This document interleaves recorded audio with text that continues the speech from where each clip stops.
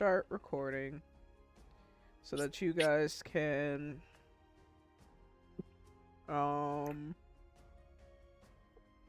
so the dice bot that I have in the Discord server, I made it so that people can see it, they just can't talk in that chat. So you know how we're always like sending memes back and forth and stuff like that, Mm-hmm. but we can't like ever show it to the people. This is gonna make it easier for them to see it. Okay. Along with like how we keep track of health and all kinds of stuff. Um, yeah. So we are here at Book 2, Chapter 10. Kuko! Oh, you're not here at Book 2, Chapter 10. Give me a second. That's 2 campaigns. Whoa, spoilers? Spoilers! Who dies?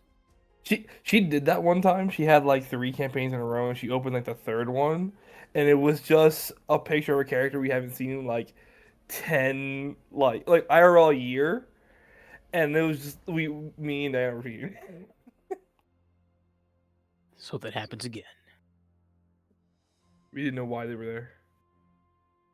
It'd been funny if the same thing happened, just Thorn was in the bottom right. Like, oh my god. Who let this guy Oh, over here? I got some information about Thorn. Tell y'all. From who? Who'd you call?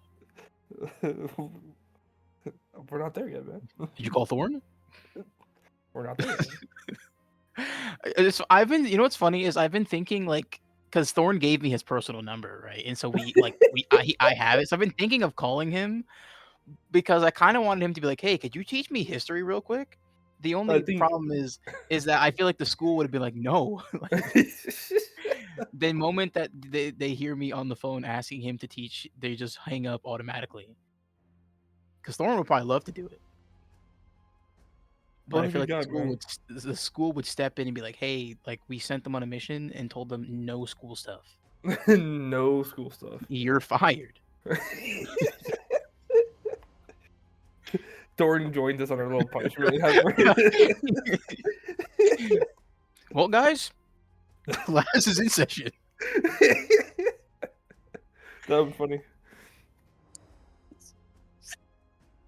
All right. Book 2, Chapter 10. Marks of Advancement. Waning Crescent. So, my choice of name for this campaign was solely based off of the fact that all of you seem to finally be looking at the level up requirements that I so meticulously put together for you all as the signs that you need for leveling up. Fortunately for you all, the level up requirements for your time in Avarice is a lot simpler than the ones that you will find in Solstice. But as a player, whenever you have those moments where it's just like, I don't know what to do, I don't know where to go, a good rule of thumb is to always look back at your level up requirements and see what you can do to try and advance that, even if it's just a little push. Now, that being said, you guys have all of today and of course tomorrow to find what it is you're looking for here in Avarice. Keep in mind that the next campaign, towards the ending, I believe your night sequence, Razor will be doing an evaluation of you all to see how far you've come during your time here at Solstice. So, you really want to lock in on those level up requirements. Yeah, guys, log in. Now, you all have had some pretty interesting role plays. So, at first, let's go ahead and Tim locking in. Let's go ahead and start with Misty. Could you tell us about your role plays?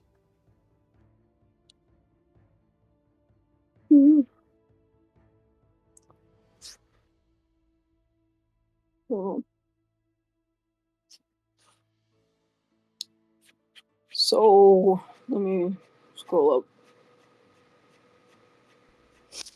Mm-hmm. So I talked to the to the girl that has the star on her forehead.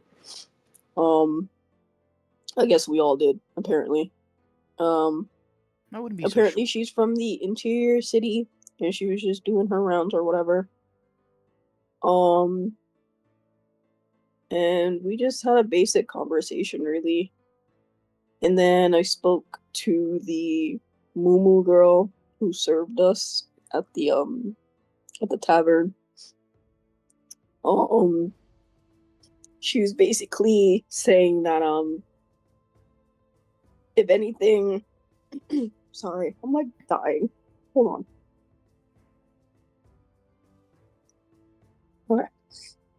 She was basically saying that if anything happens to Naira, their alpha will kind of like, you know, chop my head off. So I do need to keep an eye out on Naira and just make sure that they come back safe and things like that. And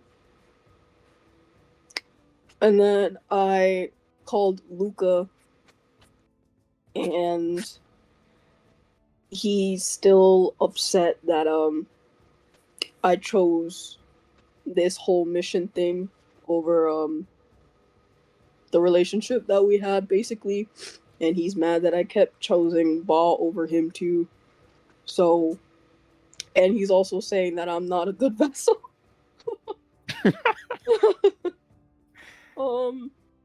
So I need to do better as a vassal for him, and that's all I got through.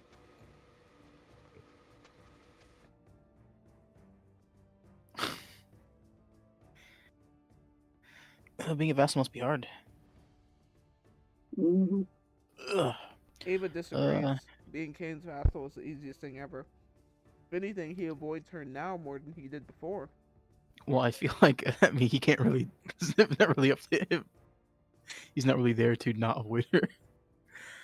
What did I do again? I didn't do much. I've been slacking. I'm not home. I haven't been home for like 3 weeks. So I also talked to the Star Lady. She's writing some stuff down when I went to go talk to her. And I was kind of just being a little friendly. Wanted to get to know the people of Avarice a little bit more. And she made a couple points that I thought would be a good idea for me to attempt to do maybe before we leave, if possible. There is a smith by the name of Justin who makes really good hunting gear. In case I ever decide to go back hunting, or in case anybody else wants to go and commission him for some stuff. As well as she also said that the combat square is a good place to spar and maybe learn a lesson or two to not get your ass beat.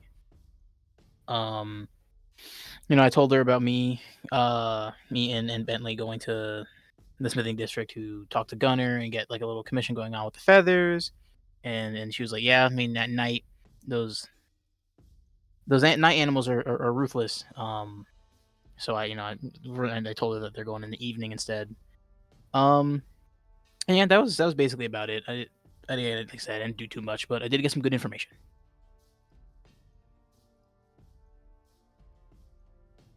Okay, what did I do? I ended up finishing roleplay with Miss Sandra, and she taught me a whole bunch of cool shit. She taught me a little bit about Aber's culture, and she taught me how to make her Moonroot Salve, which is an upcharge that they have in the Winch's Cavern. They be making big bang, big bang. Apparently, you can use crystal utensils, and those crystal utensils will impart the attributes of the crystal into the material. So, for example, she uses like a Amazonite, I'm thinking I'm saying that right, an Amazonite crystal spoon to mix her salve, and it's supposed to like impart the attributes of that, which I think is really cool. And from there, I ended up doing a sequence with Blizz because he was there at the Winch's Cavern. He wasn't feeling too good. He had like a repetitive strain injury. So we gave him a massage. We sold him some of that Moonroot Salve. And while he was there, it's kind of like, hey, yo, my friend Tim, he's gonna try and slide by, and he's got like little goodie bags and stuff. So if you want to be nice to him, that would be really cool. And Blizz kind of like thinks about it. He's just kind of chewing it over, and he's like, if it's not too much of a hassle, I can try and be nice. So hopefully we got that lesson in the bag for him. But we'll see what happens. Tim, if I get you this lesson with Blizz, you're honor bound to be my friend. I Putting mean, that out there. I wasn't ever going to not be your friend, but I'll be sure to hold that to you. No, I like earned it now. Okay, thank you.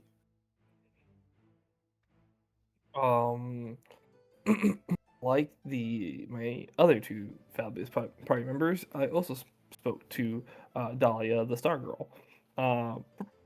Nothing crazy. Spoke to her about some stuff. She kind of explained what a lone wolf was, and that she wasn't part of a pack. Kind of explained to her like what Cain's trying to achieve, and kind of just said that he was going in a good direction, going to the tavern and or the den to learn how to cook all that stuff. Then Cain did some very mediocre cooking, if anything, it's very below mediocre, which is good and bad. No one's hungry, but I feel bad because I got Misty sick. Yeah, How'd that hide come out? I didn't cook good, and so that's hurt my own feelings. Then I called Eos.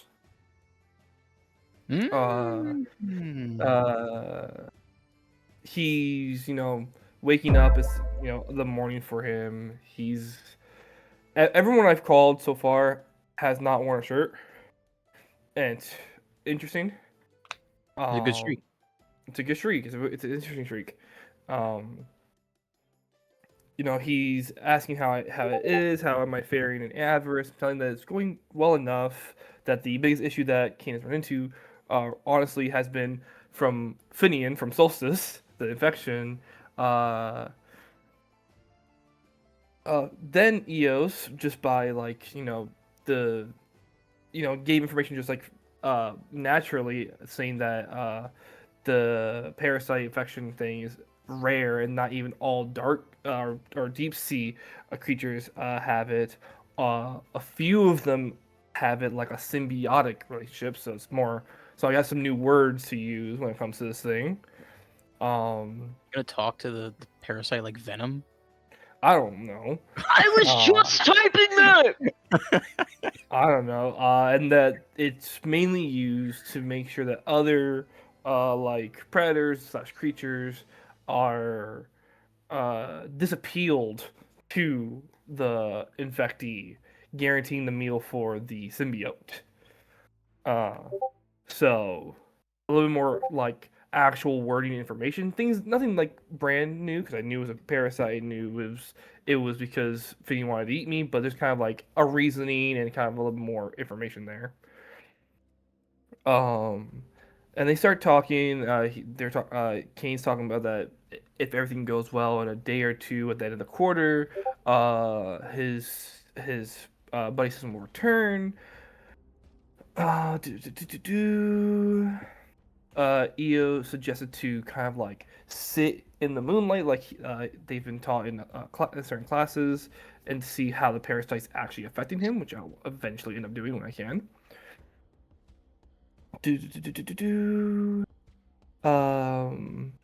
He said that avarice sounds kind of brutal, and that it's been a shame that I haven't been able to partake in the celebrations and lessons that have happened since we were gone. He explained that because sophomores are not separated from other students like freshmen are, that they had a whole school culture of hamper that Thorn hosted, which was primarily around food. Fuck. Really sucks. Cain mentions that missing that really hurts because he's striving to be a cook for his body system, and it's kind of his hobby. That the final celebration has not been decided yet, but it will happen during the same time the Winter Ball happened last year.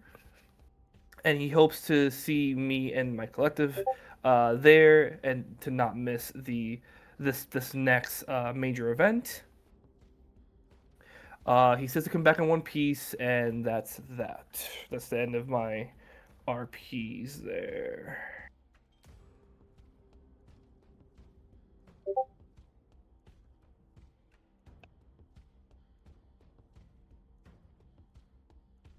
You're muted. Well, it sounds like you guys have been having a gay old time. Which means we are going to transition into the prelude with where Cain, Misty, and Tim are together. If I could just find where it says prelude. Now, Prelude. you all have the opportunity to update your inventories as necessary. As we know, Misty is sick as a result of Cain's cooking. So is there any updates you all would like to provide to each other about the plans that you have for each other today, knowing What? that she is slowly Hold on, where is the dying? inventory? I feel like I gotta start just putting this shit in my notes.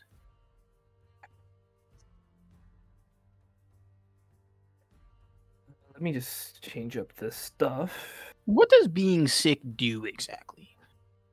Well, if you Like, go what in can- the about section, you will see copious amounts of rules about how these different ailments impact everyone. So let's see. Solstice gonna take a look Institute. at I didn't realize that was in there. Okay, that's fine. Let's see. She's level 1 sickness? Yes. Disadvantage on Constitution and Dexterity. Yeah, Yep. not great. I think I put that on her little Yeah, it ailment is chart. there. It's not good. Kane, did you get hide from the wolf guy? I think I fucked it up. So it's the same as the boar hide, where it's kind of just like not great. Okay, so I'm I'm writing taking... down my notes right now for everyone. And you feel anything that's not in my inventory and it's in the dorm, feel to grab.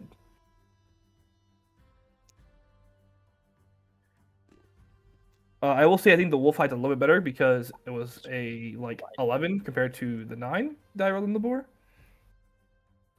Did I say you extracted the wolf hide? I hope so, especially if the world was better. If I didn't, that's fine either. If it was just the meat that I got. When you failed the boar roll, what did I say? That you have the hide, but it's not great. It's kind of like harder to work with. Oh, okay. And that was a yeah. 9. Yeah, okay. The wolf I'll hide rolled allow an it. 11, so I assumed I got it, but it's the same kind of quality. Yep. Did you get yeah. anything else from the wolf? No, because I didn't roll well enough. Mm. So I already used the meat. And then I'm gonna put this over here. I want to point out that I have had my hoodie on like my back in my inventory the entire time, but since I never specified I wore it, I just like to think Tim was walking around with it tied around his waist the entire time, walking around shirtless. Like he had the opportunity to put on his sweater, he's but shirtless never by did. choice. he, by just, choice. he just had his hoodie tied around his waist the entire time. So this is what I'm looking at right now. Oh, that's the wrong way around, huh? Boop, boop, boop.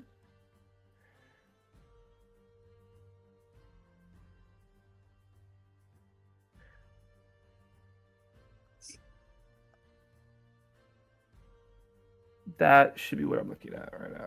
Ignore the bottom part. The top part is what matters.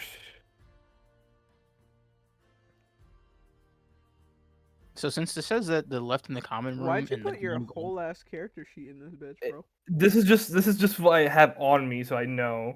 It's just one So- message. So it says left at common room, and under that is like the cooking tools, like your stuff, and then it says 1 gold. So I could like take that 1 gold that's up for grabs. No, the long go to the end of the fucking message.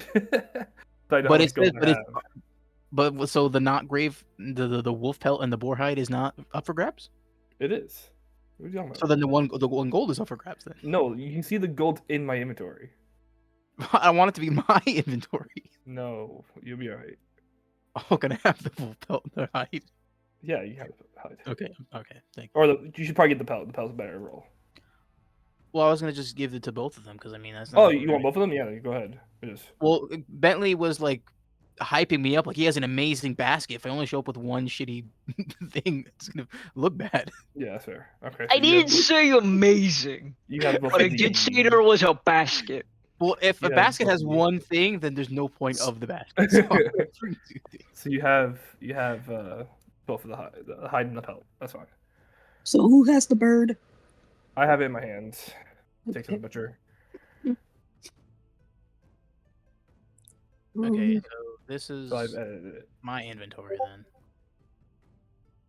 So to confirm, you don't need clothes. You just would like your spellbook back if Hayden still has it. I don't give a fuck about my fucking shirt, man. I just want my spell book. Okay. I will try and negotiate. I'll trade my shorts for the spell book, honestly. Oops. Trade the hoodie. Yeah, I'm gonna say yeah. If he wants the hoodie too, I'll. What is it? I don't have much here, but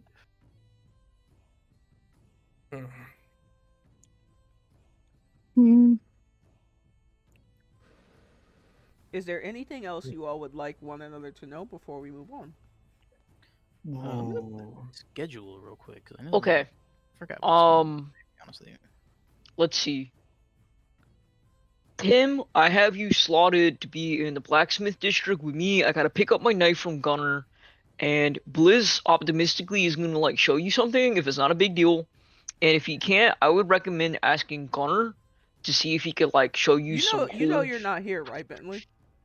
Okay, I wasn't sure if this was the prelude, or if like we're role playing. Do you see your fucking face on this slide? Okay. I was gonna ask Misty if Leader Misty, if I could have some of the gold that we've been carrying, just in case I need to pay the butcher additional money. I'm gonna try a trade, but I don't know how valuable the tusk is. One of these tusks are.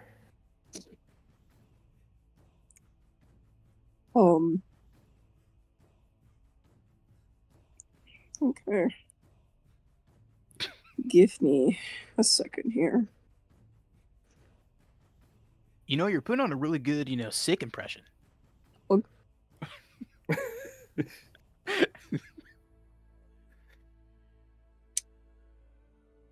Where the heck did my inventory go? Someone robbed it. Okay. Then yes, we'll give you at least 20 gold. Should be fine. Give him your shirt.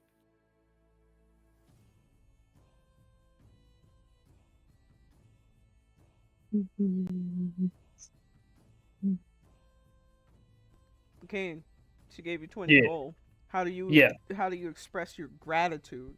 Just make sure I write it down. Thank you, Misty. I don't plan on using it. It's just a safety procedure. I will return it to you once I'm done with the at the butcher shop if I haven't used it.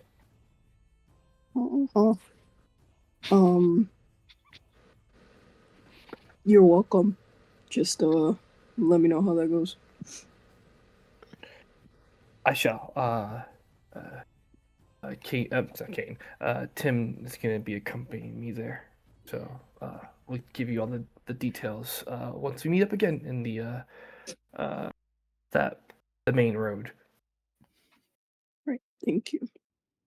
Yep, and then if the butcher shows up does good, then we'll take those feathers and I'll give it to Bentley. I mean, we're going together, so I'll just hold on to it till we get there for the smithing district.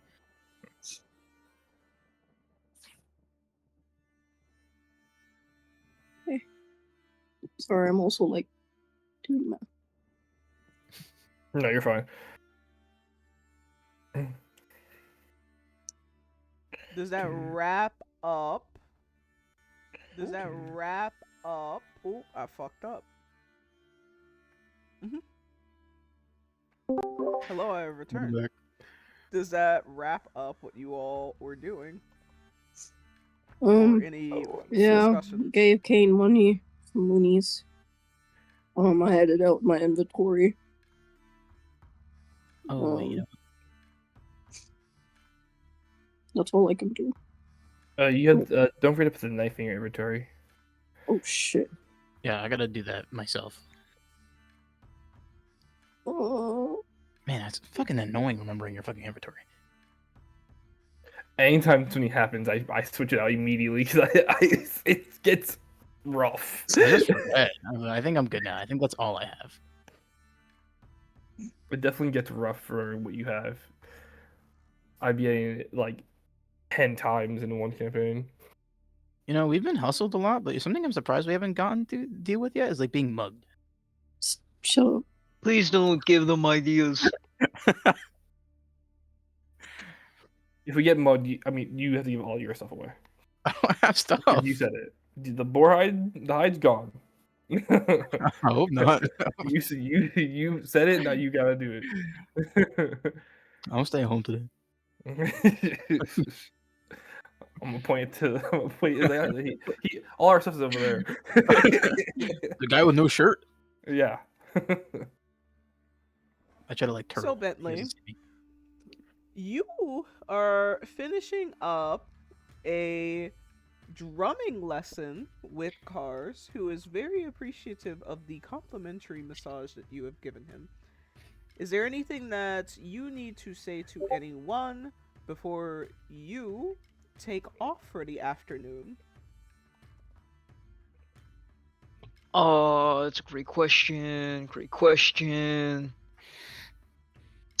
I'm gonna check in with Annabelle and make sure that she's still good for us to hang out. You could see that Annabelle's actually getting herself together, so you could tell by vibes and by look that she is prepared. Okay, as long as she's got big vibes. Can I talk a little more with cars? Cars? Car? Cars. All right. Cars is getting their stuff together, and they're preparing to leave. Hey, before you dip, I actually just had one or two questions about the combat square and what's it like to get in on that and possibly do a little fight? Oh, yeah. That's actually really simple. You just gotta go over there, point to the biggest dude, and start scrapping. So can you come with like a posse or is it just like a one-on-one type deal? Yeah, sometimes people like to have all-out brawls. So when we say all-out brawl, is it like the entirety of the square or like people talk about it beforehand or like whatever happens, you just kind of go with the wind? Um, it's just it's combat square. People do combat in the square. You kind of just challenge the person you want to fight, and you do combat. That's why they call it combat square. Well, I mean, yeah, that's what the name was telling me, but sometimes things are more complicated than they need to be. So it's really just that straightforward. Yeah, you sound a little bit more complicated than you need to be, which is kind of crazy given how simple you sound. I'm complex when I want to be. Not that I want to be, honestly, it's really a big hassle, but I appreciate you letting me know that it's actually really easy to get involved in combat squared. That's really nice. You didn't have to tell me that, but you did. I didn't think that. Do you know what? Yeah, I'm glad that you have that information though. Well, thanks. I'll probably see you there a little bit later. Yeah. All right. All right, Bentley. Are you prepared to take on the day? Um, Let me look at my crafts. You have no crafts. Oh, LOL, because I did the lesson. Yeah, we're good. Yeah. Alright, so now we fast forward to when everyone is together during the afternoon sequence. Now, you all are exiting the comfort of Razor's home, while Bentley is saying his goodbyes to the people who are at the, what is this? At the cavern. You could see that Annabelle is still kind of getting her things together, and you could also see in the distance that Naira is also preparing to come out. But, for the time being, do you all have anything that you need to share with each other?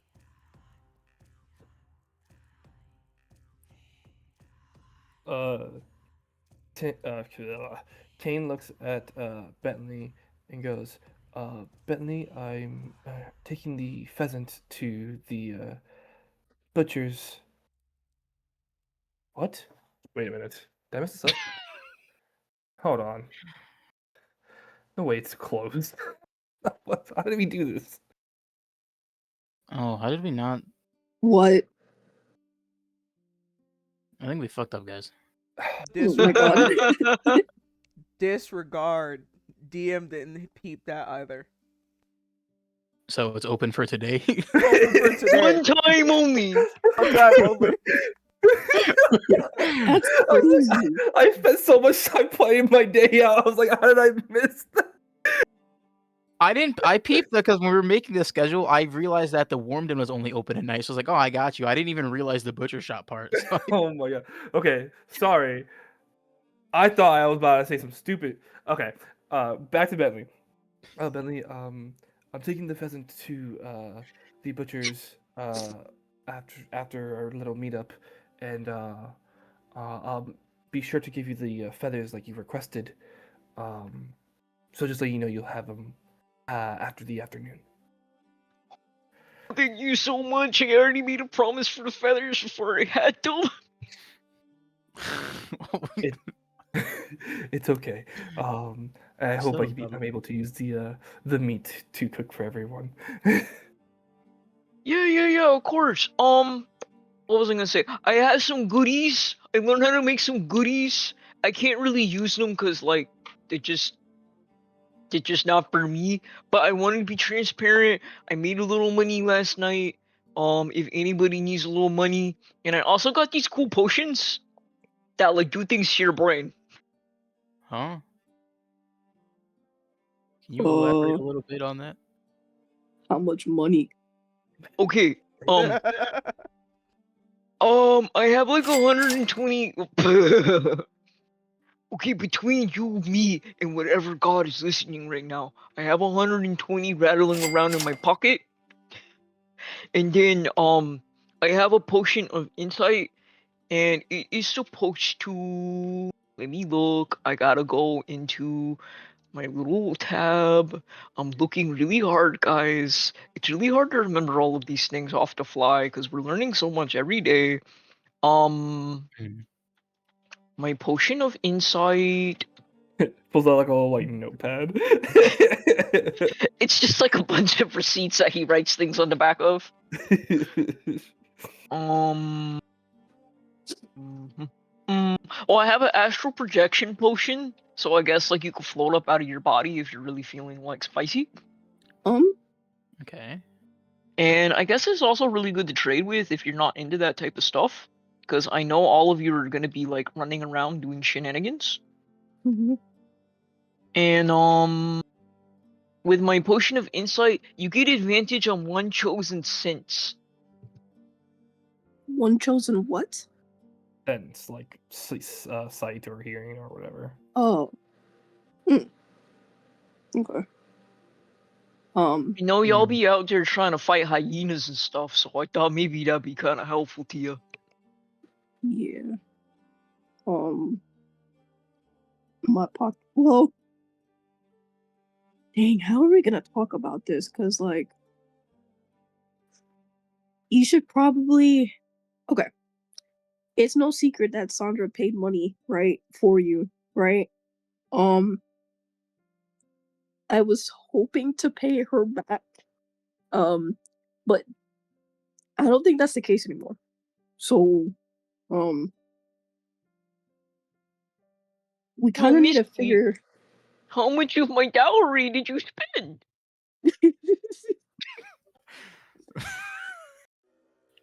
Well, I had to buy Tim a hunting license, which was 30, and I had to buy him a knife, and then, Annabelle. I spent one night with Annabelle, and Oh, she swindled me. Misty. Yeah, I'm so sorry. I caved in. So, like, how much money do you got right now?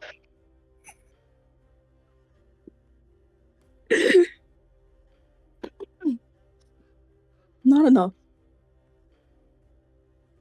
But like, can Do you you know I really can want to count? know?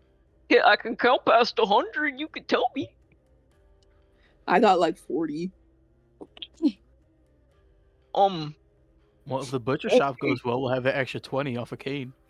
So Bentley looks around in his satchel a little bit. So I have no money to give to the party at this time due to unforeseen circumstances. Oh my god. Yeah, no cap. I had to buy a couple licenses and equipment for hunting. Nearly died while hunting. So, it's fine. Everything will work out eventually. Oh I will yeah, be fishing, and I'll be hunting today. you're gonna be fishing today? And hunting. Cause to be transparent, Annabelle was very clear that she did not want to go on any of the boats. And I Please. doubt Naira's gonna want to go any on the boats. So I'm gonna stay with none to dice it up. But if you're gonna go on the boat, I do have the extra bait bucket in the fish net that I was supposed to bring the first time and I forgot. And it made things really complicated. It turned out okay. Okay. Well, So do you want the little fishy bucket? yes, I'll take the fishy bucket. Okay, it's a bucket, it's 2 baits, and a fish net. Okay. Speaking of fishing, I know Hayden is a nice he loves a good bargain. Loves a good trade. Do you think one of those 2 potions would work for him to maybe get my spellbook back? Can you, Bentley, real quick, before you even answer that, because I already said that we're working on your fucking spellbook, and if we don't get it back, we're going to Solstice, and you'll just get a new spellbook. Bentley, can you please write down what you just said that you were going to give me? Please. Like in the dice chat. Or, because I can't write it down.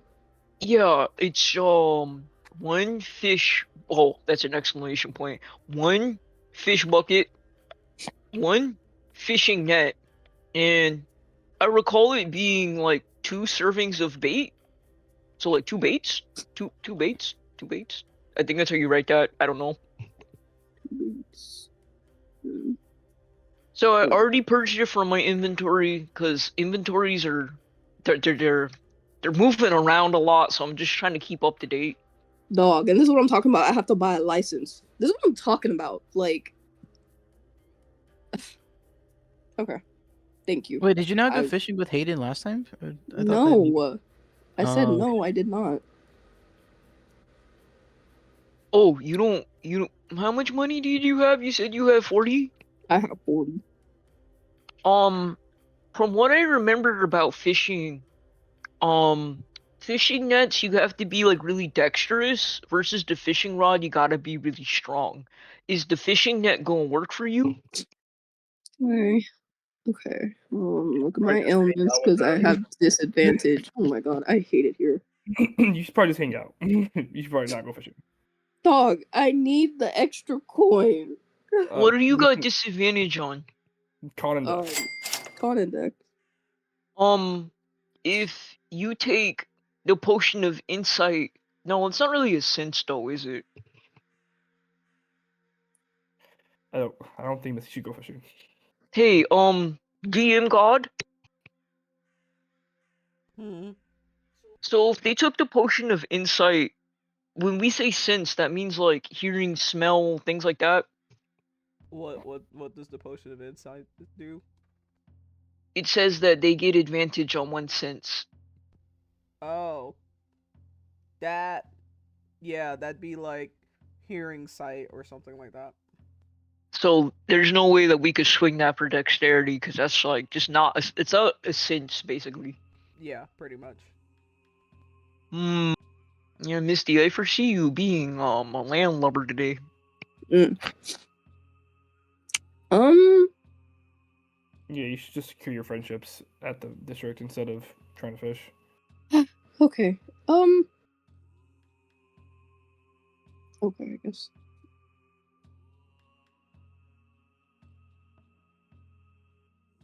Okay. Did anything else relevant happen that I needed to tell all of you? Um.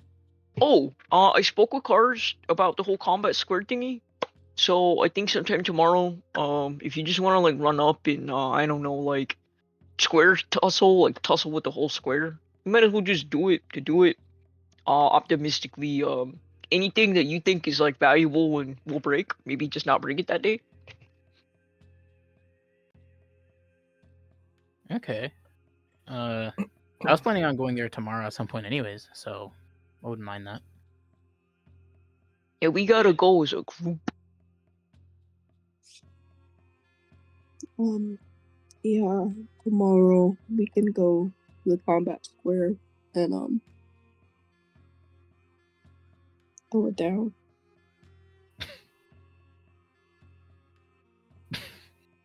Did After anybody else have anything they wanted to talk about?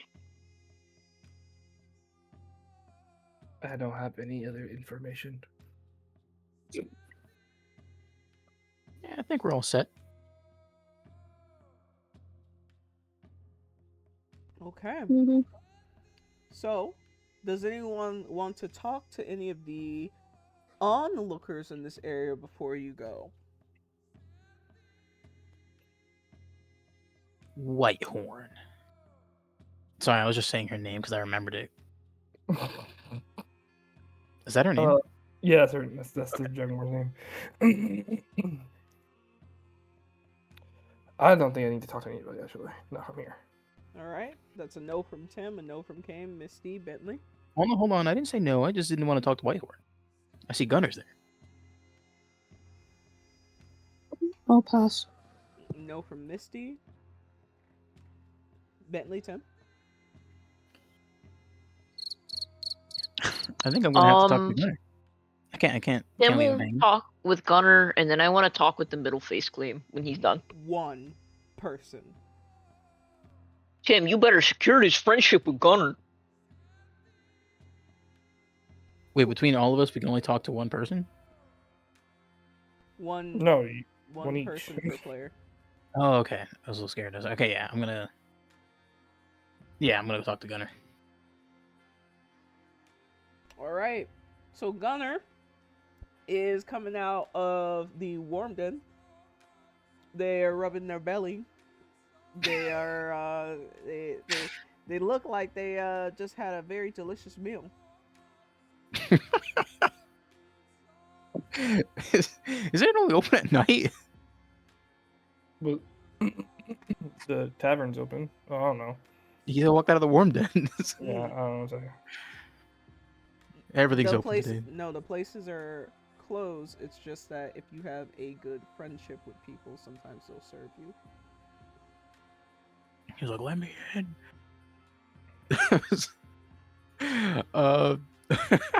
Okay. So I walk up to him. I guess I'll bring that up because I'm not cool with those people. I'm like, I thought the place was only closed at night or open at night. Yeah, that's only for foreigners like you.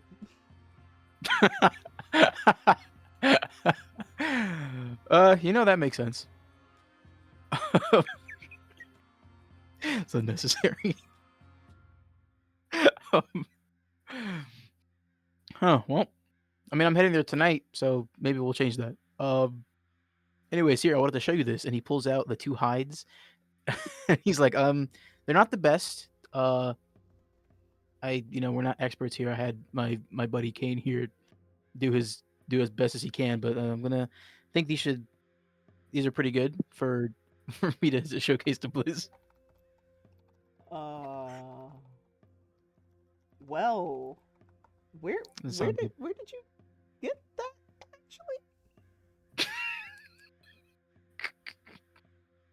actually? This one is the boar hide, 'cause we killed a boar, and this one is the wolf hide because we killed a wolf. You completely you really butchered those pieces, huh? You did that yourself? No, so I killed the wolf. I didn't do this. Oh, that was Cain over there. And he points to Cain over his shoulder. Um, Yeah, it's he leans in real close and he's putting the elbow in Tim's side and he's like, "Hey, it's no surprise that a vampire doesn't know how to butcher, am I right?" Yikes. Beating the hand, no. Biting the hand that feeds you. Yeah, go ahead. Laugh it up. How dare that nigga run his mouth? Well, he's not. He's not usually used to doing this part of the thing. He usually cooks, and his food is pretty good. I think this is the first time he's really butchered an animal. So it's pretty good for his first times. It's not.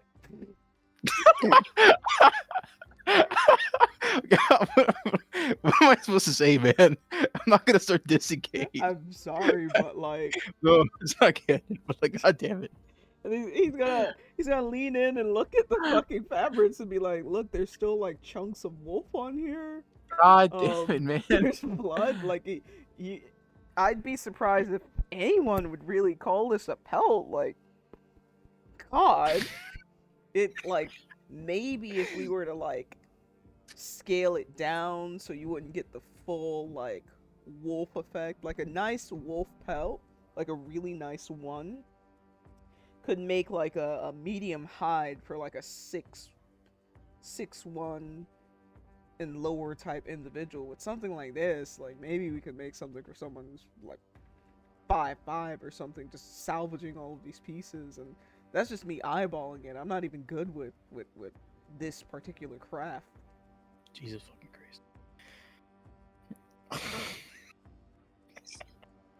Christ. Out of character. So I mean, we're going to the butcher shop. If we don't end up spending the gold, it might not be a terrible thing to ask if the butcher could like sew this together to make it better. So, I don't think it's a terrible idea because I thought I was going in there with like, oh, it's a pretty good wool. Blitz would be like, oh, good job. But man, he's just making me think that I should just throw this in the garbage. And so to salvage it, I think if the butcher can, we can ask him to like fix it up for it could be presentable. so Bentley is going to come and talk with you because he's got them big old woven ears and they just hear things that they don't want to sometimes.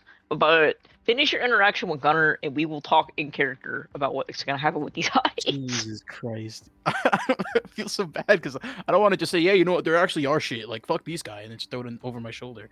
But, like, he's looking down at the hides, and like, and Gunner's pointing out all the flaws, and he's like, well, I probably wouldn't have done any better. So this is the best I got. I mean, we're going to the butcher right now. Do you think he could do the putting together of the hide to make it a little better? The butcher's primary craft is like meat. I mean, maybe they could get like a wolf nugget or two off of this. Damn it. But yeah, I wouldn't tell Blitz that this is the best that you couldn't do any better because a really good wolf pelt can also be made into some kind of leather for medium hide armor. So if you say, "Hey, this is the best I can do," it's not that. Just showing a lack of skill. So, but if you want to get some like wolf nuggets, Fucking god. like a wolf nugget, a nugget of wolf. Guess you could take it to a butcher's. I mean, would you really want the meat on this? Because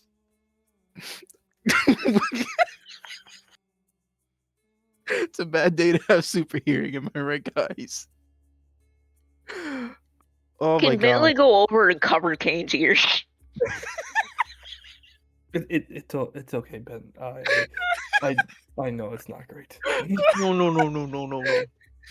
It's okay. I'm hitting the IRL block button right now. It's okay. Oh my fucking god.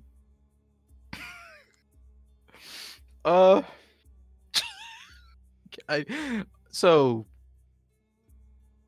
I'm starting to not want to give this to Blizz.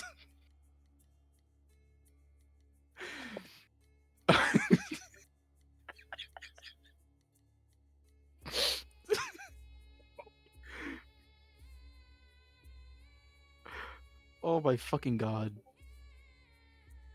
do you have anything else you want to say to Gunner before we move on? You know, thank you for the insight on these. Cause now I have a good day, maybe like a good couple hours to figure out how I'm gonna present this. So I appreciate that. No problem, man. And good luck with your. I guess I wouldn't even call it like wolf jerky. Thank you. Bentley, you wanted to talk to Tim? Hey, Tim, buddy, you want to come over here real fast? Yeah, I'm coming. Yeah, I know you guys heard that. His hands are still over Cain's ears, even though It's probably not going to do anything, but I feel like to be emotionally supportive, I need to show some sort of act of like care and consideration. So I'm gonna give Cain a little money, and you're gonna scrape the meat off the hide, so at least the hides are clean. And we're gonna approach this as in you are a beginner, and you're trying to go outside of your comfort and provide them with a material that is relevant and average. That's how I would swing it. You know, we're not trying to go for an A plus right now. We're trying to get C's, get degrees. You know, it's a good idea and technically true because I have never butchered my own animal to get leather, and I still didn't butcher this. This was Cain, so I think we're on even par here. So this is as beginner as it gets. Hey, and Bentley's gonna take his hands off of Cain's ears. Cain, can I make a little request? Yes, Bentley. What would you like? If I send you a little money to the butcher shop, can you have them scrape all of the wolf nuggets off of the hides? I guess. Yeah. Okay, that'd be awesome. I've never really I never really been there before. Do you think 20 coins would be enough for something like that? I hope so. I'm not sure. I think I can swing that if needed. I have some other things I could trade with if it's not enough. Okay, I'm gonna send you like 20 coins, and even if they want to keep the wolf nuggets, that's fine too. I just think that we should extract the meat off with the hides. Oh, okay. he gives him a good pat on the back and like, I think you did a good job for your first time. Okay. All right. So, it is time for us to move on. Does Cain not feel emotion, or does he not only show emotion? I got to read my thing again, but I'm I think hoping it's he doesn't both. feel emotion. 'Cause- Let me read my thing again. He feels No, everything. Cain Cain can no longer experience compassion, remorse, or genuine empathy. Does that?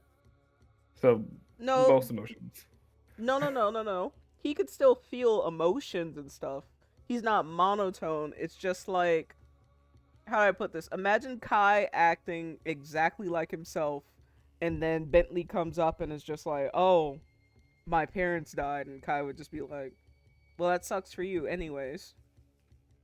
So he doesn't feel those emotions on other people, but he definitely gets the better end, the worst end of it on himself. No, he feels normal emotions. He just can't relate to people. Oh, okay. So he definitely heard all of that and is crying. Probably. The fact that you had to verify.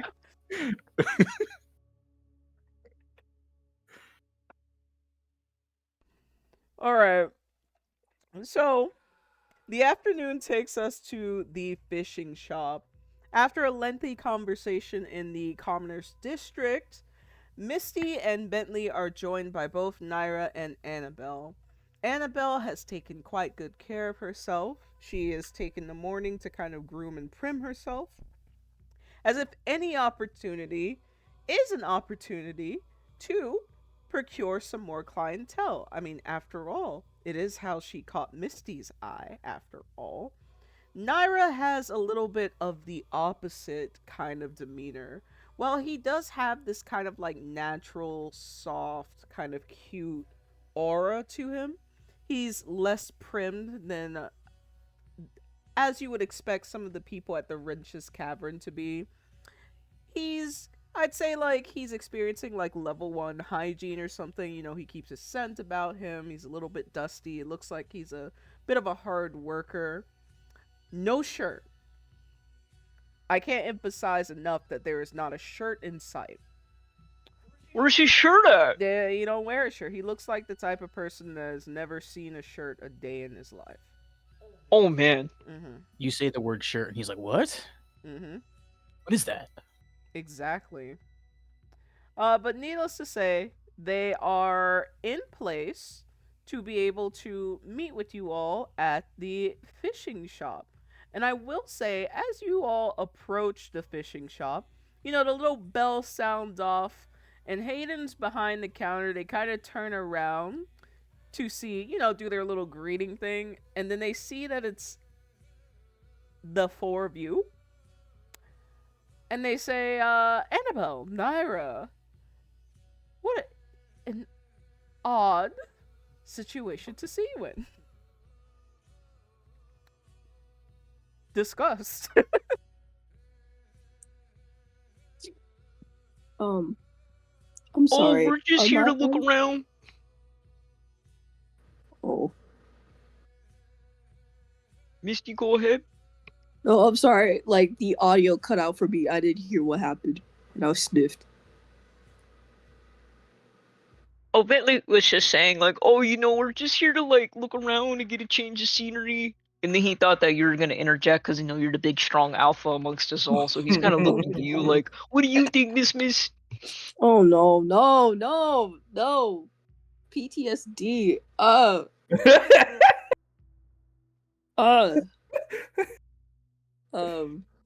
Misty is also going to chime in and, yeah, we're just looking around, I guess. Oh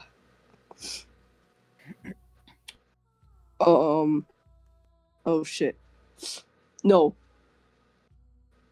I remember now.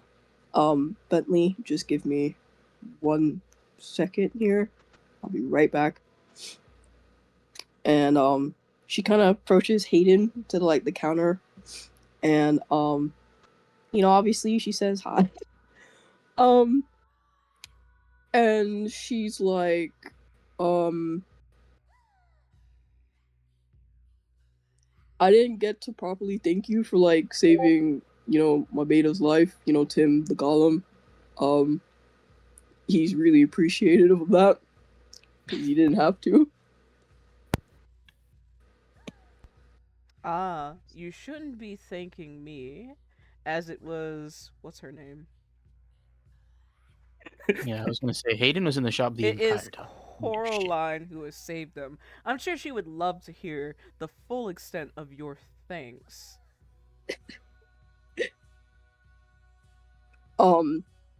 Is she here?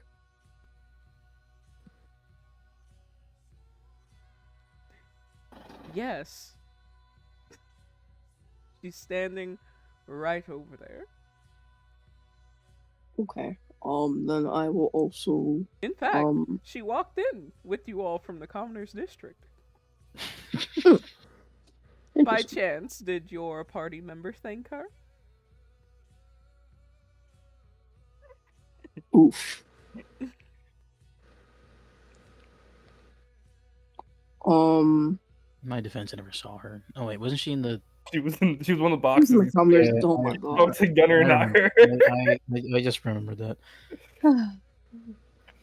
I'm not too sure because I didn't know who she was till now.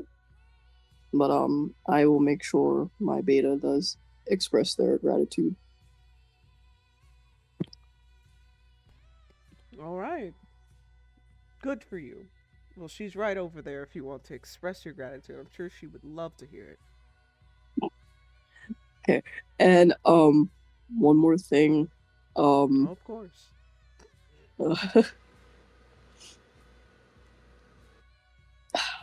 Tim also mentioned that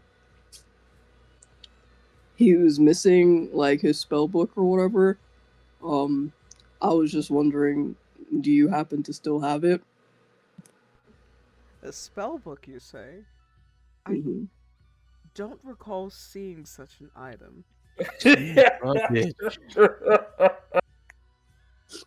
Perhaps he dropped it when he was floundering in the water. Oh, I think he made a funny with that. Hate this guy.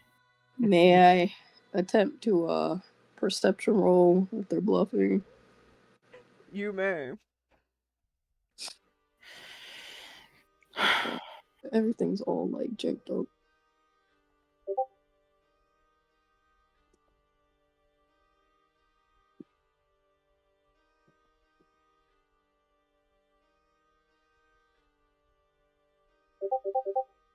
Oh! You know what? Misty, coming off your conversation with Luca, hearing how Tim didn't give thanks to Coraline even though she was right there, you believe that you not only believe Hayden, you can also believe that Tim would be the type to lose his spell book in the water and then blame Hayden. It's so characteristic for him. That's such fucking bullshit, dude. Dog, I'm so sorry. Damn. He tried. He tried. I tried. That's crazy. Oh my god. Give me a second, hold on. Let me look at this real quick.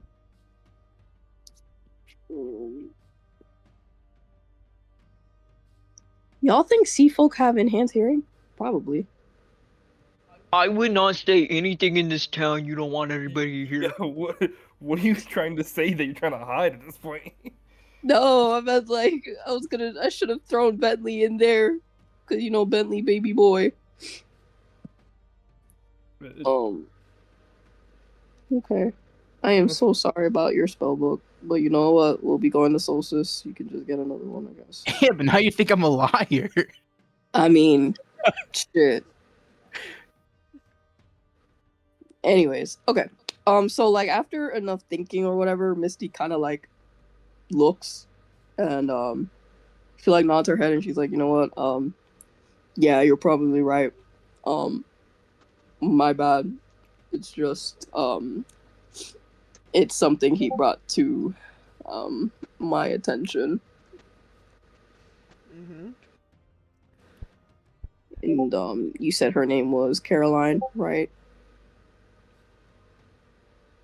Coraline, like coral that you find in the Coraline. sea.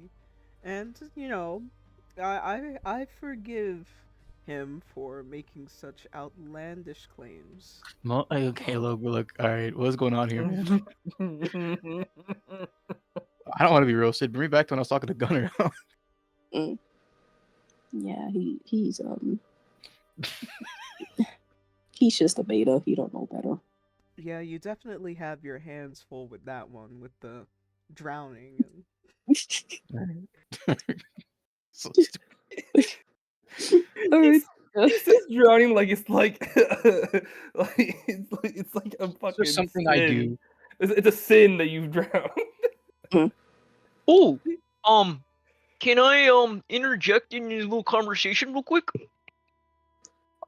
you may. Yeah. Mr. Hayden, if people drop stuff in the ocean, does that mean you have stuff to trade for that's not on like your fishing list? I don't believe I understand what you're getting at. Oh, if people lose stuff fishing, I'm assuming at some point it gets picked up. So I'm asking like if you have any cool stuff to trade for, because I got some new cool stuff, and I know that you like the crystals originally. So I'm just trying to see what I could get that's not on the menu. Ah, okay.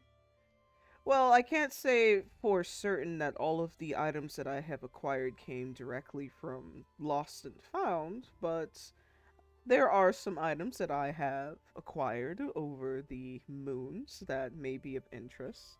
What exactly is it that you're looking for?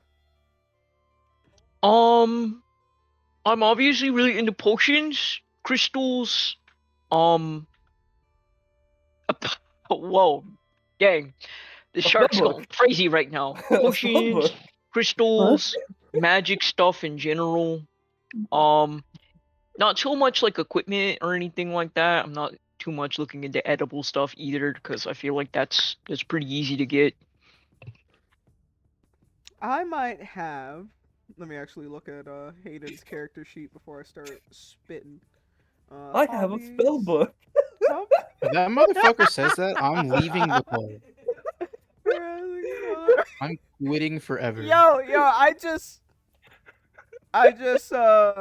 this is a direct quote that's on Hayden's character sheet. Oh, Well, if you must know, I do happen to have some deep sea artifacts on me. Some of the potion variety. Just give me 1 second. Bentley's excited. And he is going to take a moment to go and walk to a more private space.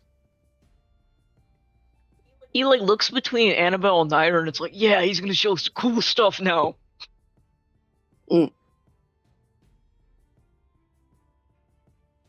Alright.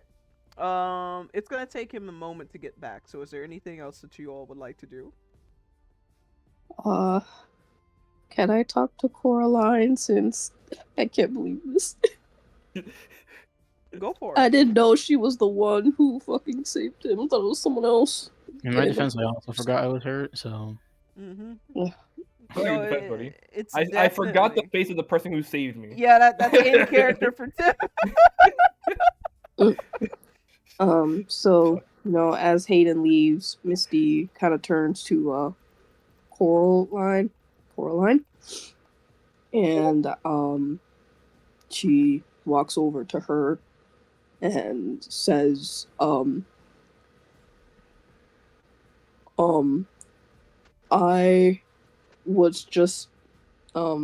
was just made aware that you were the one who saved my beta, which is Tim, you know, the big golem looking one.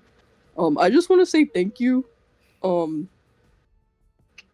he shouldn't have been out here by himself, Mhm. and now he lost his things. So, I just want to say thank you for saving him.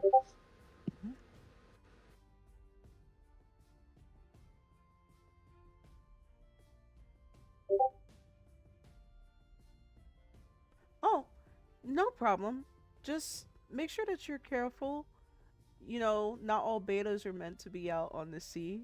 There's no legal requirement for me to bring him back to the shore. If anything, he would have made an appetizing meal. Oh my god. Oh,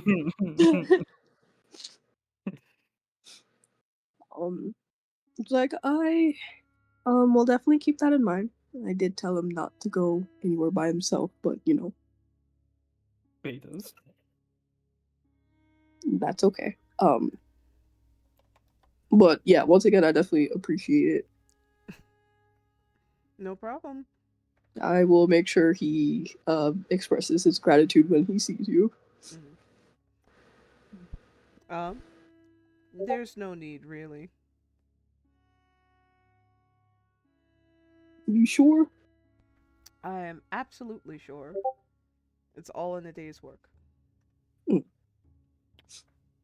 All So, right.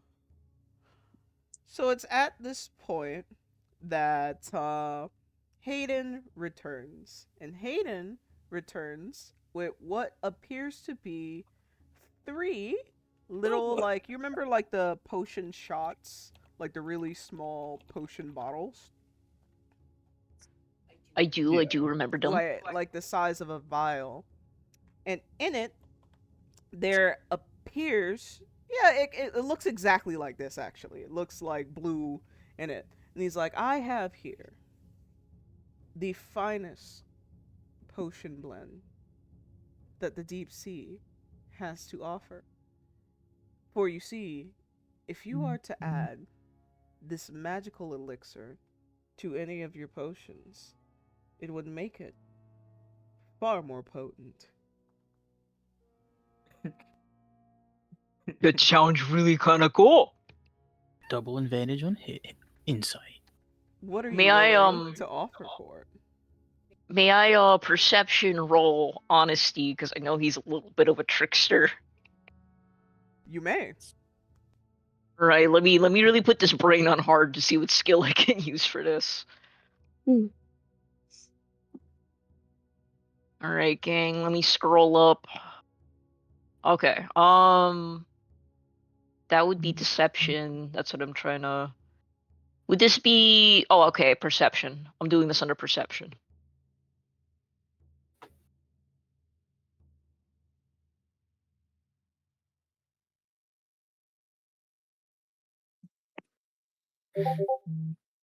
What do my special eyes tell me? Your special eyes tell you that, first of all, he's definitely shitting you. It's Second just of water. all, it's just seawater. Oh my god. Piece Third of of shit, all- dude. Third of all, and oddly enough, he's not lying.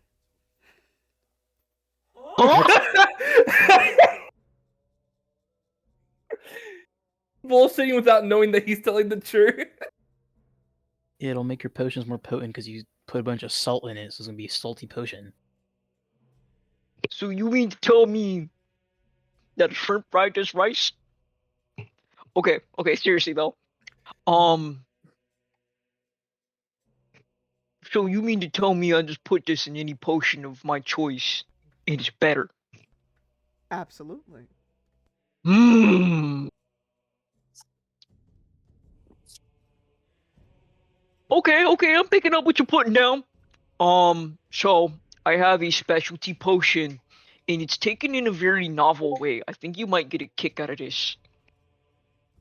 He's gonna put down the needle, the booster shot. So get this shit. This is a potion you inject into your body. Uh I huh. think it would be of interest. It does it's like rejuvenating. It gives you a little bit of health back, but I don't think you necessarily get like woozy like drinking it. I'm sorry, are you trying to give me the puffer? I don't know what the puffer is, but now I got a lot of questions. What is the puffer? How do you land folks say? Drugs. If I was trying to give you the puffer, I'd probably be asking for a lot of more of those bottles. Rest assured, this is not the puffer. But like, when you say puffer, does that mean like puffer fish? Like, does eating puffer fish do stuff like that? It's a deep sea slang.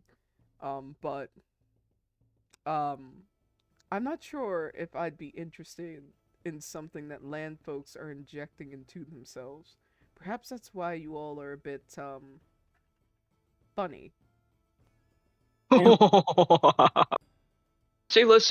Well, I mean, I have like a potion of astral projection, but I feel like No. that's just the equivalent of No. drugs. An astral projection potion. Oh. I will Uh-huh. happily make the trade for that. Damn. Do you have more than one bottle? I would love to have 2 or 3 to put in my other potions. I have 3 vials of this blissful elixir. I'll take all 3. All right, you successfully trade your Bentley. astral projection potion for 3 vials of seawater. Bentley. So, Bentley. Can you not hear me? Hang on. So, you got any other things back there? Like, anything of the book variety that you may have found? I appreciate the alley, but I don't think this is gonna work. Nothing besides the novel that I am currently reading. He's reading. What are you his novel. reading? There's one sentence in there. What am I reading? Yeah. Oh, it's this lovely book that I checked out from the interior city. I believe it's called Beyonce. Oh my god, Beyonce! Beyonce's so cool! Yes, Does she have a book? I'm particularly taken by this line, and he like takes out the little book, and he's like, "When he hits me good, I take his ass to Red Lobster." Why is there a book Billy's in a random library in Avarice? Billy's like, he's like, you know when you're like trying not to laugh at something, but it like the tears come to your eyes, and he's like, that's it's so moving, it's so crazy, right? Yes, it really speaks to me because well, first of all, what exactly is this metaphorical red lobster? Is it like a metaphor for, I'm going to assume, for anger? It's a place where Because, I eat. red is red is attributed to passion, and of course she is saying this is after an intercourse session, but I could see that in the subcontext it says, "'Cause I slay." So I assume that she is in the process of Mortal Kombat, because after repeating these lines, she says, "If he hit it right, I might take him on a flight on my chopper," which means that they're in the throes of passion, but it becomes violence, so she has to chop him into pieces. And she'll drop the pieces at the mall. I'm assuming that the mall is like a mausoleum of sorts. Bentley is like enraptured. This is the equivalent of going to Barnes and Nobles and you sit down in the children's section and the reader comes out to do story time. Like, he has never thought about this hot take in the entirety of his life. Like, whatever puffer Hayden is on, he wants 80 of these. Like, he is nodding, he's entranced. Like, that is... Wow, I've never heard that one. I've never heard somebody interpret it like that, but that's deep, man. That's really deep. We came from the real world, right? So we know what Red Lobster and Beyonce is. Or like, yes, we do. I had to make sure I was understanding this correctly. Yes. Yes. All right. So, would you all like to do anything else before we move on? I'd like to talk with Annabelle and Naira. You know I'm gonna what? go there and make sure he knows what Red Lobster is. No, I don't. I don't want to ever change what came out of his mouth. That was beautiful. That was poetry. Why is there a Beyonce book there, man? They We get have that so song. much to tell you, bro. Yeah, we have to. Well, we're gonna get into that after the campaign, man. Don't worry.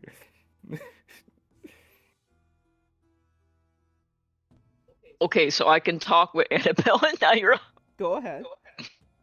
Okay, so family comes back after being transported to Beyonce's chopper, post Red Lobster, and he checks in with them, and he's like looking at Annabelle and is like, "So, I know you said that you like hanging around these parts to potentially see what kind of clientele you can get. Have you already had anybody in here be a client at some point, or is all new faces for you?" So, Annabelle is going to say, not necessarily, because the sea folk are very resistant to some of the practices that we have here in Abris. They prefer to observe from afar, but, and you know, you're both like speaking lowly while talking about the sea folk, so you're whispering with her, and y'all both just kind of like glance towards Hayden. Hayden has some of the deepest pockets here in Avarice. So if we could convince him to come to the Wench's Cavern, then we basically have all of the sea folk because they trust his judgment. You know, at some point when I was working the square, I looked over to him and I'm like, one, he's a business owner, and two, I know how he be setting up his trade, so I know he gotta have them deep pockets, but like, I just needed to know if anybody's ever succeeded in that, cause he looked like he gonna be a tough nut to crack. I'm beginning to think that the reason why he wasn't responsive to any of our advances is because we're missing a certain appendage downstairs, like with you and Levias. So maybe if you were to give that a shot sometime, he might be more receptive to what you have to do. Damn, you really think he like that? Gotta be. I've never really seen him with a woman before. I was wondering at some point, but you spitting on that. I'm gonna check back in and give you some more intel, cause if it's not me or it's not you, we gotta figure out a new avenue. Cause like, I don't know. I look at him, and all I see are gold pockets. You know. Exactly. I feel like he could afford even the services that we don't put on the board. The services we don't put on the board. Yeah. Oh, okay. We'll talk a little more about that when we check back in again. But I was real curious, admittedly. Hmm? Now he's gonna look at Naira and be like, "Naira, you ever been fishing here before?" Naira is going to kind of like look down. They seem to be like looking through the shelves at this point because they've been ignored for so long. And they're going to be like because they've been ignored for so long, and they're going to be like, I don't particularly have time to go fishing, but maybe if I get something for Kim from here, he will be inclined to take us fishing. Oh yeah, that could be cool. It could be like a little pack activity. What were you thinking about gifting them? Perhaps a fishing rod? He has one, but it's old and outdated. Yeah, that could make a lot of sense. Yeah, I mean, if you feel like that's going to potentially score you a little fishing trip, and maybe us a fishing trip at some point, because we can go as buddies once you learn how to fish. I'll pitch you for a rod if you want to give it to Kim. Oh, you want it to be like a joint gift? Yeah, I mean that's Miss Sandra's like sibling, ain't it? Yes, they're siblings. Oh, okay. Um, yes, I wouldn't mind going on the gift. I guess since I have more money, because it's a gift, I can also buy something else. Maybe some bait to go with it. Bait, bait. expires pretty quickly, so he would have to go soon. You could drop some hints like, hey, I was at the fishing district and I was thinking about fishing at some point. Like just lay it on heavy. Yeah. Okay, a rod is 10 gold, and some bait is 5 gold. Um, how much are you willing to pitch in? Um, I'll give you 10 and you buy the bait.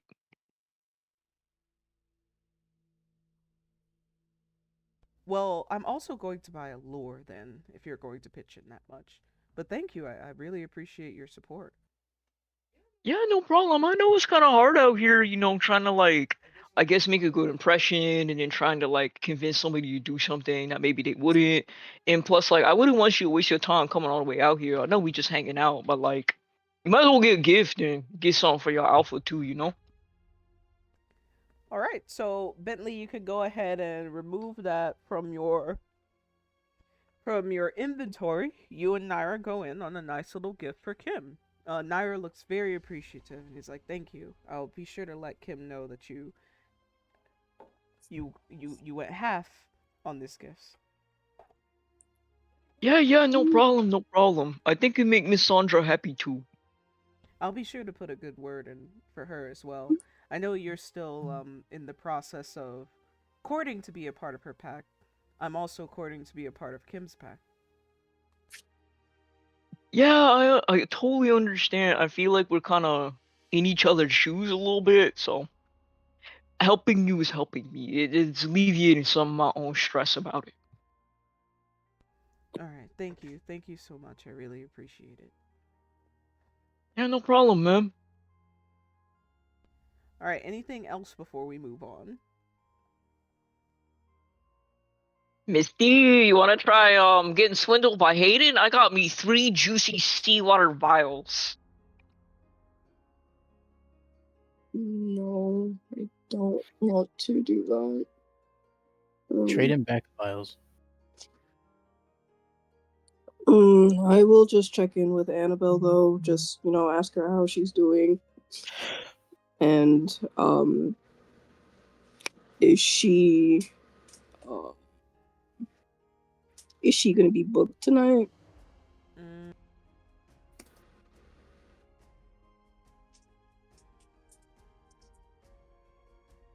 Annabelle is gonna be like, "I'm doing really, really fine, and at the moment, I'm not booked, but I have a feeling that when I get back into town, that you know how everyone is. I'm very good at my job.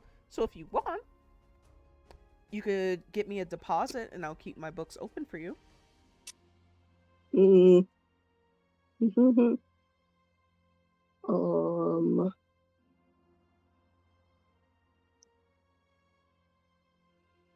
She's gonna Oh, okay. I'm gonna choose my words carefully. This is how you get swindled. 1 second. Bentley, do you know if you're also booked tonight? Because I was just going to go there to, like, I guess see you work. Oh, mm, um, there was a client I was supposed to take, because he had been waiting on me for a while, and if I don't take him again, I'm pretty sure I'm gonna tweak because he's gonna tweak. Mhm. But, I think you should probably, throw Annabelle a bone and make a little deposit. You're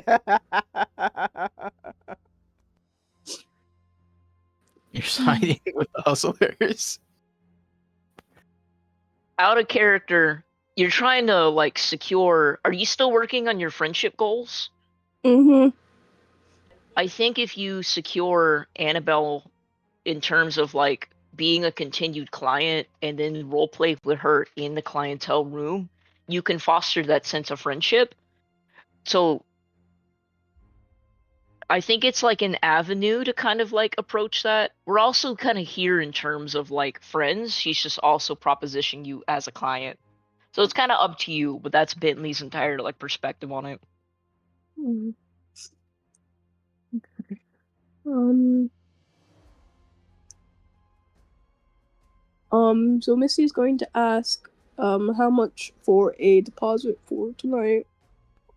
For you, only 20 gold. I feel like it was less last time. I don't remember. It was 10.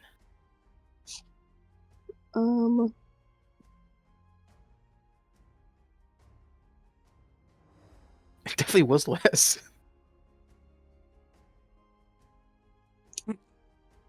I don't think it was. I can't remember. It added up a lot because it was all small, and then Yeah, whatever. it was a bunch of small things, so it could have been all 20s, but it came out to like 150. Misty is going to ask,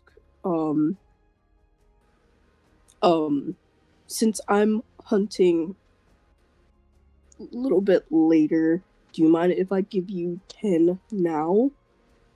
And I can give you the rest later? Okay, sure, I could do that.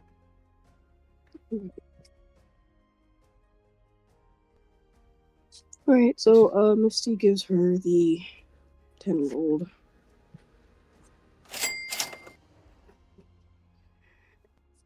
Annabelle counts the 10 gold before putting it away in her satchel. And she's like, okay, I look forward to seeing you later on tonight then. Yes. Alright. Is there... I believe that's it, right? Misty...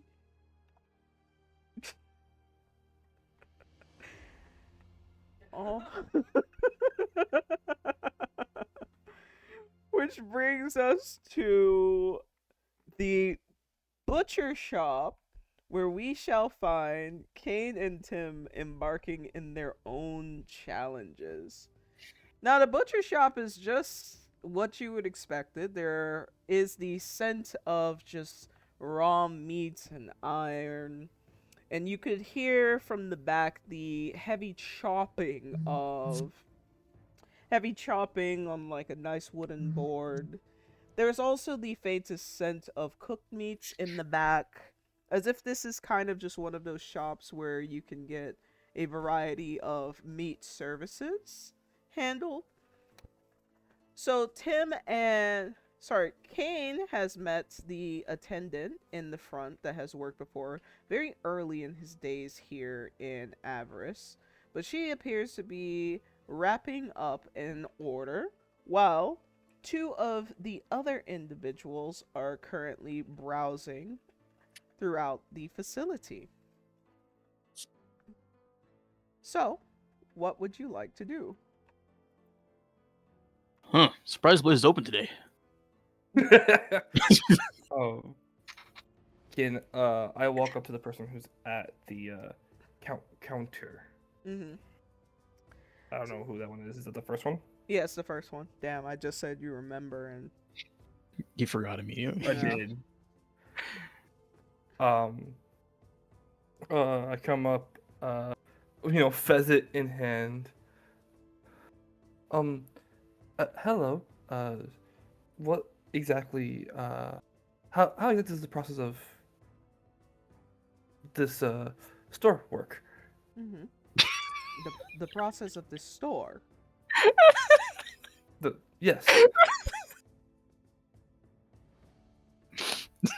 Well, that depends. What services are It's you like 5 searching years for?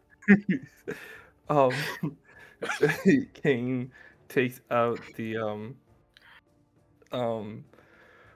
Oh well, not takes out. It's in his hand. He showcases the pheasant. Kind of like tells Tim to get closer because he has the hides. I have this pheasant that I'd like to butchered, and I have some hides that have like pieces of meat still on it. That I was wondering if you can tear off. You slap these disgusting hides onto the fucking counter. Yeah, we get And it. she looks over it and she goes, I see attempted to butcher this yourself. I'm so glad we didn't do that shit with the fucking pheasant, dude. Oh my god. Well, I just rolled really bad for both of the butcherings. Anyways, Cain goes, yes, I'm an aspiring cook, and butchering is part of the process. It's all very new to me. Yes, the process of cooking and the process of butchering an animal from hunt to table is two entirely different experiences. Hmm.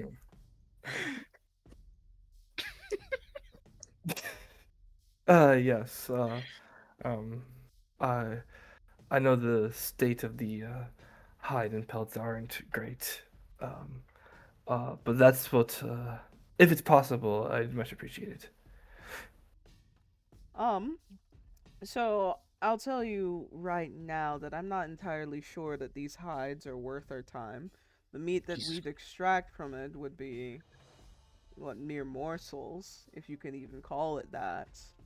As for the pheasant, if you would like us to break this down for you, we would do so in exchange for, and she's like looking over it. You could either allow us to keep the meat, or you can pay us 15 gold for our services. It was 15. Yes. Okay.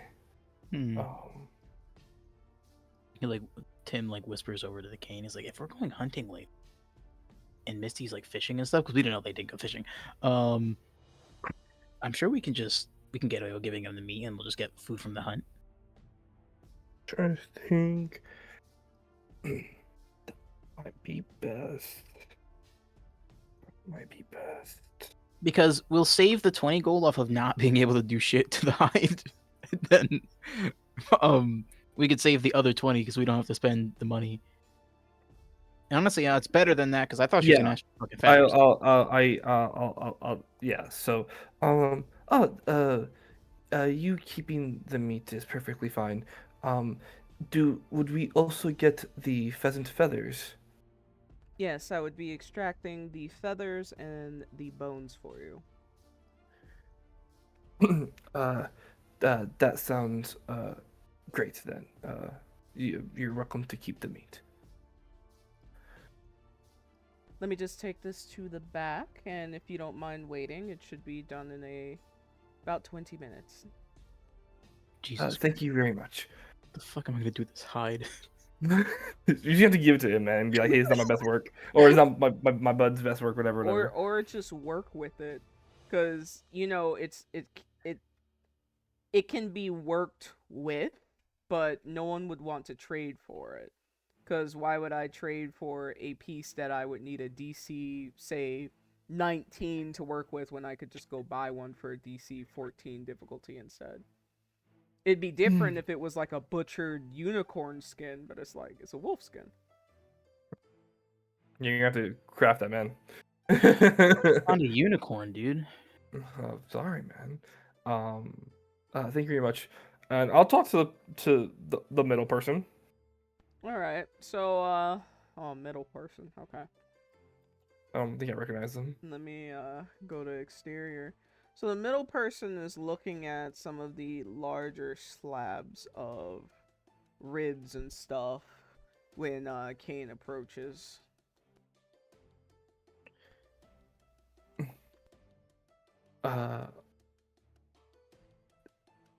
Blanked out.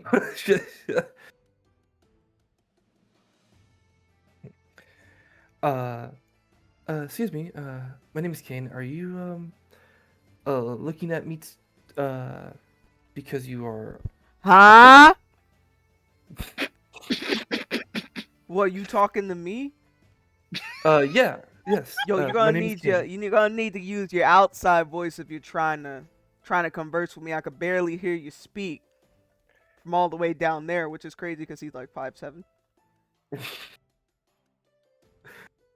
What are you, some kind of tough guy? Can we see the full face claim for him, please? Oh my god. Um, yeah, King goes, my name is Cain. I was wondering if you're procuring meat for an alpha or for yourself, if you are a cook. What's it to you? uh, well, I'm a cook myself and, foreign to, avarice, uh, uh, avarice ways of preparing a meal and was trying to, uh, learn from a fellow cook here in Avarice. Yeah. See, that's the thing about you, you outside world people, you outside Avaranians here. The only person that could tell you whether or not a meal is good are the people who are meant to consume those meals, such as myself. What a chef is gonna teach you how to what's the proper temperature. Those things don't matter. The temperature is subjective to whoever is gonna be eating that meal. Some people like their shit raw. Some people like their shit well done. So who gives a shit what the chef says about it? You really need to talk to the customers to figure out what it is they want to eat. You know. Okay, yes, I see the logic in appealing to the customer you are serving. Um, uh, uh, does that imply that you are a cook? Nah, I'm your next customer. And he's gonna throw his arm around not Bentley, Kane's shoulder. He's gonna throw his arm around Kane's shoulder. So what are you making me? I know, dude. I don't fucking know. Uh, uh, I, uh, I don't know. I don't really have any ingredients on me right now. Look around you, kid. We're an entire shop full of ingredients. What's your specialty? Specialty potatoes. Hook 'em up with the wolf anchovy stew. Potatoes that has been renowned in Kate's cookie.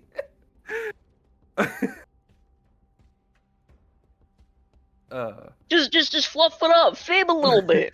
Well, it's like you said, it's less about what I can make and what is the most appealing to you. So, what is your favorite meal? I'll take a slab of ribs.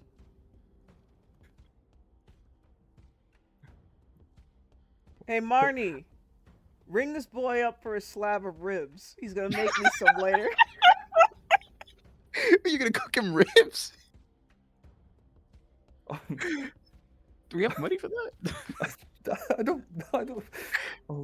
You're gonna Ask how swindle much somebody the who doesn't ribs work are. there. s- uh, Marnie, how much is ribs? I don't necessarily have a lot of money in there. It's not the money I own. So, Marnie's gonna start taking out the packaging paper, and she says, it is going to be 8 gold. Damn, Eight okay. I gold? mean, you might as fucking well, dude. I guess. We walked in here thinking we were gonna spend all 40. You telling me we get to save some money on the pheasant and we get to buy some ribs? I guess. Oh, God damn it. It's a Fine. good 8 gold. Damn, that's cheap as fuck. Why don't you go Second ahead and price? throw 2 slabs on there? God damn it. Kane, you're getting swindled by somebody who doesn't even work there. I'm sorry, I never caught your name. It's Ivar. Ivar? Mhm. Okay. Wait 1 fucking second. Waiting a second. Hold. There's no way this is the guy that I wrote down in my thing. I never met this guy before. Well, I think it's important to know that sometimes NPCs will have similar names, but they are spelled differently. I think- literally we went over the fact that I might have confused Ivar, and I have it in my notes, and I have everyone noted down that I meant it for. Ivar probably doesn't exist. So Well, I guess I feel like you found Ivar, buddy. maybe you heard the name Ivar, but you didn't know the context. I knew there was Ivar. Meat. I'm calling him Rib Guy. Rib guy. The Rib Man. Sir Ivar, I'm not supposed to spend all the money I was given. Well, how much money do you got? 3 Oh. racks. I was given 20 for this endeavor. Yeah, what are you, stupid? 8 plus 8 is 16. You're not spending all the gold that you got.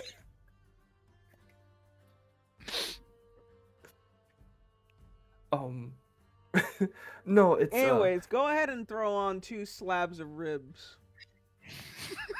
damn it. Oh! Okay, listen, Cain, buddy, pal, Cain. Trade off the pheasant meat, and then they're gonna give you the bones, and they're gonna give you the feathers. And then you weren't gonna get the wolf pelt process because they said it wasn't worth it, right? No. Correct. Yeah, they said Neither fuck the boar or the wolf, yes. And Bentley gave you 20, so just spend it on what's his face, and then we have a friendship. Okay. Because he's securing, I don't know, your cooking? Eh? Are you cooking for him? Is that what we're getting the ribs for? Or what have we been buying this for? We're about to find out. Okay. That is fine. Marnie, two ribs is fine. All right. You can see that she's now packaging up the ribs along with the feathers. And bones, right? The feathers and the bones. Okay. I don't know how to space for all this shit. Okay, where's my fucking inventory? Okay, pheasant's gone. Put the feathers in here. I'll just hold the meats, the rib meat, and then I can put the bones here because they can hold a little bit more. Okay. I mean, if anything, I can also hold something. I have a small pocket and then a hand open. Well, you know what? I'll hold the bone then, the pheasant bones. Just What to is be that sure. fitting in? That's not fitting in a small pocket, right? I just hold that shit. Just hold it, yeah, I guess. Alright. Okay. Okay, and then we're gonna do this, and then we're gonna do this. Okay, where's the pheasant so that I could... So, Okay. these people, they process it perfectly. Like, this is what they do for a living. You are able to procure 2 slabs of ribs, which could feed 4 people, but you get the feeling that Ivar wants all of it. Alright. 3 colorful feathers, and 2 bird bones. Okay.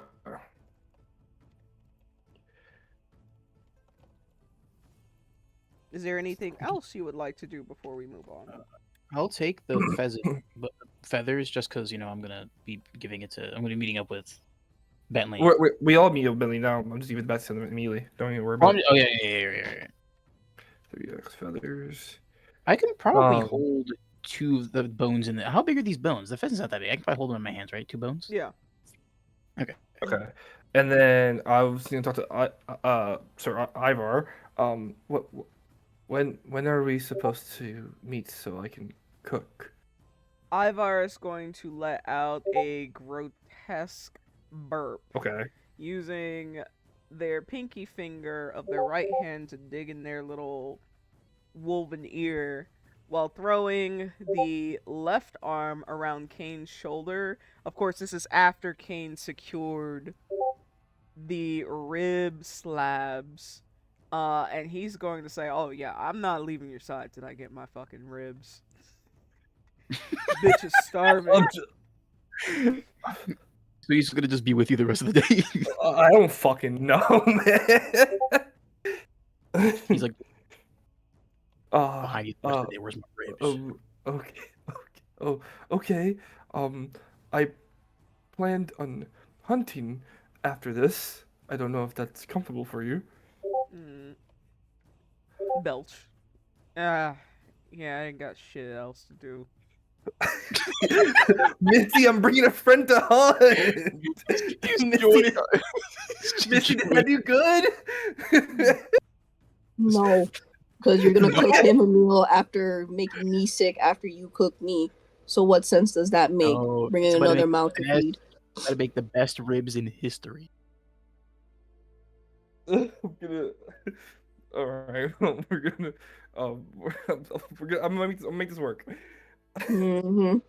Got barbecue sauce here. Good old barbecue sauce. Fix it up. A1 sauce. Mmm. Okay. Well. I appreciate your the companionship that I had today.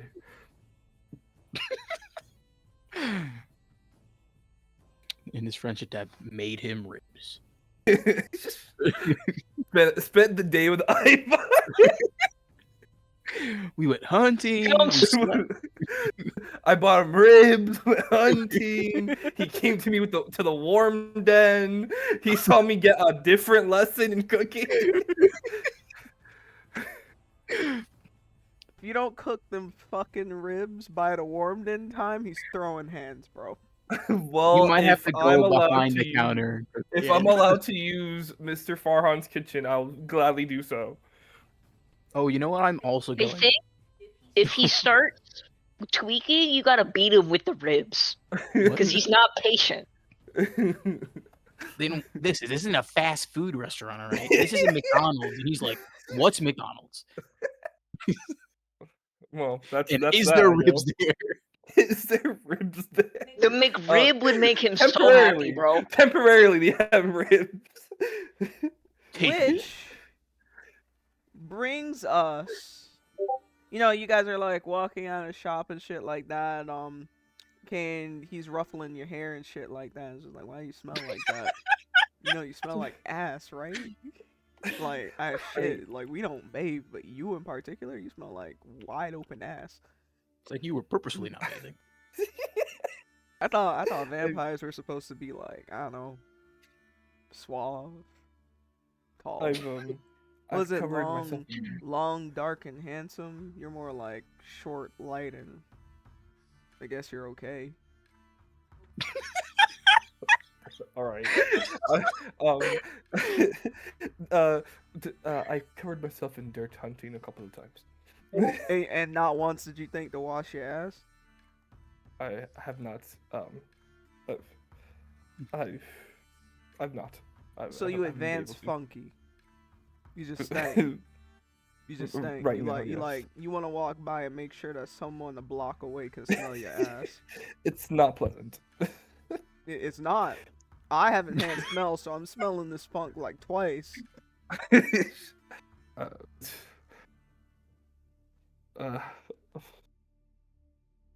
I don't know. I don't know what else to say. Ah. Which brings us to the what do you call this? Which brings us to the evening sequence where you all meet up again. Where's the cat guy? I wanna talk to So, him.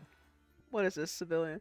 As you all return from the fishing shop and your services at the butcher shop, you all are able to reconvene in the Commoner's District. Annabelle returns to the Winch's Cavern, only to immediately get started on some chores. Like what you saw Natalie doing earlier, she's kind of just like sweeping around and sprucing everything up. Misty, you could see that Cain's coming with someone kind of like draped over himself. Bentley, you obviously remember the familiar sense of two people, actually, both Cars and Levias. They both kind of give you a lazy, Cars gives you a lazy wave. You could see Levias's like ears perk up a little bit, and he like gives you like a nice little bashful kind of wave. Sucks that you can only talk to one person.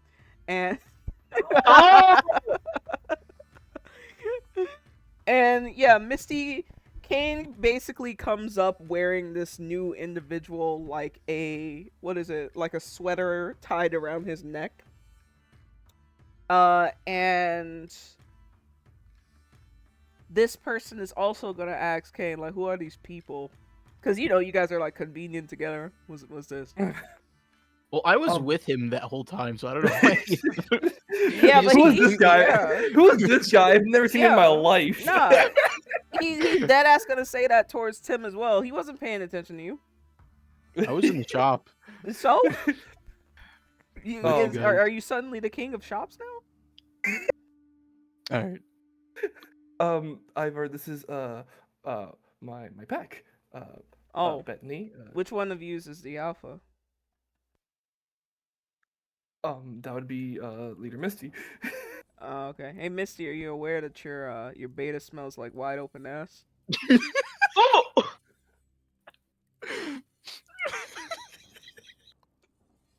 Yeah, I am. Wide open. And I could tell he shares a bed with Captain Smooth Brain over here, because he don't smell that far off. You're talking to me?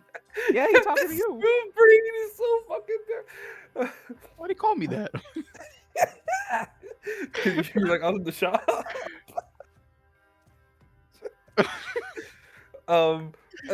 Cain will continue. Bentley, I got the feathers for you in hands that Bentley, the feathers, the 3 colored feathers. Oh, thank you. I really appreciate it. Not a problem. Tim has the bone. Y'all can talk about that. And then gives Misty the 20 gold he was given. I end up giving them the meat for in trade, so I did not waste the gold. 20. Which means I have this much left.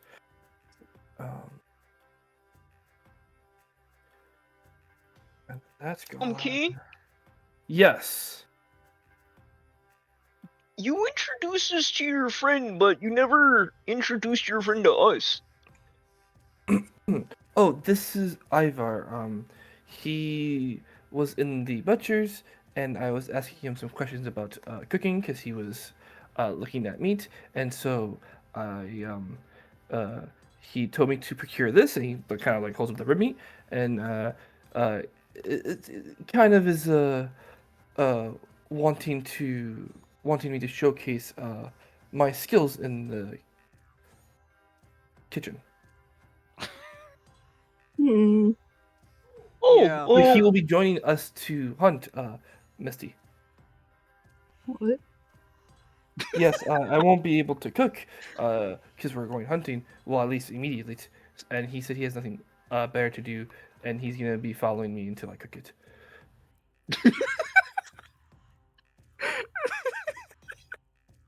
well, I'm real happy you made a rib friend.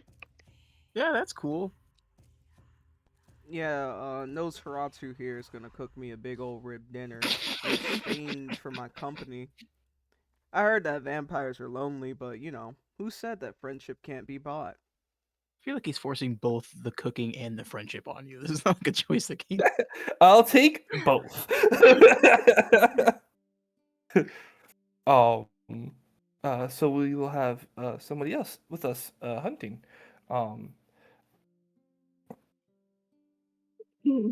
That's Okay. cool. That's real cool. Ivar, do you normally participate in the hunting district, or are you more of a fisher type person? I'm mostly beat ass.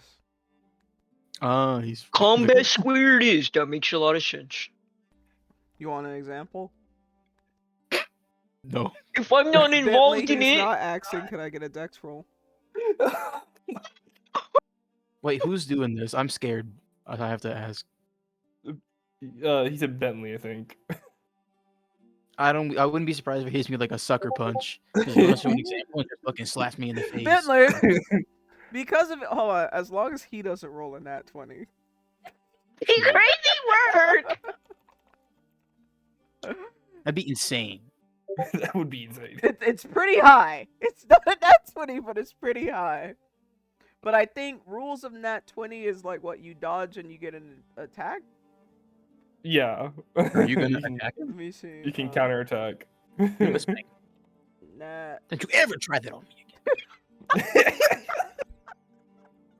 Yami, no! Who's getting Wait, Yami, you want to give the other guy a point to hit Bentley? Wait, Bentley- Yami wants him to reroll? Yummy. Bentley rolling that 20, he's okay. Alright, give me a second. Let me double check. Oh, I thought you wanted Ivar to re-roll, and I'm like, no, please, you'll roll a nat 20 and I'll die. Oh my god, bro. Bentley rolled in that 20. He's gonna be okay. We might have not foreseen this sort of.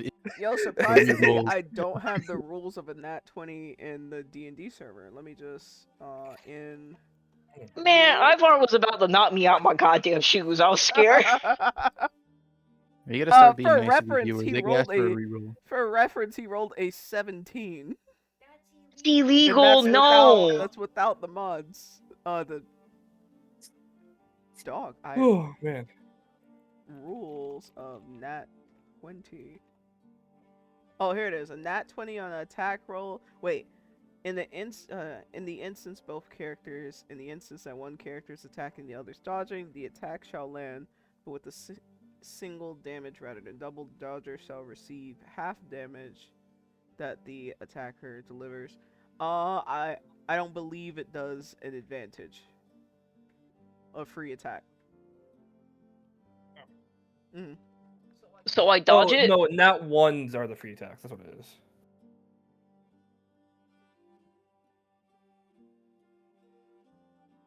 Bentley, he says you want to see, and you open your mouth to talk, and you see him cock his fist back. What you doing?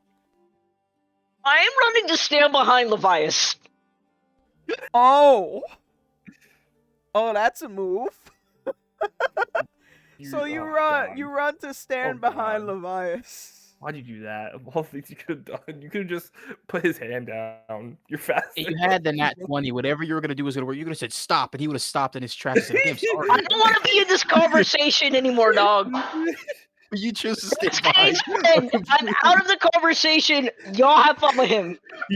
You know that's not what's gonna happen. You're adding Levias to the conversation now. You're still part of it. Yeah, I think Levias has to roll up against something. I don't know if he has a So- nat 20 in his pockets. This dude, you go and you run. Cain, mind you, he doesn't let go of Cain as he's doing this. So he cocks his like right fist back, but the left arm's still on Cain. So when he goes to swing Cain, you're kind of like pulled to the side a little bit, and you just see Bentley like duck, dodge, and go and hide behind the bias. And your little friend says, "Hey yo, where you going? Where you going? Where he going? Let's go talk to him. Let's go talk to him and his friend." He's not a fighter. Nah, what? He's not a fighter. Oh shit! Then this is gonna be real easy for me. Oh god, I'm not here. I'm not here. Levias, I'm so sorry to hide behind you. I am not here right now. Levias is going to look to Bentley. See, he obviously saw everything that happened, and he's going to Obviously. take a deep exhale before he says, "I see you've met Ivar." Yeah. I met Ivar and I almost met his right fist. Yes, I'm surprised that you all have decided to keep his company. I didn't Can you decide just- shit. I guess Cain decided he wanted to cook for him. I don't know. I don't know where he came from. I'm scared. So I'm assuming go ahead. he's a lone wolf. Yes, he's a bit of a lone wolf, but he's kind of a known problem too. a bit of a drifter. No. Oh, okay, that makes more sense now. Yeah. All he does is drink and try his best to be a state-of-the-art nuisance. Like Bentley's like looking around Levias to like peer at Cain in concern, and then he kind of pulls back and it's like, "Oh man, originally I was gonna come over to say hi, but I really appreciate the information." So obviously we got a bunch of people here with like enhanced hearing. So Levias said what he said with his chest, and Ivar doesn't really like what he's saying. So Ivar is gonna hit him with the who the fuck are you calling a nuisance type shit. And he's dragging Cain closer to Levias to bump chest with him. It's not quite chest because like Ivar's shorter than Levias, and things are like heating up. Things are like heating up. So Bentley, people are looking. And as people are looking, Cars is also looking. Bentley, you could see Cars kind of like take his drum from like his hip to in front of himself, and he starts like slowly beating on it to fuel the potential.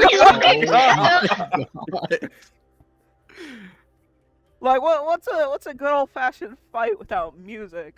So Cain, Bentley, obviously you two are in the process of trying to get to know people in the region, and things are beginning to heat up, so to speak. How would you like to approach this situation? Okay, out of character, real quick. Guys, this could be our in for a nice, not cordial, but kind of cordial fight tomorrow.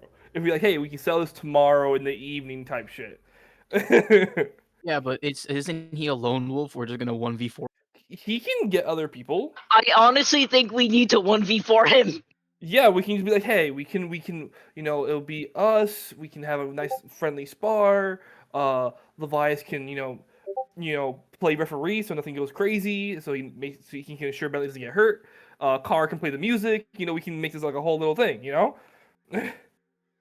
I mean, yeah, we could. I guess. I just wanted to put that out there before I start talking. Okay. Do you want Bentley to try and persuasion roll so that we set this up in combat square so it's like legal? Yes, because my charisma is kind of doo-doo. Okay. Oh god, not the Mahito! Well, hold on.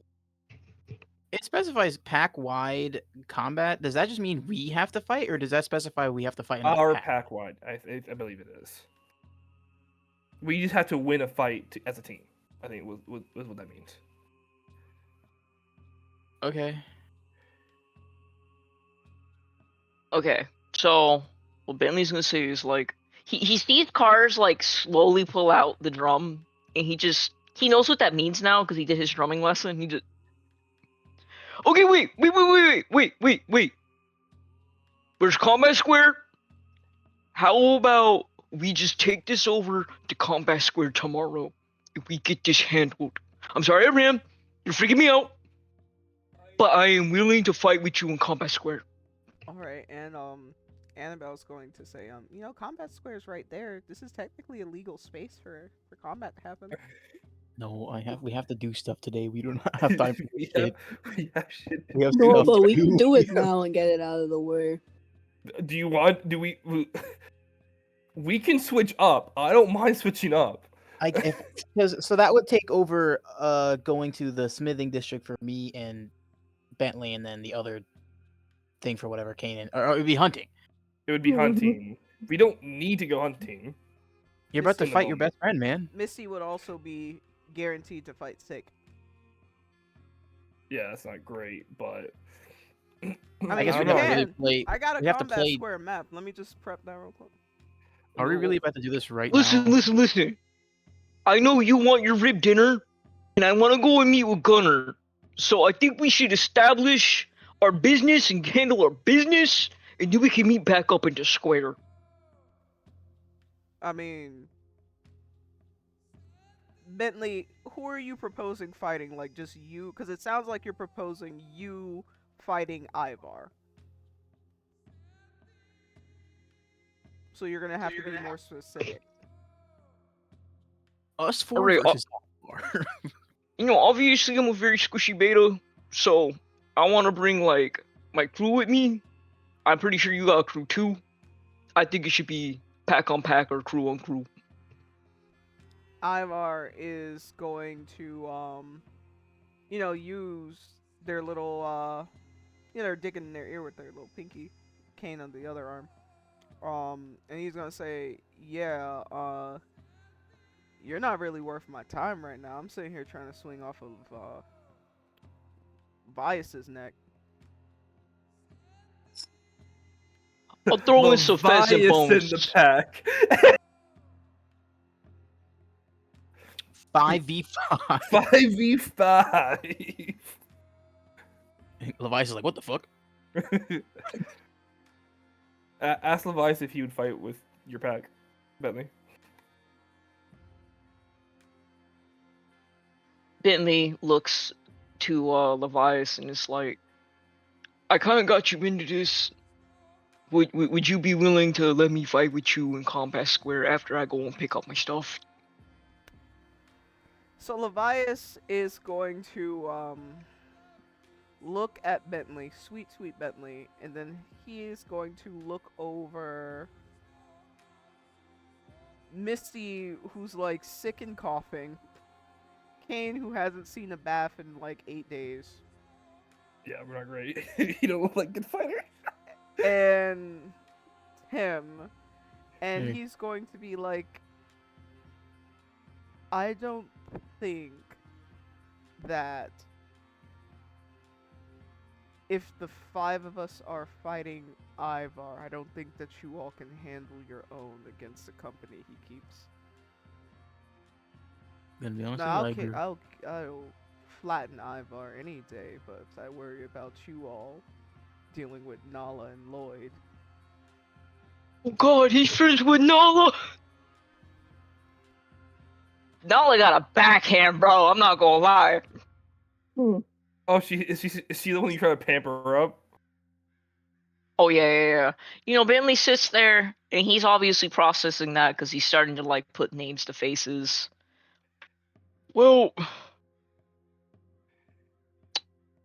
I think I need to try at least once, and obviously from there, if it don't work out, I will just never do that again.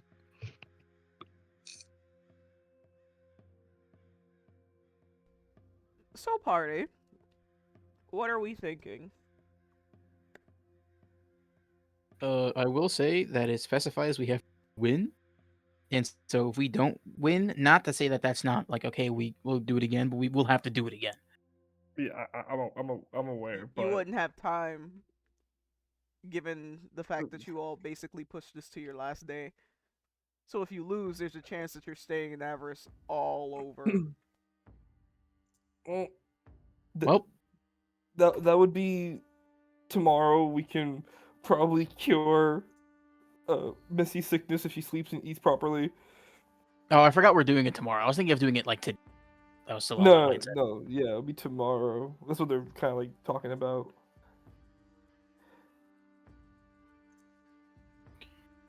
Yeah, no, okay, so if we do it tomorrow, then again, we risk not winning, and then we're Dungeon Rings.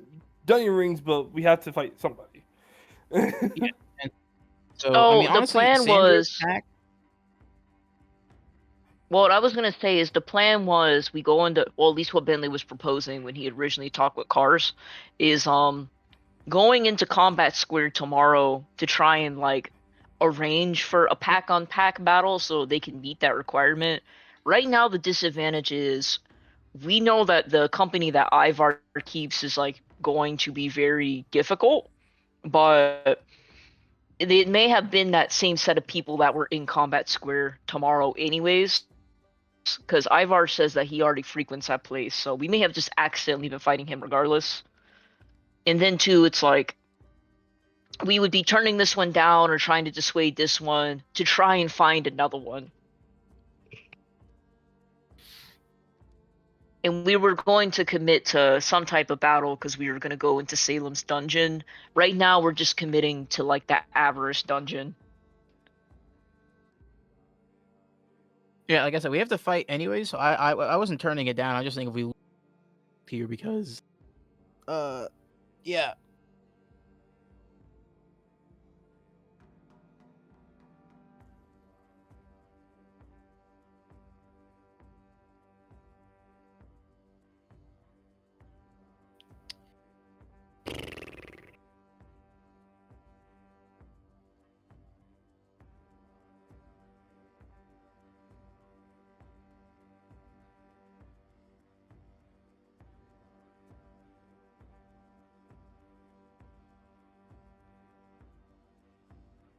Can I perception roll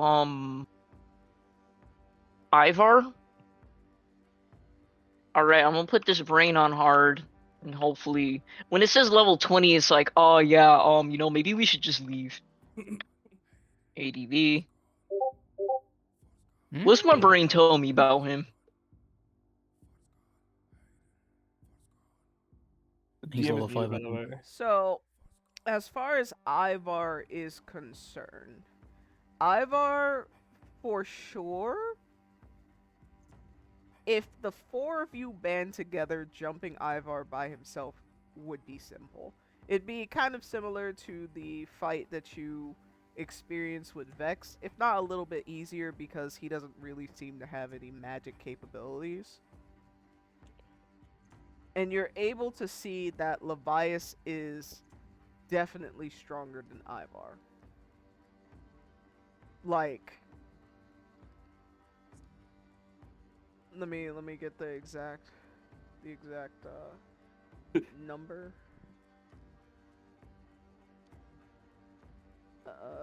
Searching. Here it is. Yeah, he's definitely more competent of a fighter than Ivar. If anything, like, Levias fighting Ivar would be no different to him physically wrestling a wolf, which you are surprisingly confident based off of how much you've touched him that he would, blushing, succeed in. Oh, okay, so Bentley puts that brain on hard after Levias gives his comment about he's confident that he can take Ivar, but he's not confident that we can hang with Ivar's crew, basically. And he looks for a hard, long moment, and he says, you know what?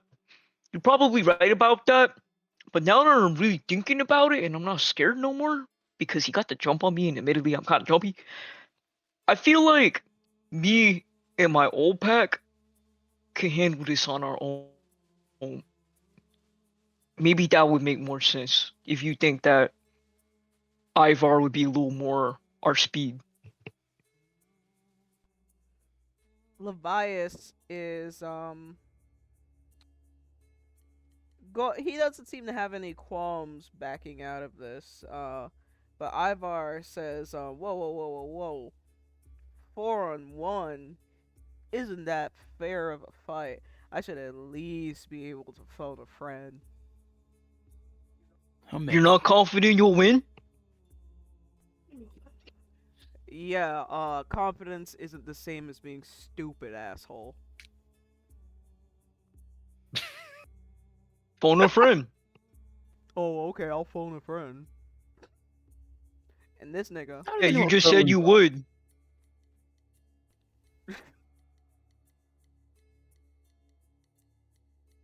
Damn, tough Bentley right So, here. yeah, so party, Bentley's going full wolf on you all right now.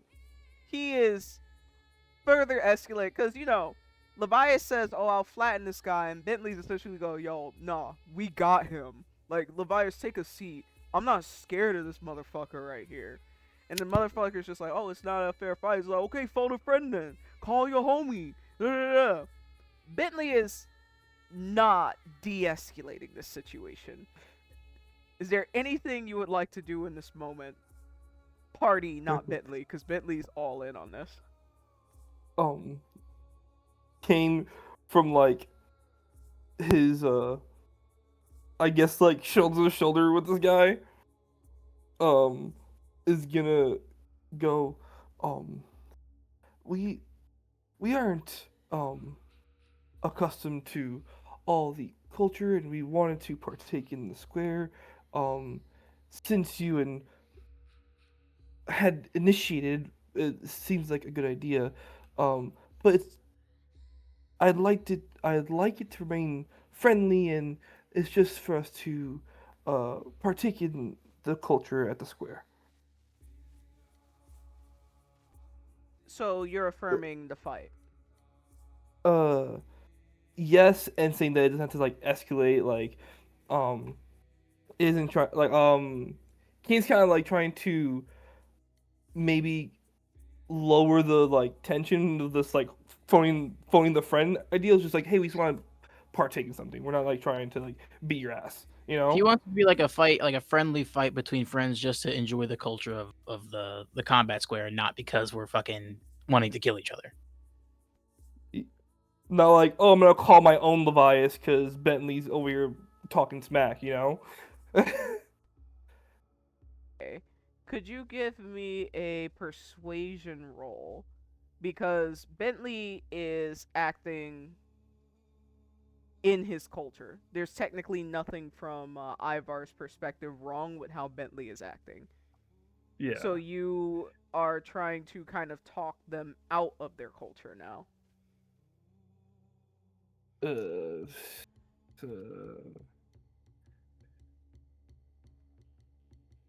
all I see is a McRib. This is the wrong chat. The McRib gif. Throwing me for a loop right now. I can't roll for shit today.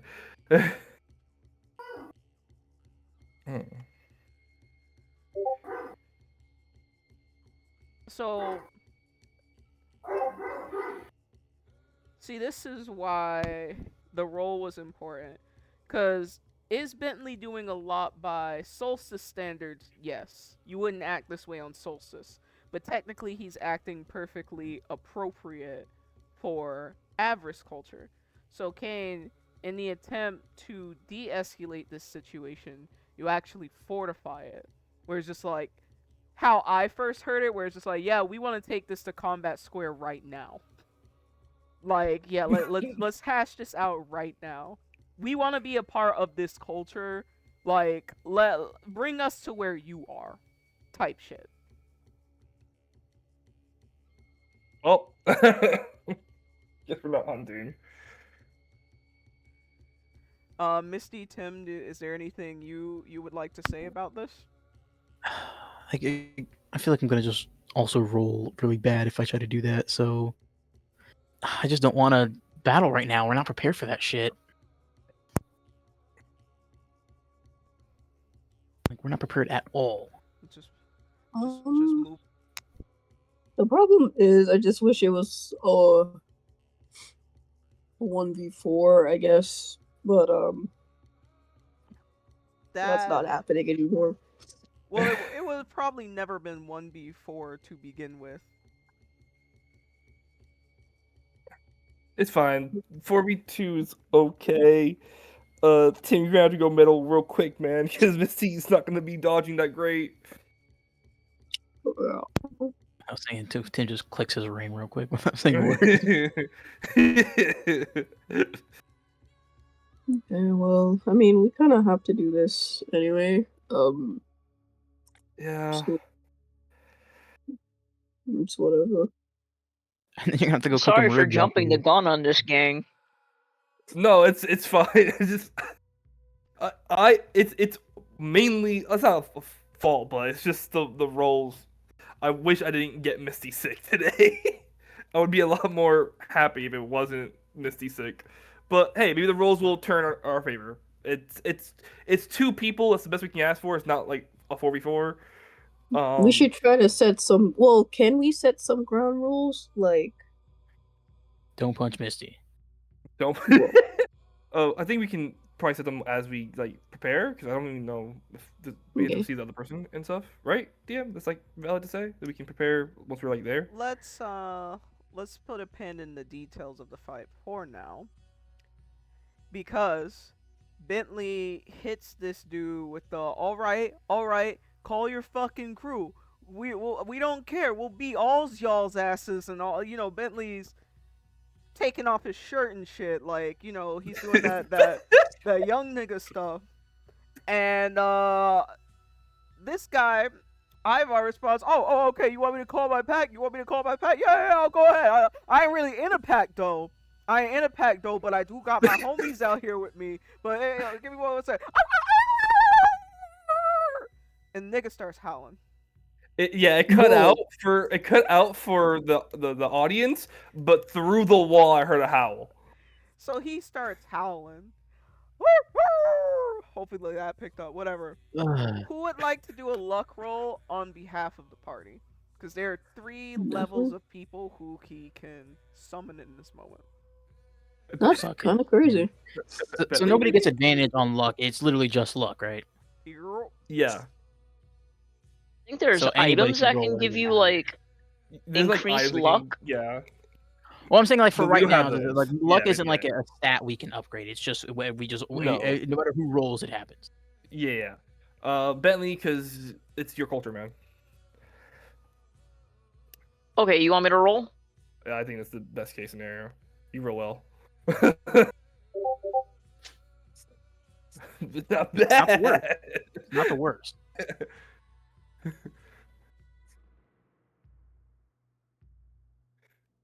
13 is not the best, but it's not great. So this would have been for a bad roll. And this person, I'm trying to put them down now. This person would have been for a semi-bad roll. And then, okay, he's already here. And then, let me just look. With this, are they the same? This is this person. This is that person. So this person would be here, and then this person would be here, and then this okay, so this is what it would be. All right. So he hits the Aru, right?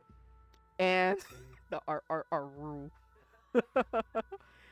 And at first, it doesn't register to you all that what's happening.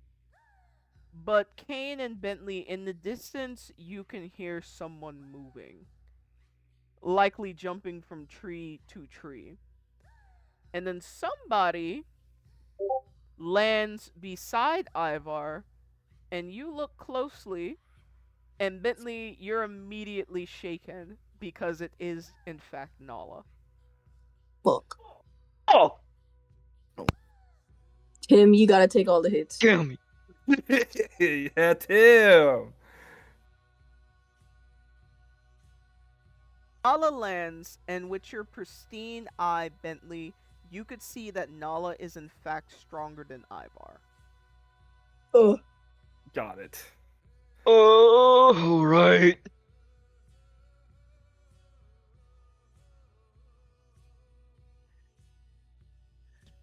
So she ends, and she's just like, yo, homie, like, bro, what the fuck? Why are you over here howling and shit? I don't even smell like an emergency or anything. And he's gonna be like, hey, yo, Nala, these motherfuckers over here said that they could kick our ass.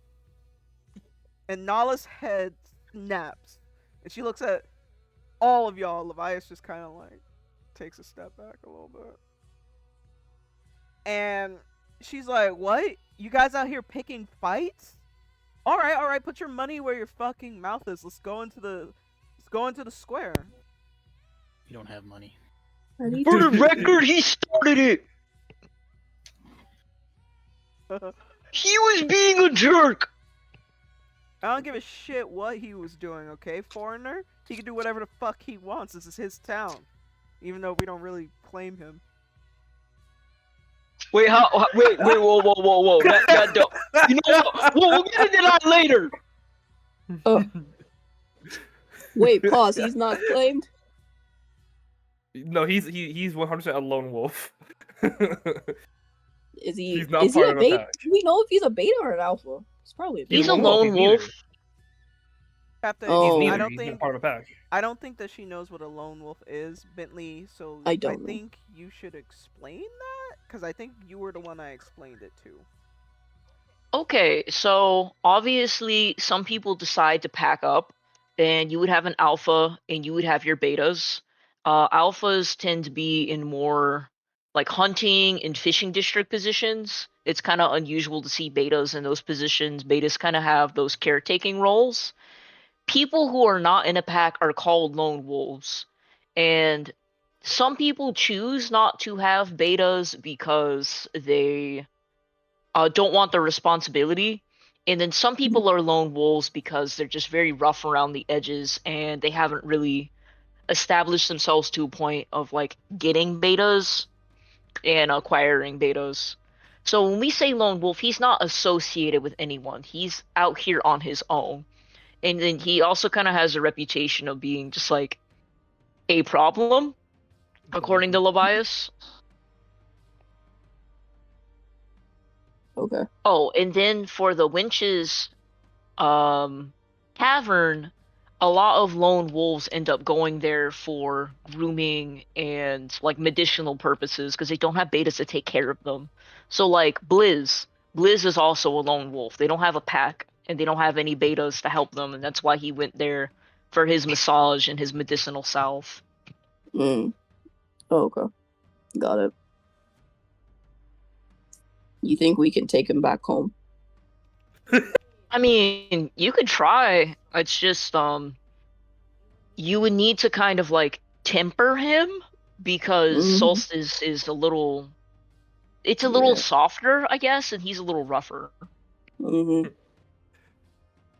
Throw him into Bite Club. All right, party.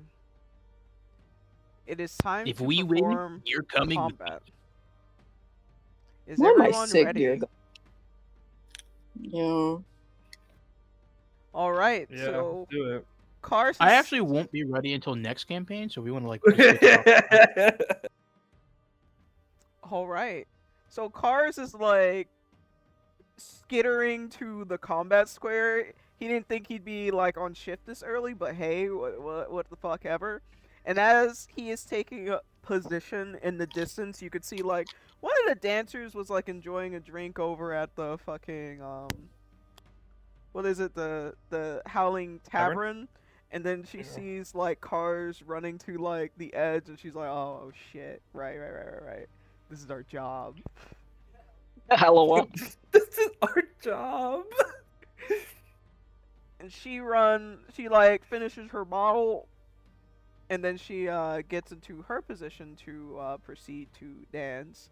And then Ivar is doing like that fucking you know how they use their thumb to like slice their throat motion as he like skips over to the combat square. Nala's growling at you all.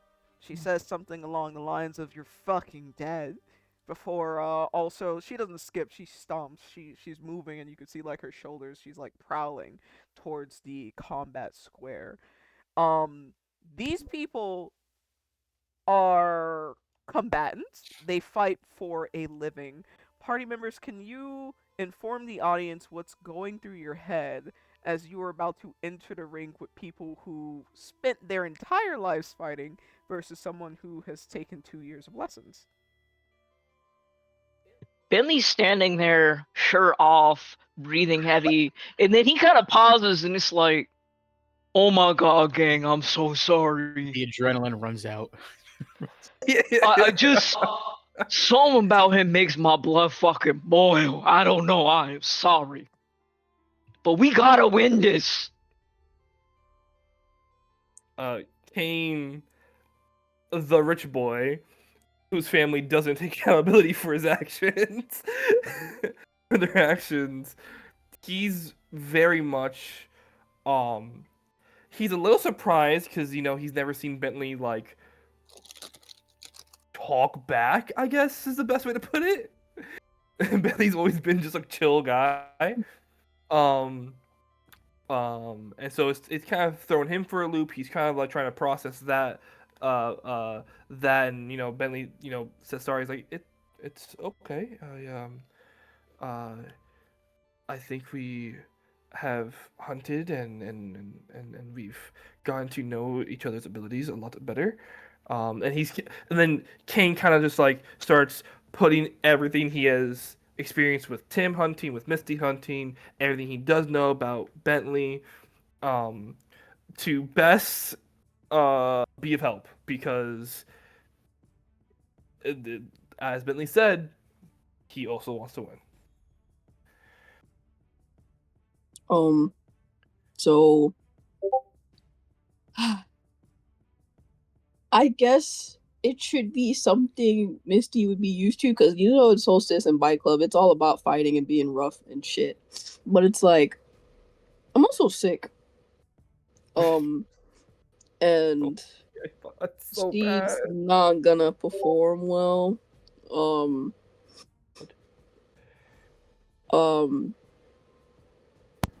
She says it's okay to Bentley, but Tim, you need to stand in front of me at all times.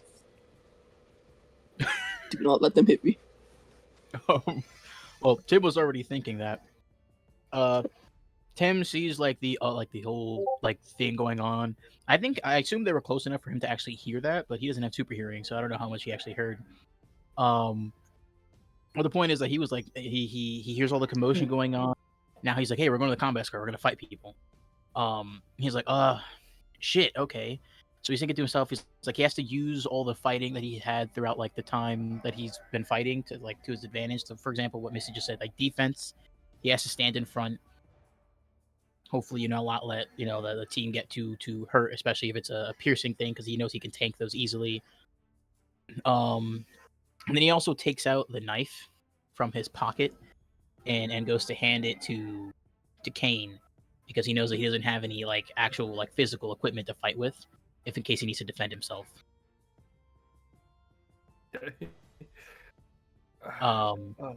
And then Tim, I would hope I have time, like before the fight starts. Can I click my ring to turn into metal? You absolutely may. All right, I'm gonna go ahead and do that, and I'm gonna turn into regular tin, because not bringing the other two out for this. Out of character, y'all, like real quick, can one of the rules maybe be like, if we get them out of the square, like, that's what I was thinking, like push out the square sumo style. Royal Rumble. Royal Rumble.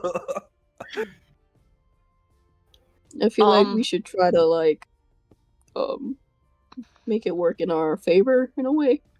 Do we know Before we get into this, can I use the bathroom real quick? Cool, because I know that we're going to be sitting here for a few rounds. I definitely think one of the rules should be no weapons, or like no stabby.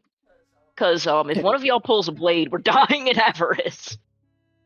Does that include magic? Well, I have to use magic or I'm useless. That's what I'm saying. Like what are we classifying as weaponry? Weapon as in the knife. Like no hammer, no knife. Okay, sledgehammer. You all count as while Diana's peeing, you got a little while to discuss this. Guys, okay. do you think Ivar has a crush on Nala? Because I have advantage on magic, and I have blush bloom in my thing. That ain't gonna save us right now. What is that gonna do? Oh, it can make because those like start like heaving over their crush. So not necessarily Nala, but their crush might be in the square. Because remember, I'm not just saying this for nothing. I used it on fucking Cha-Cha when we fought her. She kind of just got out of commission. She couldn't like operate and was like laying on the ground the whole time until she got kicked out. That's not a terrible idea. We don't have information. It could potentially work if he likes somebody within the range of the thing. Are you a magic master? I think has. Yeah, and that's why I really wanted my spell book. I'm so sorry. It's not your fault. It's my fault. But that's why I really wanted it back, because I am really good at casting magic, but I don't have magic to cast now except for this. Damn. I don't think Terragraph would work here. But is this Earth? It probably would have. It looks like there's No, stuff anyway, underneath. no, we're going far off topic. Nana takes a while to use the bathroom. Let's try to get some rules out. I think we should try to, if they come out the square, they automatically are out. Out the square, out. Magic's okay because I will be useless. I will just be a body bag. Tim, you said that you're really good at magic casting, right? Yeah, it's just I don't have anything to cast except for my fucking blush bloom thing. Cain, can you lend him your spell book? Because I don't think between your spell book and you using the mana off of your sheet, you would have enough to go through your full cast of spells, correct? It's Have we been typically able to do this whole okay, time? and that's all I have. If I give the spellbook away, all I can do is levitate people. Well, I gave you the Oh, knife. so that's what you've been doing the rest of your stuff with? Yeah, like my healing, the lunar beam, all that stuff is on the book. So it's Misty, I have a book, but I don't really have a lot in it right now. And Tim only has like 20 mana, I think. He can't like cast reliably. He just can cast well. I can cast reliably. I just can't cast a lot. Yeah, not for long durations. I can lend you my. No, my book is in the. It's in the common space. I don't have it on me. But the only thing I think had in there was Moonlight Radiance, I think? yeah, I have that spell, which is fine. And I have a lot of mana to my name, so I can just kind of like spam. And the whole point is just to get them out. So hopefully, all things considered, this isn't a long combat, right? Well, that's under the option that they agree to that Yeah, term and I'm fully condition. aware. Fully aware. But so move out the square, magic a yes, because then that would be useless. Because spellbook or not, I'm donezo. And no weapons. So like I would use a knife. Misty would not use her knife. Mm. Is there anything else we want to add to that? Obviously, like no murder. I don't know if people die here, but I don't think so. I don't think we have to clarify that. I would not be surprised, but Can make that clear. Yeah.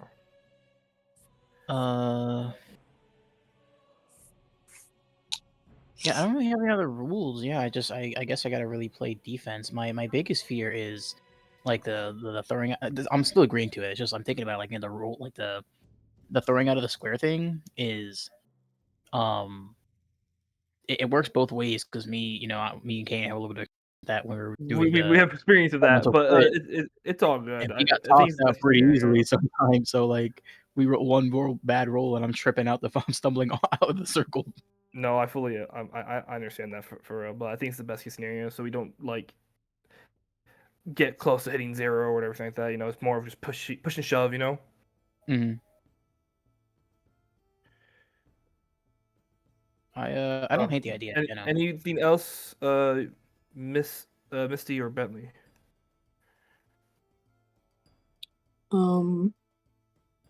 So originally I wanted to trade. I'm sorry. I wanted to trade with what's it called? Earlier. I have a spare light crystal. Can anyone do anything with it? Like put magic in it that can help us in this moment. I only have I one can- spell, so I can I put don't think- magic. I don't think you have the time for that. It would be wasting the mana already. Like if I cast Moonlight Radiance into it, I might as well just cast it on you instead. It would have actually not even been that bad of an idea because let's say he did do that prior to this, now in the middle of it. You could have cracked it yourself in the middle of battle and you could have healed yourself and like Cain do whatever. But yeah, just we don't have time to prepare for that, unfortunately. Okay. This sucks not having fucking magic. The only person with an A in math here, I think, and I can't even do what I'm supposed to do with that. Well, use that A to the best of your ability, boss man. All right. Ben, since this is kind of like a fight that you're leading, do you want to kind of establish those rules? Do we have a list of the rules that he wants to negotiate in the chat? You can write them down.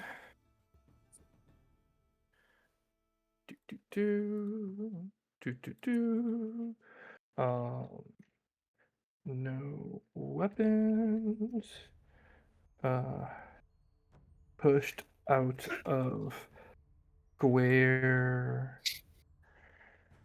Out of the combat. And magic is a-okay. Those are I think the rules we're going with right now. All right, that's it.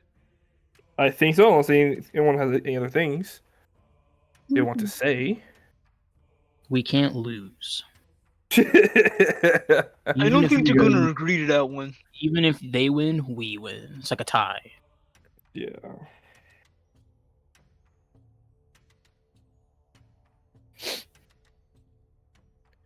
Question: do any of you have a +4 on any of your stats? My magic. Oh, it's a great question. Okay. No, I have my most is a +3, but that's not even just like that. It's the All right. bracelet. Charisma. So, you all are centering yourselves into the combat square in an impromptu fight against Ivar and the homie Nala, who does not claim Ivar, but he's more of an Avaranian than you all will ever be. What conditions would you like? How would you like to approach this, Bentley? Because you see them, Tim's turning 10, and you see them, they seem to have their fair share of weapons too. Like seeing you guys pass around daggers and shit, they're like, oh, so we fighting, okay. And they taking out their weapons too. So Bentley comes up and he's like, "Listen, I talked about it with the pack. I'm gonna ask for the following. Hopefully you agree. No weapons for us, no weapons for you. They interested in doing this thing where if we pushed out the square, we just out of the combat. And magic's cool. I think magic's cool. I think we all agree that magic's cool."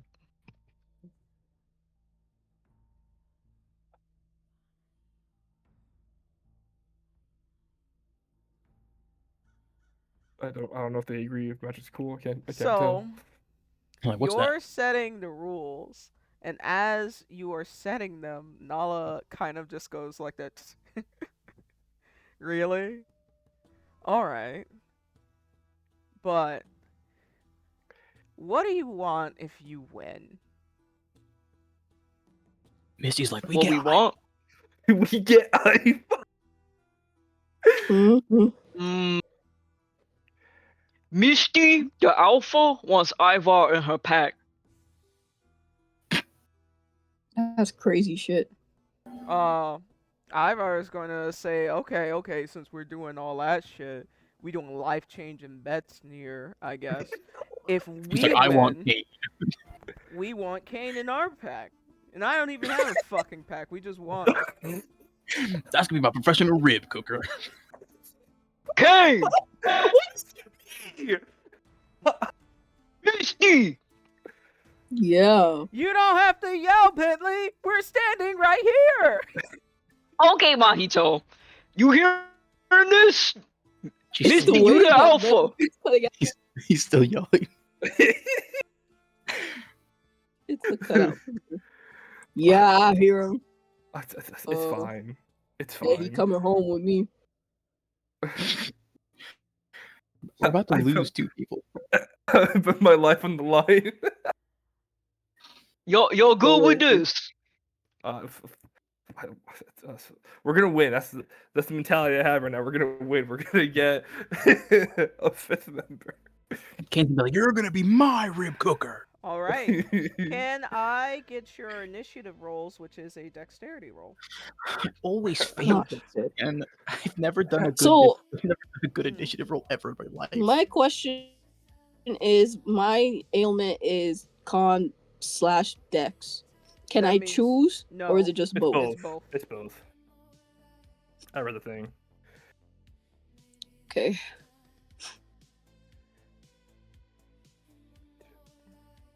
Oh, Cain, you okay. really okay with being this man's rib cooker for the rest of your life? Damn, he is! Oh my god! He's gonna be my taste tester for the rest of his life. Okay, this doesn't matter. This So what about doesn't this? Is What it if a I full moon? lend, what if I It's not lend for my me. brain to Cain, give him the knowledge of math, and then he advantage rolls levitation and throws him out? Right? Let me. I'm This trying to. question? It's not bad, Misty. We have It's not terrible. This disadvantage is gonna kill me, dog. I know, it's gonna be really bad. And 26 MP. So no weapons means no spell books too, guys. Okay. That's fine. Just levitation, I guess, for me. You know, it's a Um, good thing that mine was robbed from me. So That's fine because we're not really doing damage. We're trying to push each other out. We have Does the bracelet Cain. count as no weapons? We have Misty at a 19. Really? Wait, Oh, I was about no. to say. wait. Cain, Misty. Hold on. I'm trying to get. I was like, all of the- Misty's next, and she Give me rolled an a sec. 11. I'm like, these guys suck. All right, let's see. So Misty has this on Con and Dex. She also takes double damage. Your scents don't really matter in this scenario. Misty's after Cain, and then we have Tim who rolled a 9, Bentley who rolled a 4. All right, and let me roll for them now.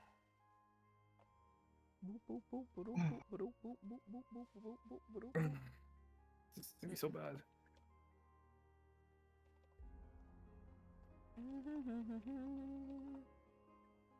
Okay. So that would be that. This would be this. So this would be let me put a skull. Nala. And then a skull. Ivar. And then we have a short version of campaign 29 combat square. And Did you also roll in that 20? This game's rigged. That's insane.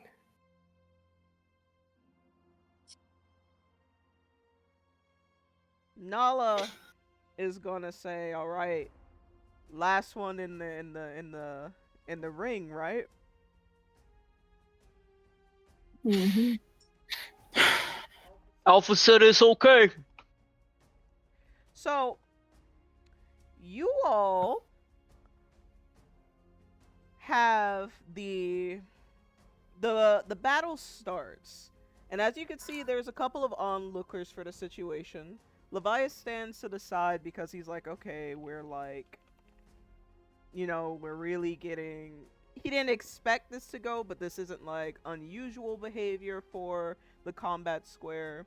You have Annabelle, who is by her job. Like, you guys just delivered her over here, but, she was sweeping. She wants to see what's going on. There's a lot of commotion going on outside, so obviously Sandra's coming out of the Wrench's cavern. She's like, what on earth is going on? Is that Bentley? Is he fighting with another pack? What's happening here?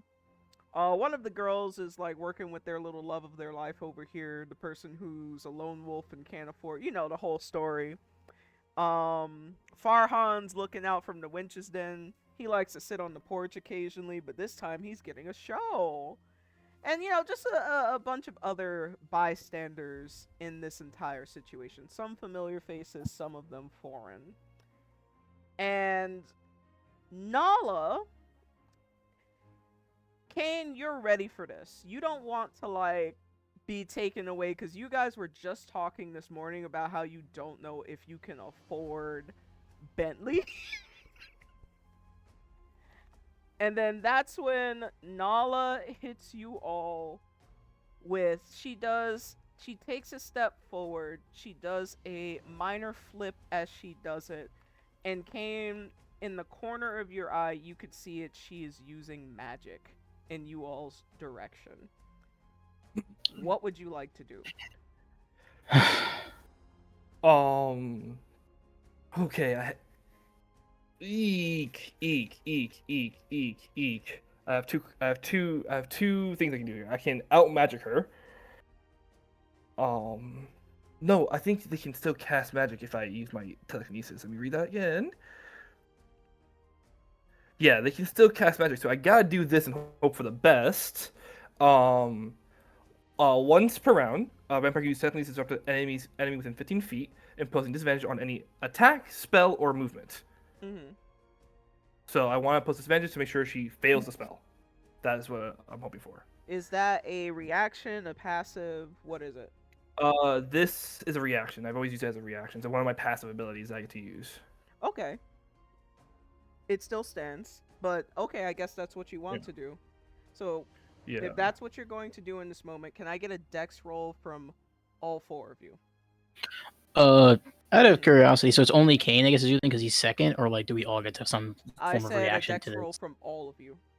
It's only Okay.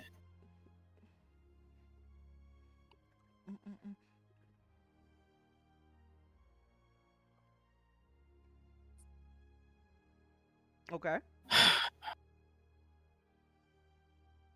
I love this Okay. fucking game so damn much, dude. Okay, that makes sense given Wait, where? everything. Wait, And Misty. what is the one at the beginning of my thing? Oh, did I accidentally title it? Yeah, you probably Yeah, you titled gave it a title.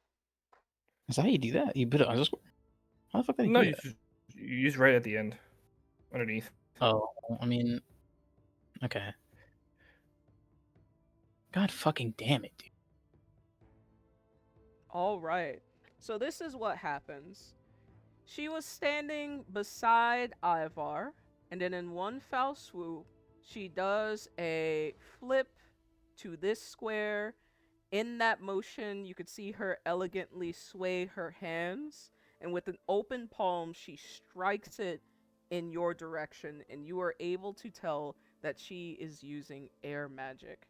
And with this air magic, she sends a concussive blast so strong into Cain that he ends up hitting Tim, and the both of them go flying out of the ring. Okay, that's what I fucking expect. This is Five. Even so with fair. You're disadvantage? fucking kidding. Even with disadvantage? Recall, with certain spells, you have to perform a save. So as long as she successfully casts the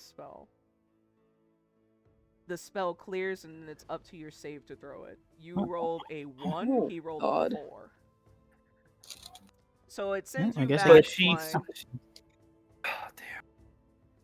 So that being said, Bentley and Misty are in the clear. They are able to withstand it with flying colors. Cain and Tim, on the other hand, let me do some quick maths. Blah blah blah. Fang High? No, that's the wrong one. Hold up, I'm looking at Ivar's sheet, not her sheet. Nala, concussive blast. Yeah. Cone, creatures and cone. Okay. So I gotta do a roll for damage because y'all got fucked up. Which is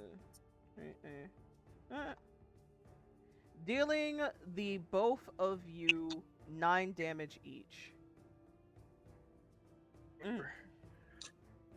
So 24 minus 9 is 15. And 32 minus 9 is 23. 23. Alright, so as what Tim said earlier, when you enact the rules of first one out of the ring, it does lead to the things like this could happen. So you all knew that this was a possibility before entering, and it turns out within the first 5 seconds of the match, it takes Nala no time at all to use her air magic to specifically have an advantage in this fight, because all she needs to do is push you out of the rink. Seeing this happen, Cain and Tim, how does this impact you? Like, you went flying, you collapsed against each other, and when you open your eyes, you're out of the ring.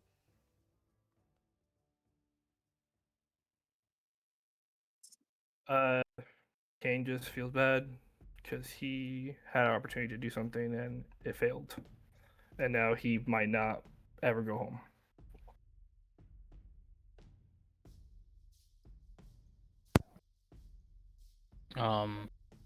Tim feels the same way, right? He kind of thought of this scenario in his head. It's like, we went through this similarly in Elemental Blitz. He should have probably like stuck up. It's like, hey, this is kind of like not a good idea because anything can happen, and he didn't speak up, so shit happens.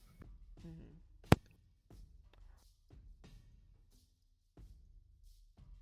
So Misty and Bentley. Tim and Cain are currently reflecting on the lessons that they did not learn from their experience in Elemental Blitz, and they've left you and Bentley in this scenario. In this scenario by yourselves. You see your team members go flying past your eyes and leaving you in the ring with both Ivar and Nala. What's going through y'all's heads?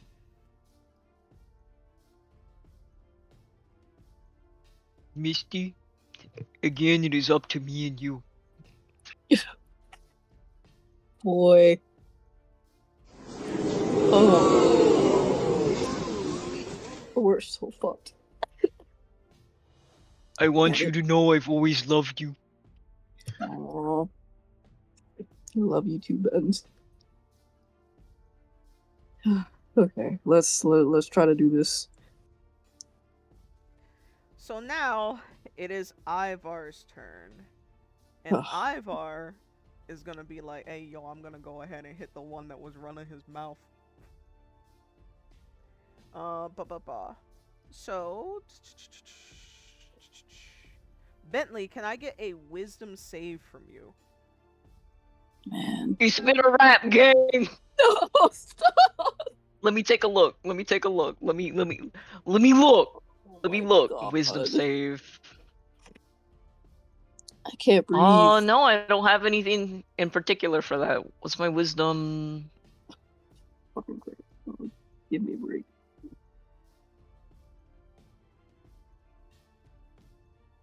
Let me see something.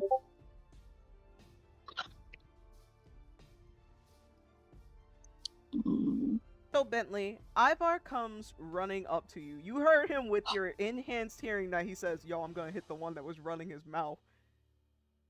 And then he bolts in your direction. And Wait. Huh?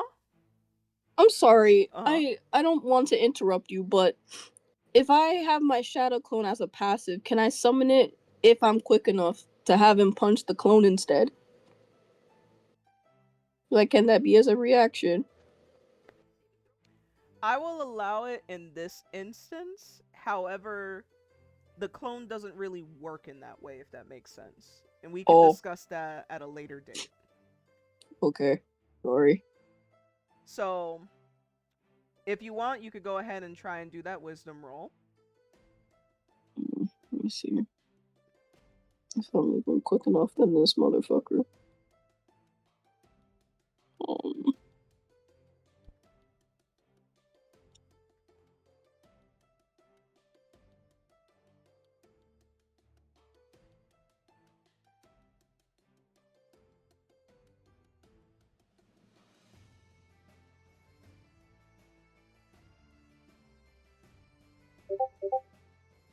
Okay.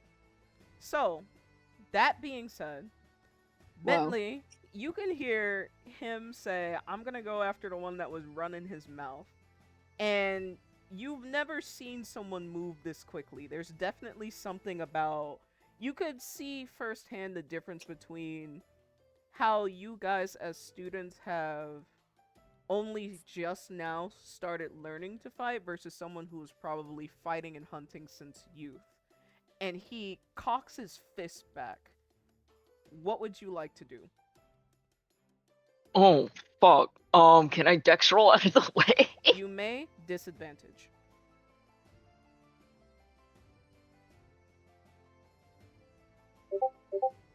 Okay. God help! So Bentley, he What runs is up to happening? you. He cocks his fist back, and he's about to punch you in the face, and you panic. You cover your face. You're like, ah! Then he goes, boo, and he fakes you out and elbows you in the stomach instead, sending you back and out of the ring. Oh God. So you know that the passive move was the disadvantage on your dex roll because he faked you out. He has an attack that's like a fake out, which means you try to dodge the wrong attack. That's essentially what happened here. No, I could see the dominoes falling.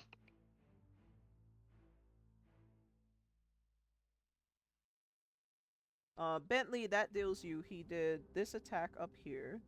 So that would be roll for damage. 1. That deals you 5 damage.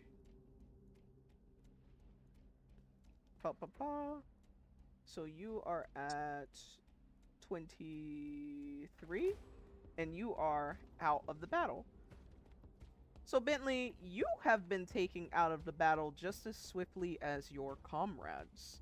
And obviously all of that rigmarole that I said about the difference between fighting your whole life versus just now learning how to fight, what's running through your head right now? We should have just done this for damage. LOL. This whole rigmarole of like making this a game. These people don't play games. This is their life. So Misty, in a blink of an eye, you go to sneeze essentially because obviously you're not feeling your best right now. And when you blink your eyes, you feel a gust of wind whisk past you. Cain and Tim are on the floor, and you turn your head to look at Cain and Tim and be like, "Oh my God, they're out of the ring." And by the time you turn back to look into the ring, Ivar is already standing there in front of Bentley. Out of desperation, you attempt to cast a shadow clone, of which you lose the mana, so you're at 22 mana right now because you rolled that nat 1. And you are unable to cast shadow clones for 3 rounds. Cast shadow clones 3 rounds. And this goofy ass dude goes boo. Bentley freaks out. He elbows Bentley out of the ring, and he stands up and he's looking at you. What's going through your mind right now?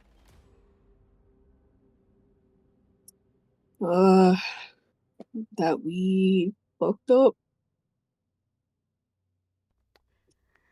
And now, before you take your turn, Ivar kind of licks his lips and he says, I usually don't like placing my hands on pretty girls. But, if you're willing to submit, I won't have to hurt you.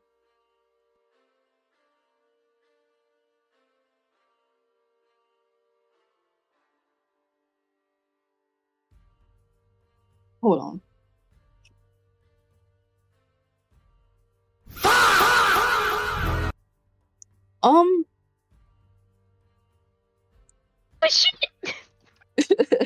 Bentley disappeared.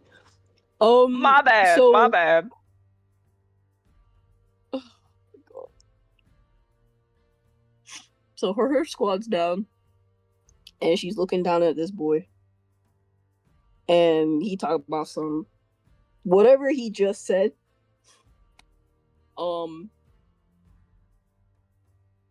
She's thinking in her head, maybe it's time to negotiate something.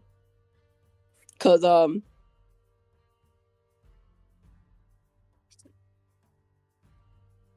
1v2. Do something!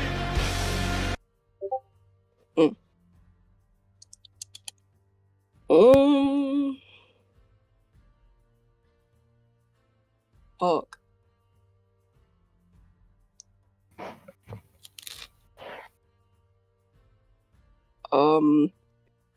It's your turn. You Yo. can spend it as you see fit. Would you like 5 minutes to consult your party? Yeah, because this is life and death. Go for it. Yo, if I submit, I'm still gonna lose Cain. We're definitely not getting Bentley back.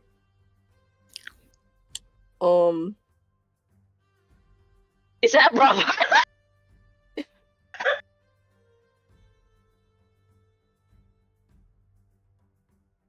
Listen, My negotiating skills is disadvantage.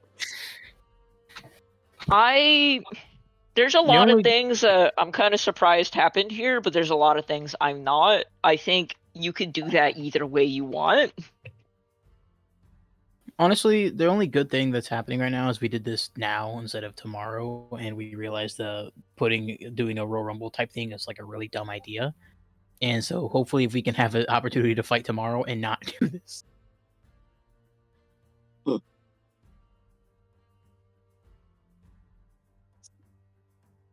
Because like we don't have to combat for Bentley and Cain to get back. We can just rob them and then hope that we leave before they find out, and we'll deal with those consequences if we need to.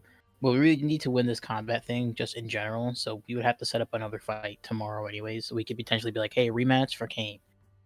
And then we'll just steal Bentley. Like they're really, I don't like unless you want to 1v2 them and hope for the best.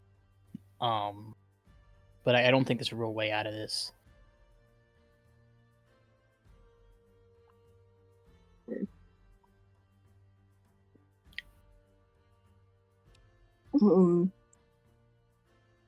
Okay, so I guess I'm gonna just ask for a rematch. Cause Alright, how does she like, add hey, it to the I'll rematch? submit and step out of the circle, but we want to run it back tomorrow, and we can just cancel out the taking Ivar. We'll only accept Cain. Like our winning conditions don't matter anymore. It's just like if we win, we get Cain back. If you win, you don't have to come with us.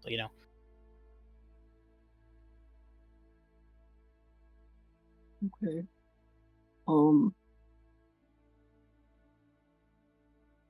So Misty is going to attempt to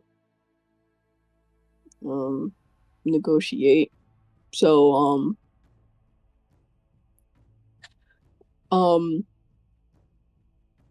Cain still owes you dinner. So I think it's only fair. I let him cook you dinner, your ribs, and I say we have a rematch tomorrow. Cause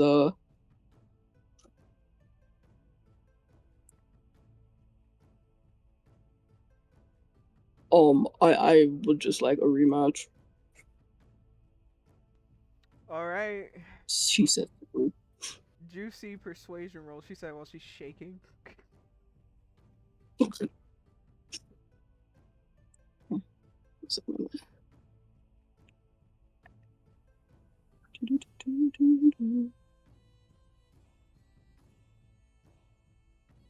That's crazy.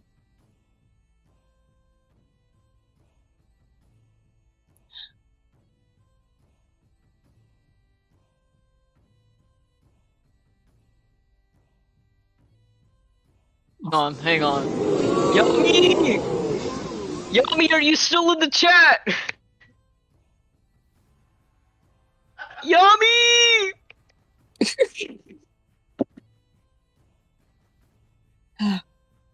Oh my god. Oh, it's like magic. Yummy, how did you do that? Misty's trying to negotiate for something, but they have disadvantage. Would you be able to grant her a reroll? Illegal card? You're still making your illegal cards? Oh my god.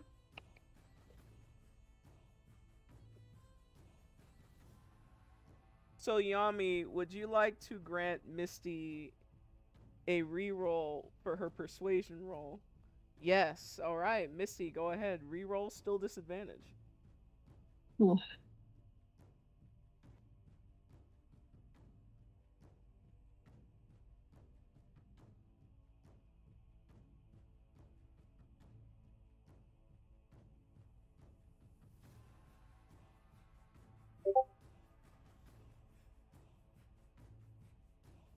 I really tried. Do something! something! That's kind of crazy. So, obviously, let's recount the situation before I get into the semantics.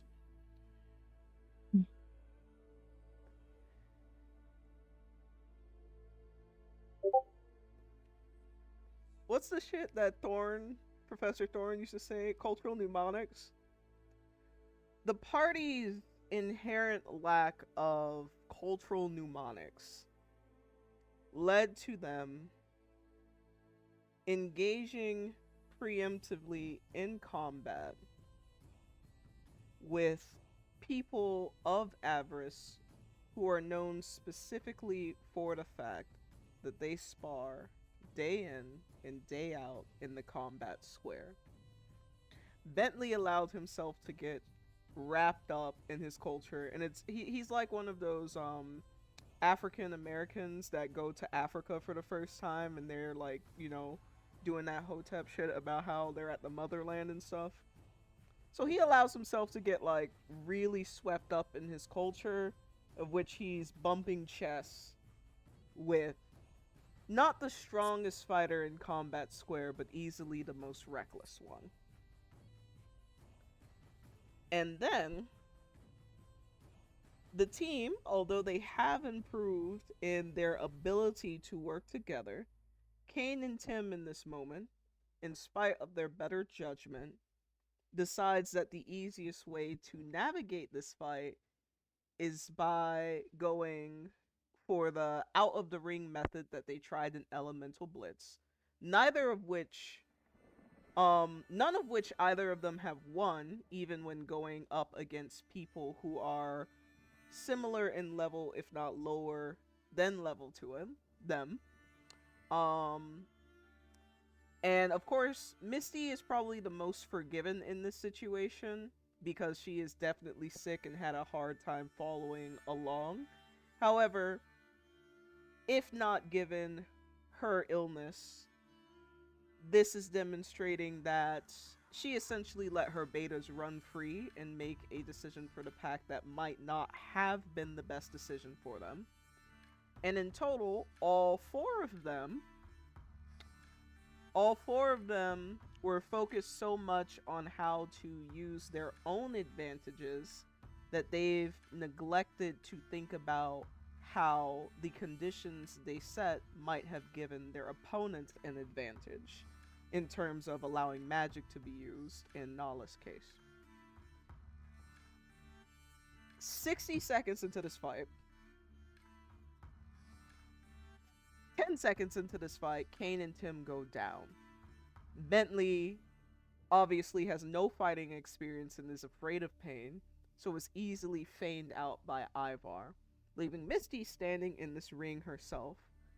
And as she is at a disadvantage, because she's obviously it's not looking good for her team, she attempts to negotiate to change the winning conditions when it is quite clear that they are losing.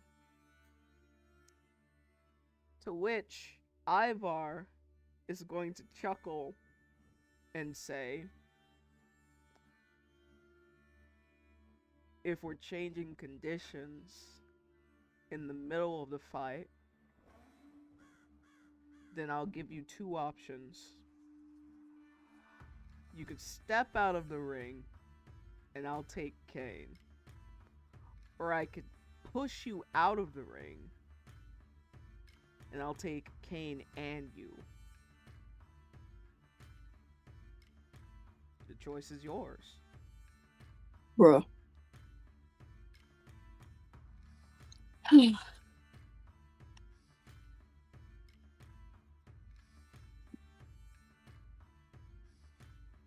Obviously, out of the character, obviously the choice is to just let him take Cain. Oh my god.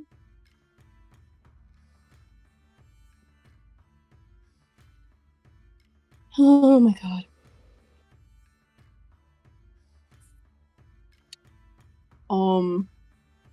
He said if I step out, he'll just take Cain. Yup. That's some crazy shit.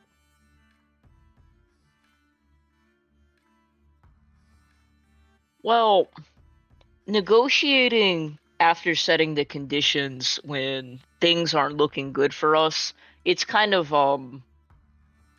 obviously he's penalizing you. Like there's a lesson to be had there, and if you let yourself be taken by Ivar, he can decide just to be the alpha because you'd be like submitting to him.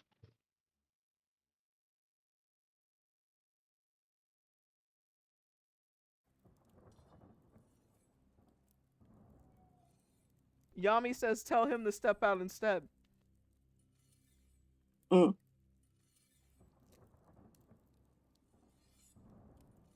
that's wild.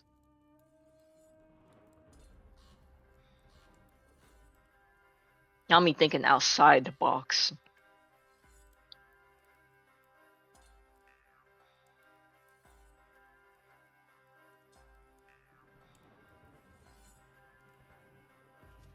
Just might work. Okay. Yo, Yami just put a dice reroll Yu-Gi-Oh card in the server general chat.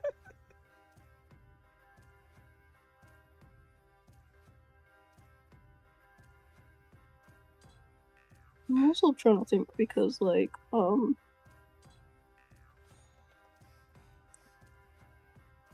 can't 1v2 these hoes. Because I'm rolling disadvantage and everything.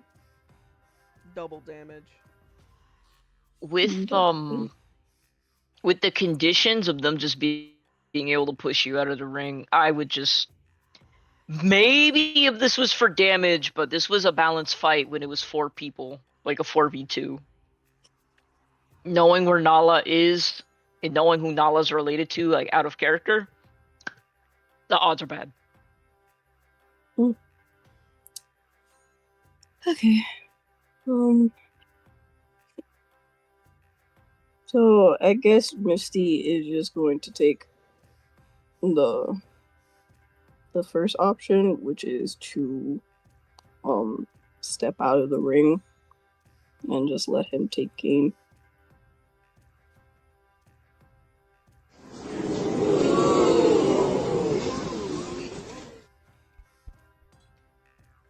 Is the sound that you all hear across the combat square as your party is dispersed and Ivar and Nala are declared the winners. Given that they are the home team, it's no surprise that their victory is well received. You guys can't help but think back to the beginning of the fight when you proposed this style, the sumo style of combat, how Nala kind of made that sound because obviously it was something that was entirely in her favor. Now, let me just check something before I start talking.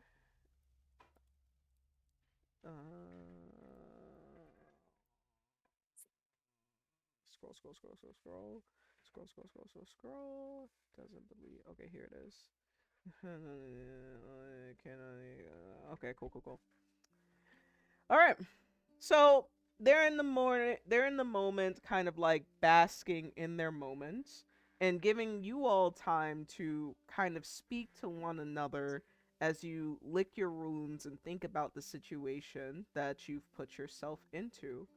So, players, given everything that went right these past few days that you all were learning each other's abilities, and everything that went wrong, drastically wrong in these past 30 seconds, how does your player express how this situation impacts them to the fellow pack members?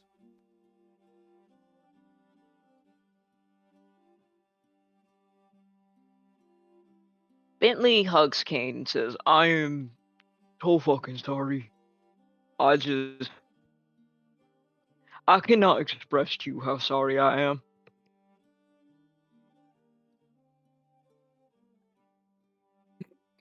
Cain responds, it is not any of your fault. I had an opportunity to stop Nala, and I was not quick enough. It is my No, fault no, that me and no. Tim were out. It's not your fault at all. I opened my big mouth and I tried to be someone who I'm not. And then all this bad shit started happening. I spent all that time in school trying to be calm. And the moment I get out here, as soon as I kind of gave all that away, I just stopped being myself. And now I hurt you and everybody in the pack.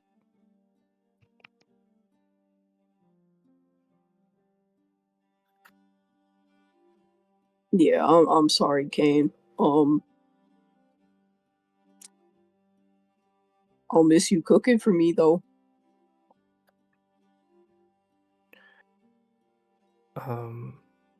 Cain once again goes. It is not your fault, Misty. I think I may have gotten you sick with the food that I cooked. If I had done better, maybe things would be different.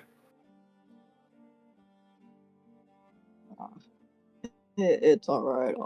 We'll figure something out. We might be stuck here a little bit longer than we intended, but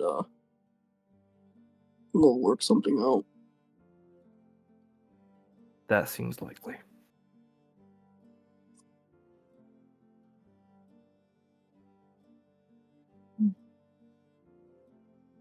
We will figure something out.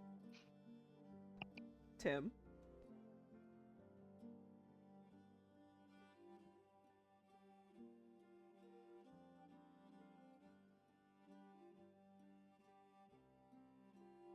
Is Tim not with us? Sorry, I was unmuted, or I was muted. It's weird because Tim and Cain had like such a weird relationship this entire time. Like Cain never did anything directly to Tim, but with him being friends with Roman and him learning kind of how Cain is, but the relationship has been like all going on the upstream, especially since being going to Avarice, and now that he's leaving, it's like Bentley seems like he's okay with being in a little pact, but he knows that Cain feels like he doesn't want to do this, and so he's in a sense like heartbroken, and so he's I don't even know what to fucking say, honestly.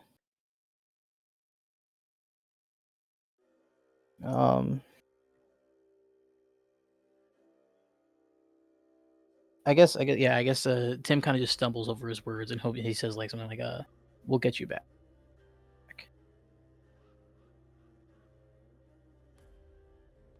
Now, Cain, you're the one that's being unwillingly removed from the party.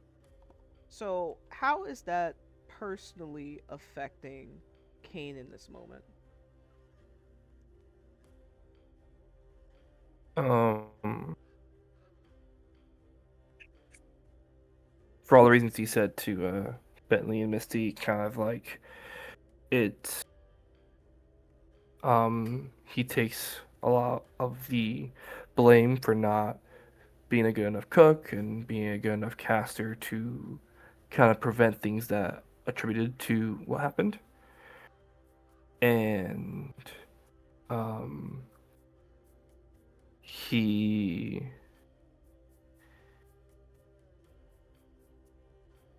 is looking to Bentley, who he has always had a good relationship with, and knowing Bentley's relationship with Kai and Kane's relationship that happened with Nina, it's that he's always been cool with Bentley. Misty and him have been on a couple of up and downs, but through the hunting, it's been really on the up and up, and they've been able to kind of sort of softly break through that communication barrier that they had, that he was painfully unaware of. And so he looks to the three people that is his buddy system, that was his pack here in Avarice, and he would love to feel that remorse. He would love to feel that like that feeling of being yanked, but it's still a little plain. It's still a little deadpan. And he looks to Tim and just goes, if the three of you have the opportunity to leave, I'm sure Roman would love the story.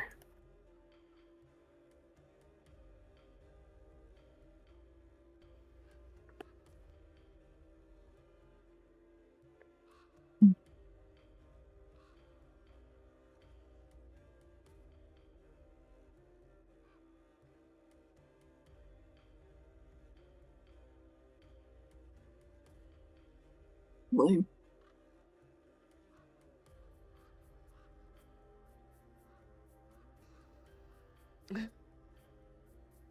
So, couple of things.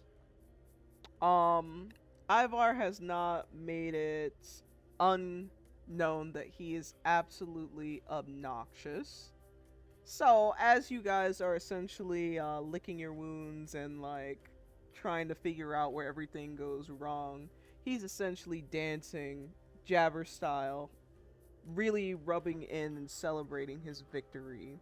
You know, the little L on his forehead and sticking out his tongue and all that stuff and wagging his tail. He's really making sure to go in. Nala, on the other hand, after taking her victory, is going to. She's just walking off because, like, you know, this is all in a day's work for her. She does this for a living, and there was never a doubt in her mind that she was going to win.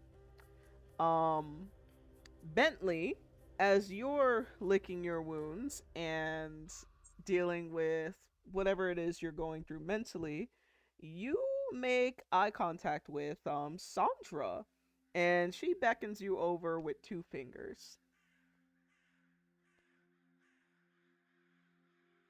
Obviously, he's going over.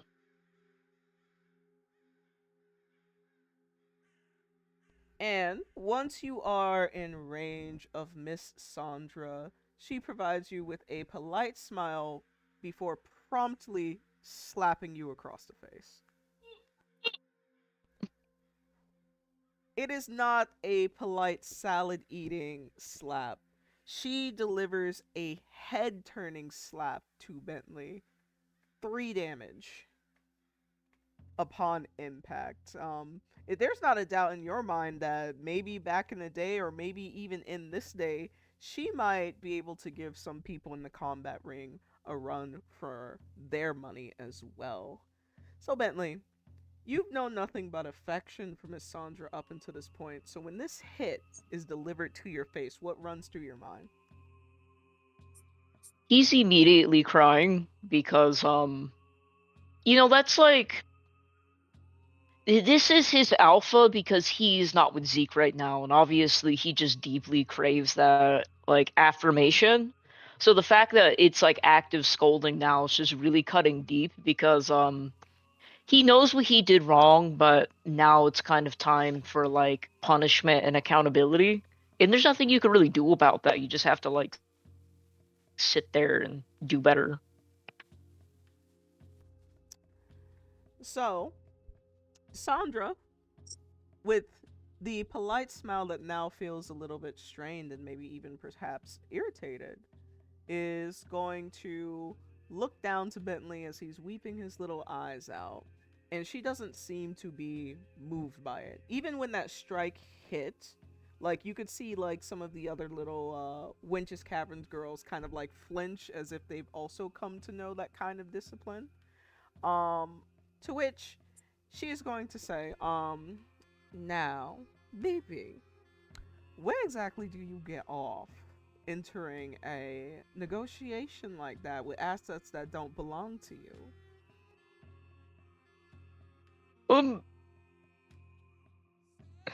I shouldn't have done that.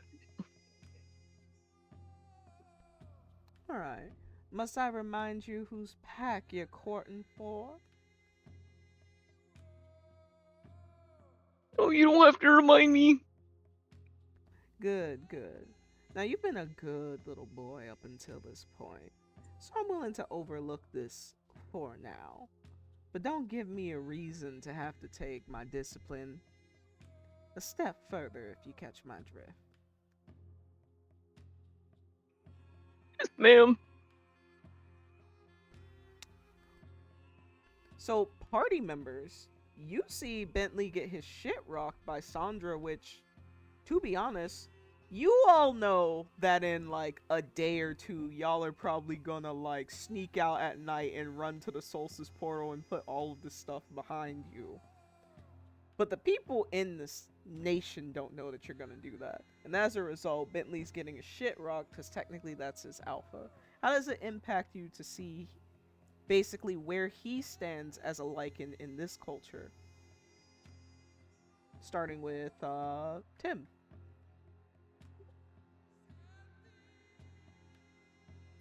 Um,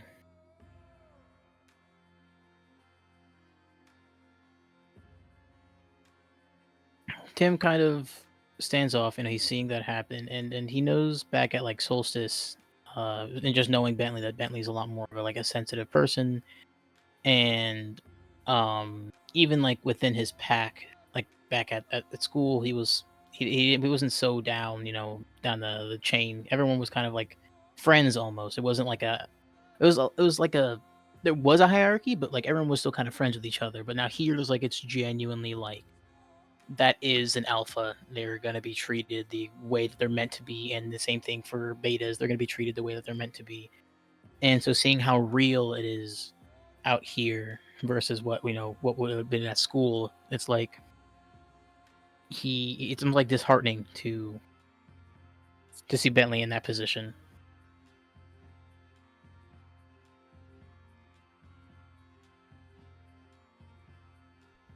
Cain. Cain kind of just sees it as, not every person's the same. Not every person's gonna be the same type of like quote unquote alpha, but he sees Bentley and what he perceived as Bentley making a mistake in the eyes of Sandra, and it's like, not only do I have to figure out this thing to get back to the people that I actually want to be near, but I have to deal with however Ivar decides to engage in discipline. So it's kind of like a soft, like, premonition, kind of like wake up call for him, because there's now going to be added stress to the stress that is already being separated from everyone.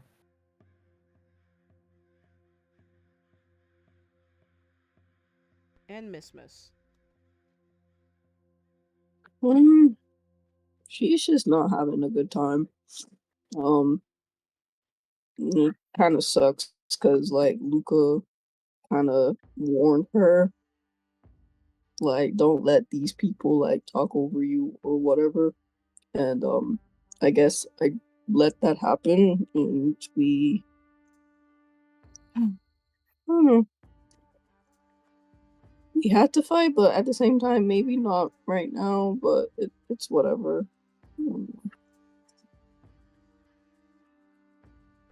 All right. So, party.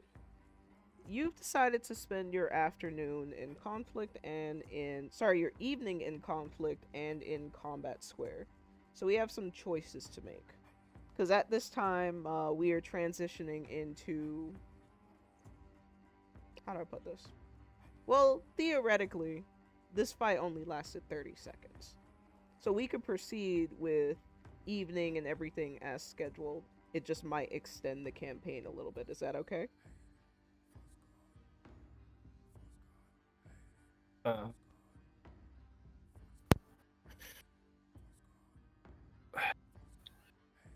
Um, I don't. How long do you think it'll take? I don't want. I know Misty has to take the thing soon because she's not feeling too well. Well, we can scrap the evening scene altogether and then try to rearrange who is doing what at night, or we could play through the two scenes.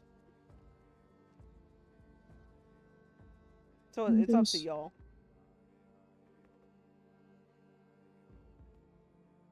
Or realistically, you guys aren't technically a party anymore now, so you guys could split up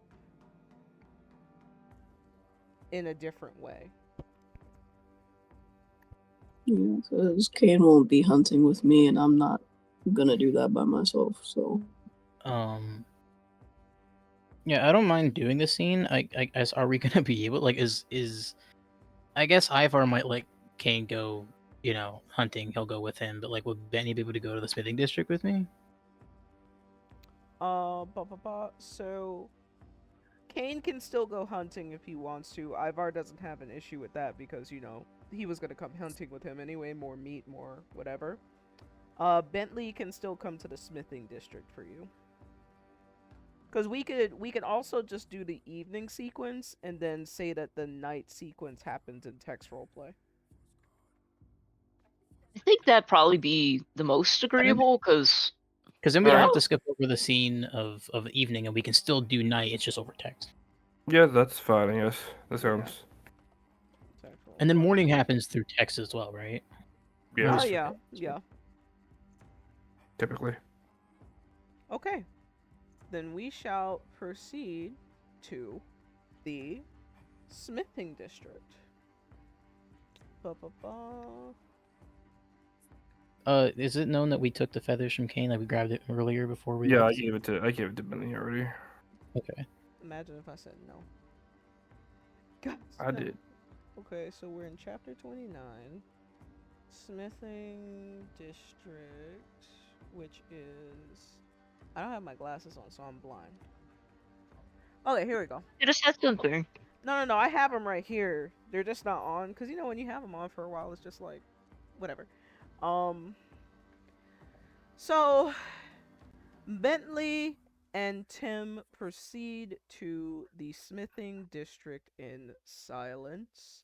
Both of them taking time to consider how recent events is going to impact not only how they move forward during their time here in Avarice, but how it will impact their buddy system once they return to Solstice. If they return to Solstice. Now, Bentley and Tim, how does your character express themselves to one another about the inevitability of this situation? And of course, the significance of the situation that you're about to find yourself in at the smithing district.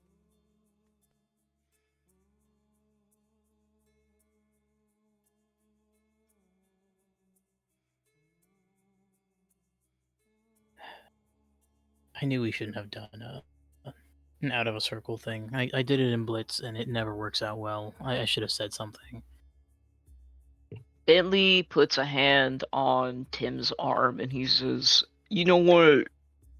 Don't even feel bad, man. I feel like you was just trying to make that make sense, and I'm gonna take a majority of the blame here, and I just hope Kane's gonna be okay. Um, yeah, I just hope he's gonna be okay.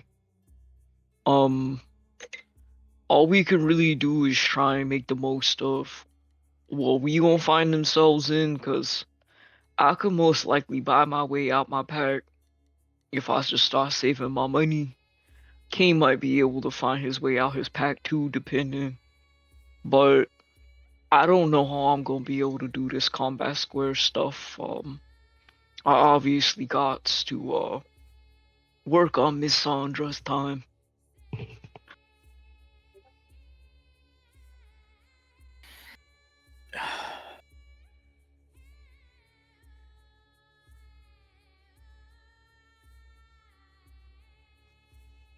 I really feel like I didn't take advantage of enough time being here. I kind of let everything go to waste. I wouldn't say that. I mean, I don't want to make it too serious, and obviously I try not to talk about it because it's your business, but I know you coming off of you having your kid and the cha-cha Roman thing, so I feel like you was just trying to get right with yourself. And it's not wasted time. I feel like that was time you was finding to get back on your feet, you know? Maybe we could have been a little more involved in helping you along. Speaking of being involved in helping him along, as you guys enter the smithing district, there are some people here who have followed you from the combat square. For example, Annabelle has taken it upon herself to talk to the smith who does the kitchenwares. She appears to be trying to get something made for herself. And that strange guy that you all see always like twirling around an axe, the one who was talking about, what was he talking about? Decapitating someone? Killing Cain. Killing Cain, putting Cain down, is currently speaking with the most famous blacksmith here, Andre, and he seems to be ready to upgrade from a simple wood cutting axe to a vibrant battle axe. To be honest with you, it's such a difference. Like he's stepping into a different kind of axemanship. You could see that Blizz is currently working on an order right now, and Gunner is finishing up Bentley's order. But the two of them do take notice of Bentley for different reasons. So how would we like to move forward from here? Tim, I spoke with Blizz, and they said that they might be willing to play a little ball with you if it's not too much work on their hand. I promised Gunner I was gonna trade him his little pheasant feathers, so I'm probably gonna do that too, so I can get back Lee's knife. Uh, which one you want to do first, big guy?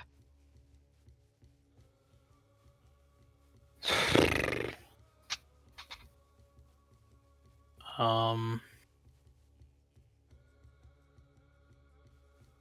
I guess we can touch base with Gunner real quick before I move on to go see what go talk to Blizz because I don't know how long that's gonna take. So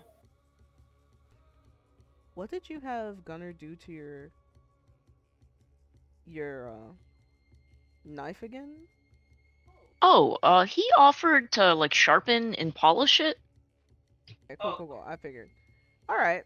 So as you approach Gunner, you can see that he's finishing it up. He's kind of like, wiping off the blade, testing it out a little bit.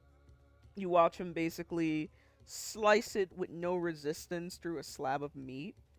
Like it's them Gordon Ramsay level of knife sharpening here. The ones where the lack of professionals be cutting themselves on the cooking shows because they've only ever had their knives professionally sharpened once in their lifetime. And he sees Bentley approach, and he's like, "Ah, you have returned. Just in the nick of time. I was putting the finishing touches on your little diddle knife here. I think that your blacksmith will find that my adjustments are to their standards." You know, I would certainly think so. I feel like he would be excited that another artist has taken a look at his stuff. Um, I got the pheasant feathers like you asked. Um, is that still agreeable for you?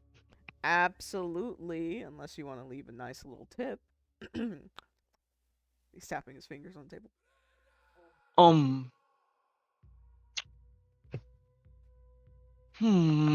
let me look, let me look, let me look. I know you gotta make a hustle, everybody gotta hustle.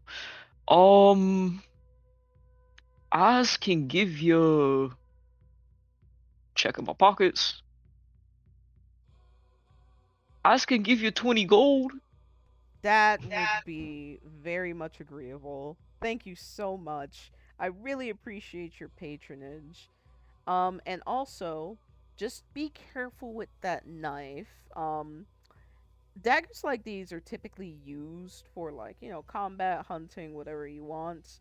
This is definitely going to leave a little bit of a mark. So Bentley, for the next, basically until what's today, the next waning, until the next waning crescent, your blade has a temporary quote unquote enchantment of being able to do a bleed effect.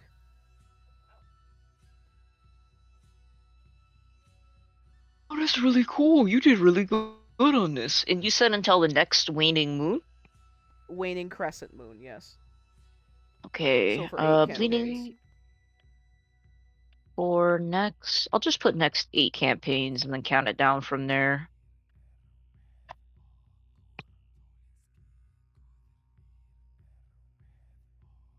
You did really good work on this. This is beautiful. Thank you, thank you. I do it for a living, and your tip is greatly appreciated. Maybe you and your friends might have any other things you want me to sharpen? I know you guys are really trying to make a name for yourself out in the hunting and fishing districts, and hey, let's just say bleeding animals go down a little bit quicker. No. You absolutely right. Tim, you got anything in your pocket?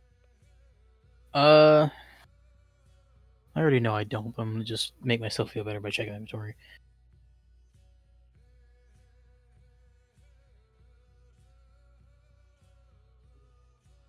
I technically gave my hunting knife to Cain, so I don't. Okay, that's fine. So I rustled through my pockets, and like there's just like the coin in there, and he's just like, yeah, I don't really have any weaponry. I usually just punch stuff.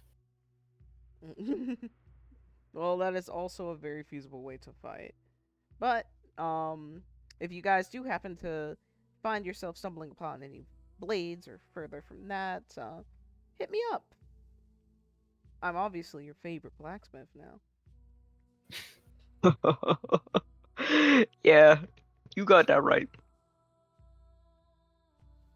So, party, how would you like to now approach Blizz?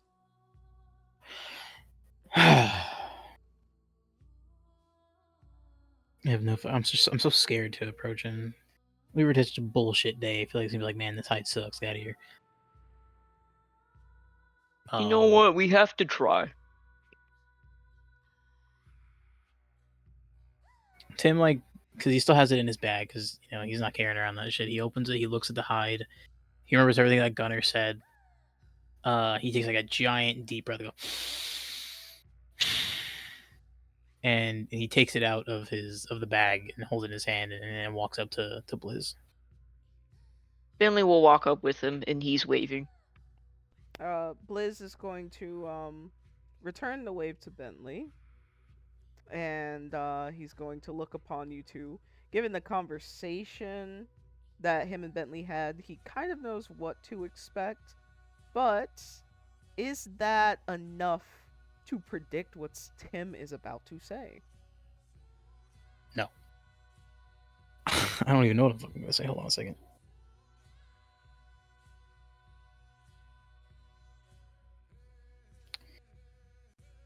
Ugh.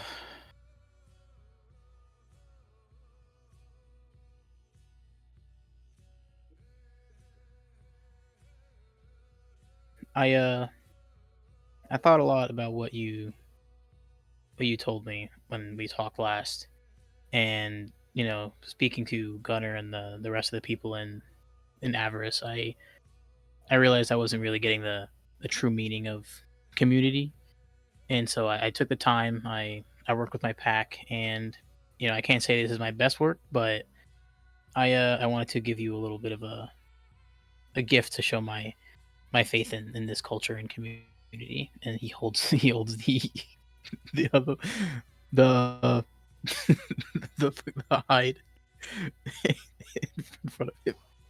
And he's like in his head, he's like screaming because he just hopes that even if he hates it, he accepts it and says, "Oh wow, awesome!" And not what Gunner says, not what Gunner said earlier.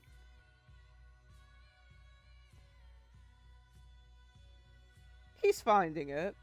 He had this conversation with Bentley. When he looked up, Bentley waved, and like Tim approached, and Bentley told him what was up. So you sit here, you open your mind, you look at it, you hear Tim out. He puts this thing on the table, saying like, "Yeah, I wanted to show you how much I appreciate your culture."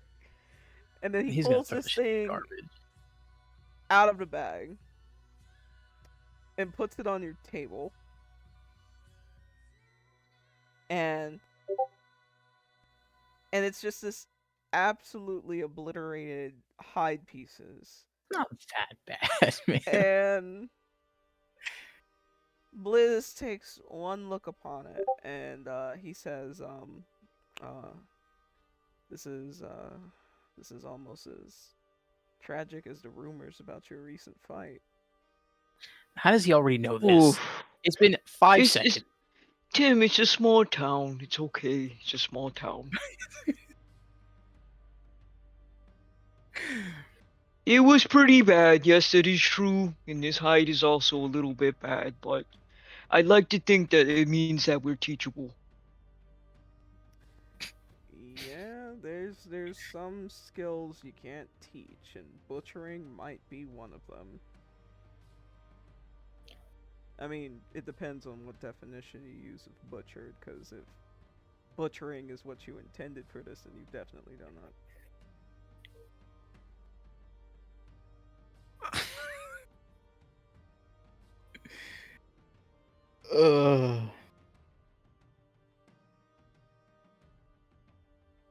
My god fucking damn it. Oh, I'm glad you were honest. I don't want to take any handouts, so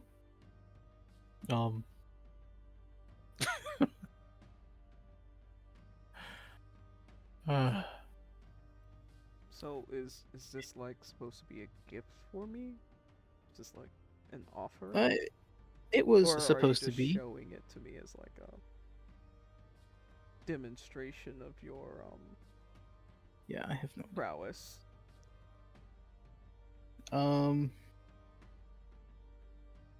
It was supposed to be a gift.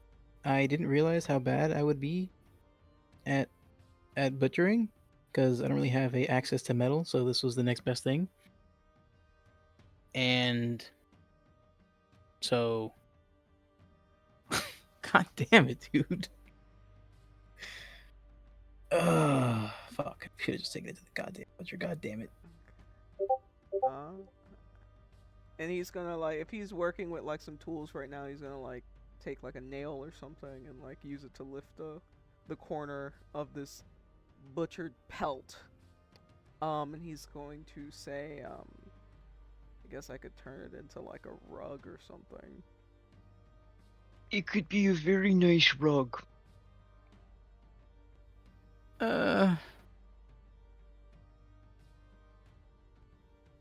I put them Be a good together, doormat. but yeah, doormat is a better way to put it. It's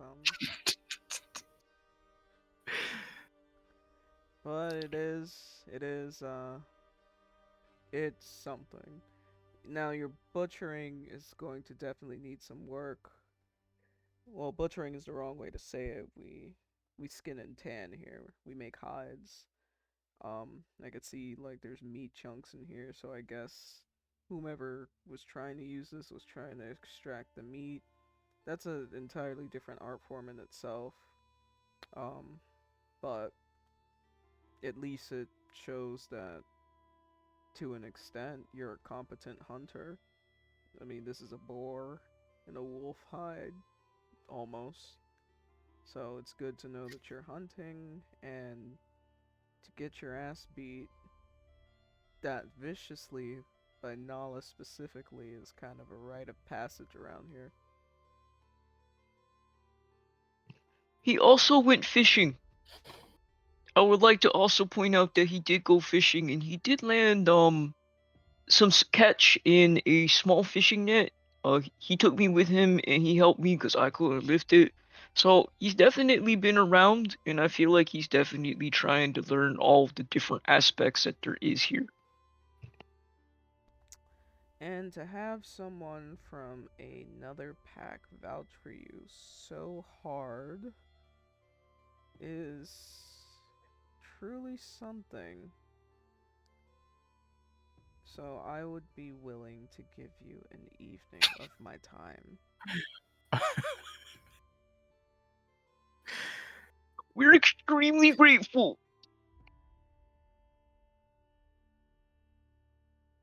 He kind of It's like- shakes Tim a little bit because he's excited because he didn't think Blizz would say that. Tim is like that Frozen excited where he's like shocked everything is happening, right? Like the entire day he's like I have this terrible ass hide that he wishes he just brought to the butcher. You know, after Gunnar talked to him, he's like he talks so much shit. He's like, man, this hide is gonna get me thrown out of this town, not even just denied from fucking Blizz. And to get to the point where Blizz is, you know, willing to offer that hand, even in the condition of the hide and through everything that he's been, all of his failures, he like there's so much just emotion like built up, especially after today. You know, like at least there's one good thing happening.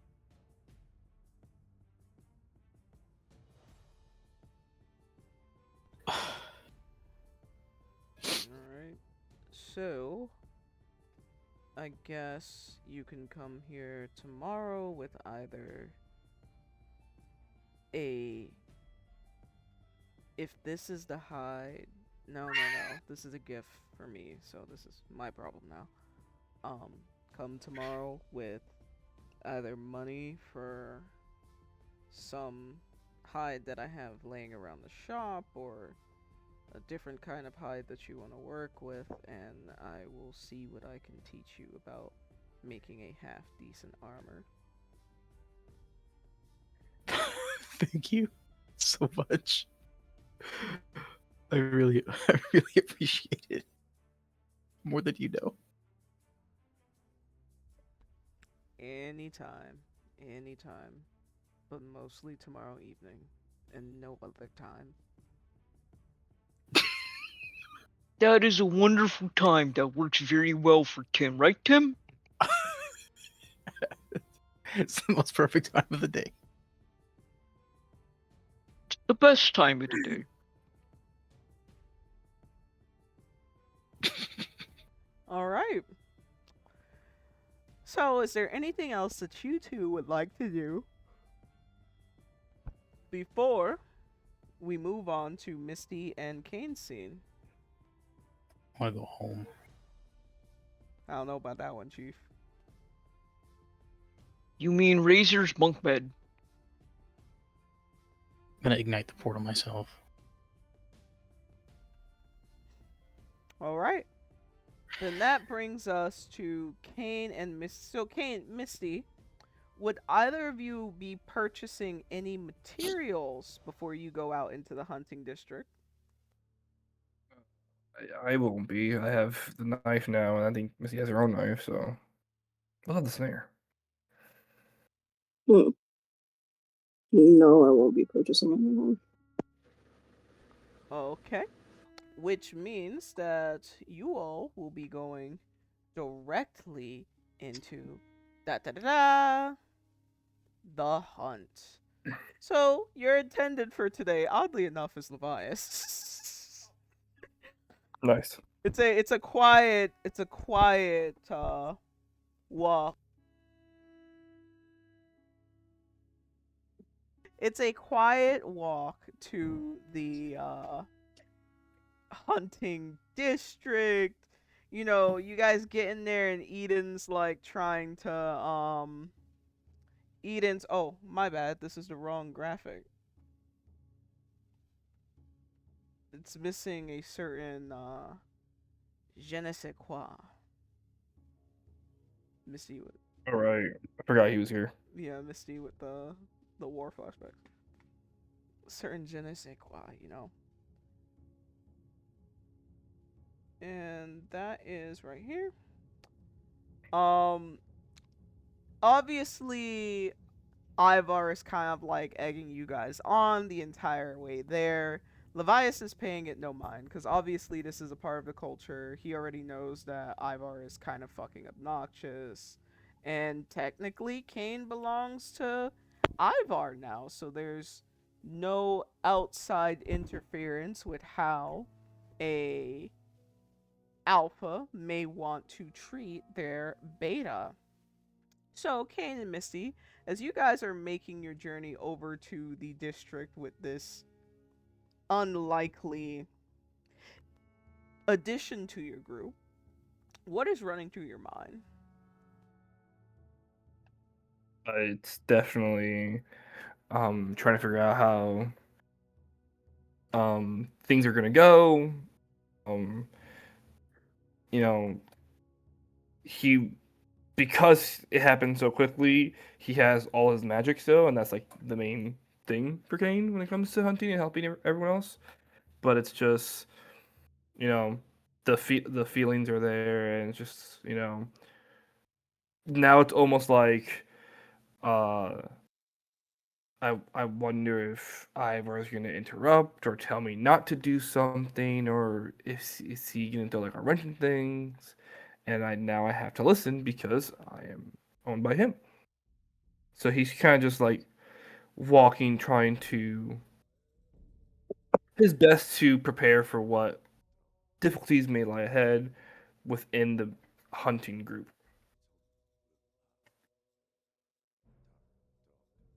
Miss. Missy's just probably really annoyed. Like, she can't keep her betas. Can't keep nobody. So that's like dawning on her. Okay. So as you guys approach the hunting grounds, how would you like to proceed? Obviously, you have like some kind of knowledge of what's to be expected here. Um yeah, so you guys have done this enough to know how you might want to proceed. Yeah, definitely gonna use the enhanced hearing to see where the best place to put a snare trap is. All right, go for it. Yeah, yeah. Dice. One then. Give me 1 second. And this Now I roll a 19. Fun. is Okay. you are able to see kind of to what has been saying when you all came in at night, a lot of the smaller animals were kind of like running. They were already away from the night in fear of some of the larger predators that were out during the day.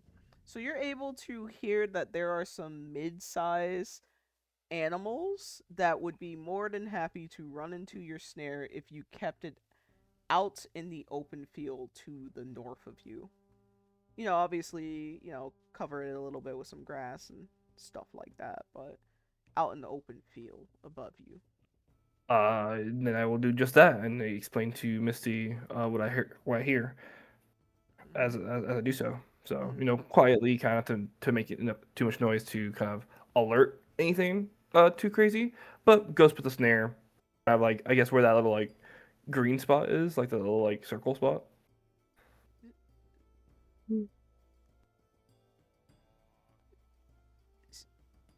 Speaking of alerting Misty, Ivar is going to say, whoa, whoa, whoa, whoa, whoa, whoa, whoa, whoa, whoa. Why are you still reporting to her? You're reporting to me now.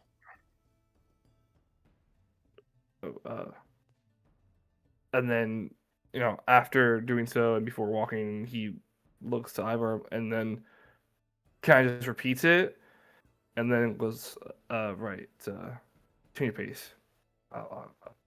Won't happen again. Mm. He seems satisfied with you repeating the entire statement back to him. Yeah, so I definitely set up the snare. All right, Miss. Well, she's gonna cover her scent with some dirt. Actually, do I need to do that because these are smaller animals? Well, you need to do it, period. Because small animals also have enhanced sense of smell and stuff like that. The purpose is it's a different way to stealth. Like when you stealth in darkness, like you do with your shadow magic, you take away your enemy's ability to see you. You don't take away their ability to like smell you if that's how they navigate the world. So by covering yourself in dirt, you are taking away their ability to smell you. Okay. So I will cover myself in dirt. All right. Cover up my scent. So Misty manages to take herself up to level 2 stank, thus covering her scent for the wilder folk. And then I would like to cast magnetism. All right. Go ahead and give me that juicy wisdom roll.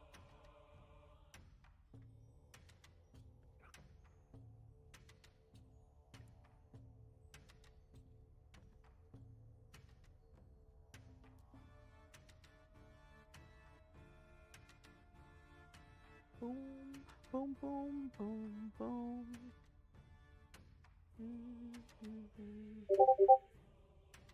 Wow. All right. So you are a nat one means that you will lose out on the mana. So 22 minus 6 is 16, and you will not be able to cast magnetism for a while. Okay. Mm.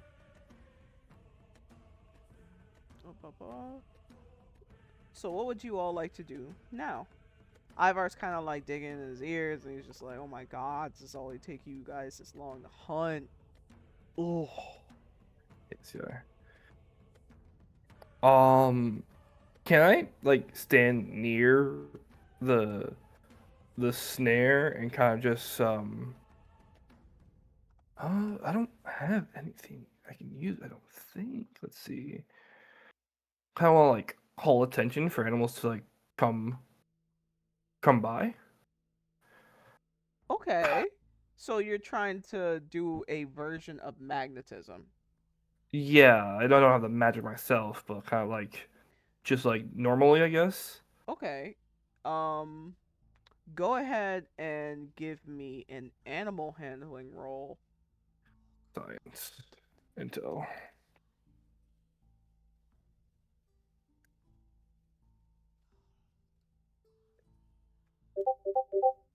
Yeah, All right. that was So it. you proceed to scare animals away because, like, Cain goes, okay, I'm thinking of like a dog because, mind you, Cain has like zero animal handling experience. Right, So right.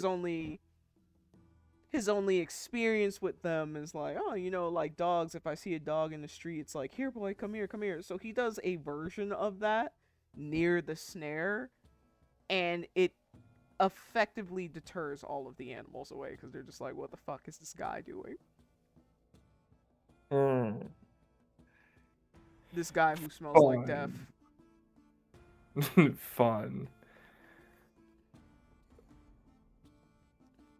Hey, l- leader Ivar, um, how would you get people into the snare? Or not people, animals.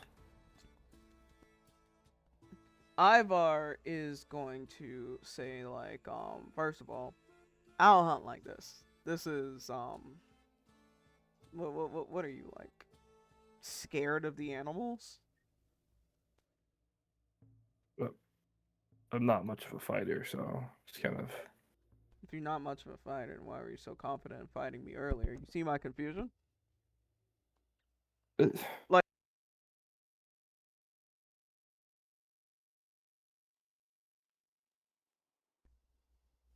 I understand your confusion. yeah. So, if I were hunting, and he like touches his nose to the air, like he tilts his head back, he like inhales the scent, I would look for signs of sounds of an animal, maybe the scent of like a fresh dung, follow some tracks. You guys are waiting for the animals to come to you, but a part of the hunt is going to find the animals for yourself.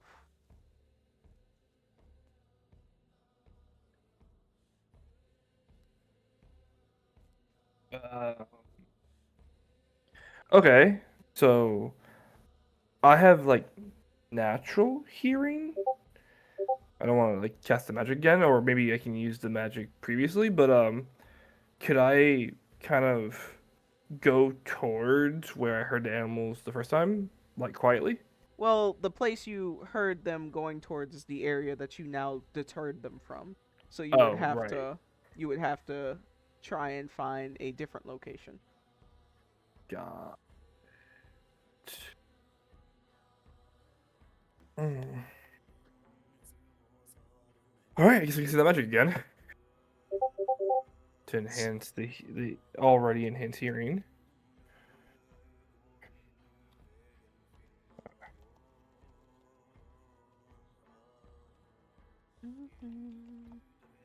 All right, let me see. Hearing 2. I don't know if that's enough. I don't know if that's enough to cast a fucking spell. All right, Cain. Obviously, you kind of spooked the animals just a little bit from this area, but they couldn't have gone far. They're just trying to get away from you. As you hone in on your vampiric ability, your ear kind of rings to the east of you, where you feel as if there might be some small to medium game that are gathering. Um, I tell Ivar and kind of like out loud so Misty can hear as well. Like not like I come back to them and tell Ivar with like Misty nearby so she can hear as well, and uh and kind of ask if either of them can sneak their way there because I'm not very dexterous. Hmm. All right, Misty, is there anything that you would want to do?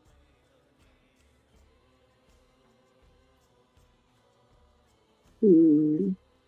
No, unless he's going to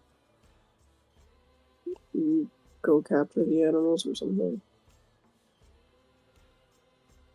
Seeing that Misty is not going to do anything for the time being, Ivar is going to say, "Okay, I got you." And he is going to touch his nose to the air once more before disappearing off into the foliage, likely to see if he can have a better time with catching prey than Cain is having at the moment. For a brief moment, Misty and Cain are left alone in the woods with Levias kind of awkwardly standing there. Is there anything that you all would like to say or do to each other? While Ivar is distracted with the hunt.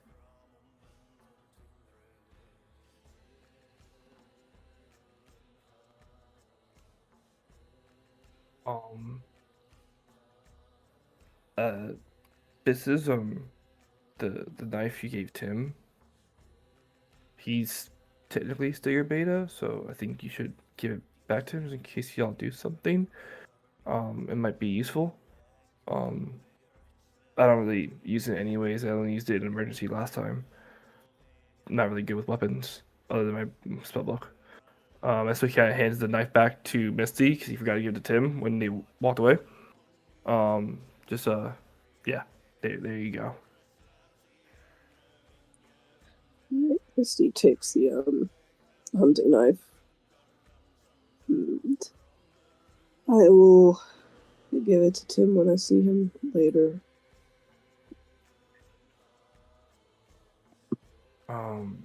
I don't. I already gave you the gold. Earlier, so yeah.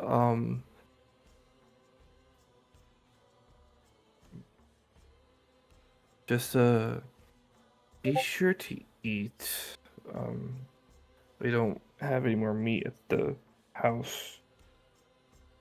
I know you need your food. Um,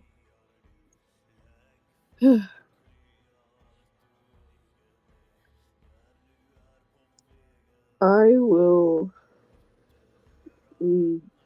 make sure to eat.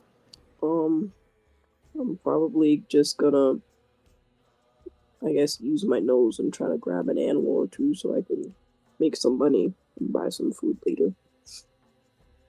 Yeah. That that that that sounds like a plan. You can trade, get the money, and then you can go to get some food with Tim, I guess.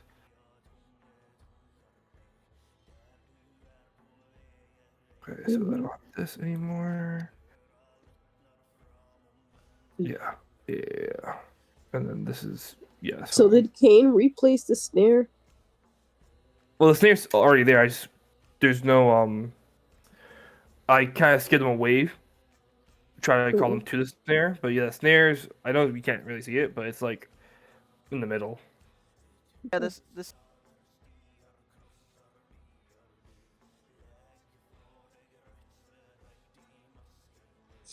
Yeah, I'll put it on the map.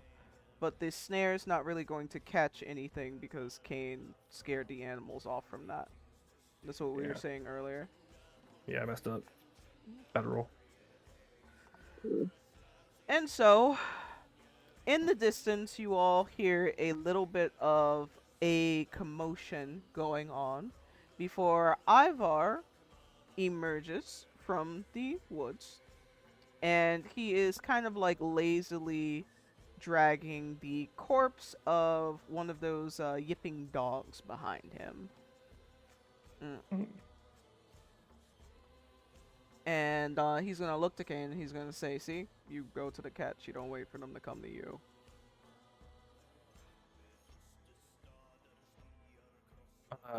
I see. That is efficient. Were there any more there? Yeah, but they scattered once I made after I made light work of this guy. And besides, I don't really need this. But I guess you know, we need meat now that we're like a pack or some shit like that. Gotta have meat for today and tomorrow. Mm, So I didn't really see right. the merit in trying to fight like 3 of them.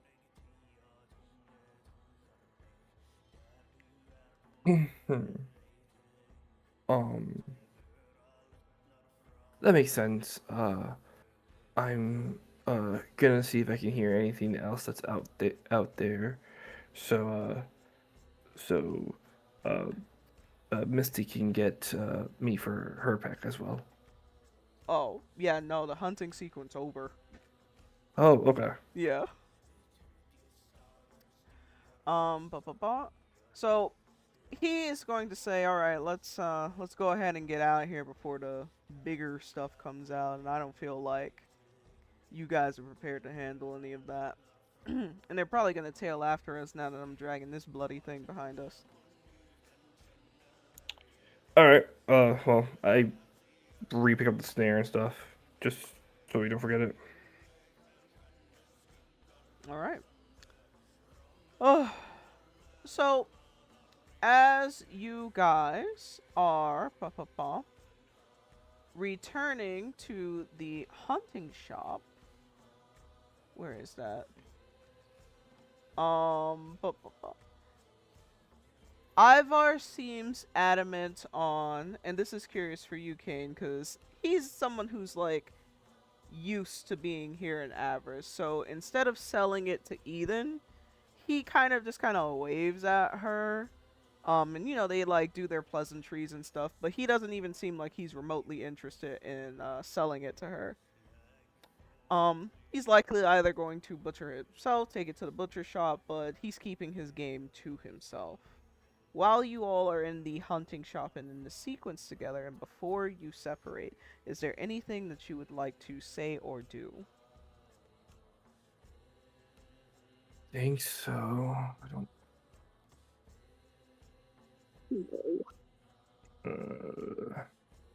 Yeah, there's nothing that I got to do left. I gave her the knife. She already has the build that I had.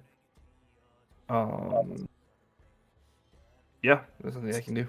It's all good. I don't have to eat it or anything like that, so.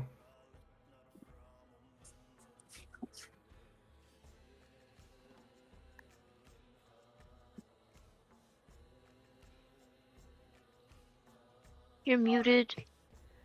The party gathers in togetherness for one last time tonight, where the reality of their situation begins to slowly settle in. It was kind of like play, seeing as Bentley doesn't come home because he's currently residing at the Witch's Tavern. But in the very least, they know where he is, what he's doing, so on and so forth, who he's talking to, and all of that shebang.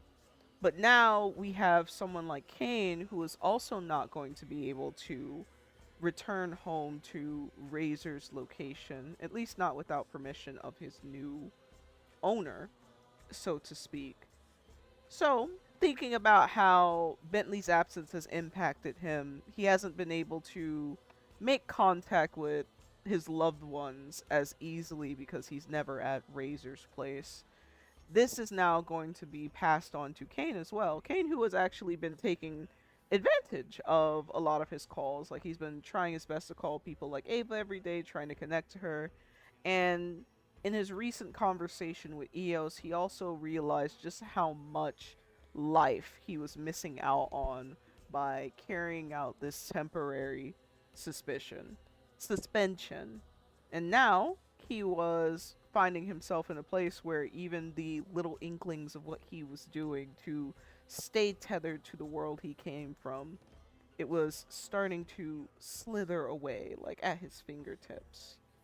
So, party, as you all come together one final time before the separation starts to feel just a little bit more real, what how does your character express to one another what this separation is going to mean to them?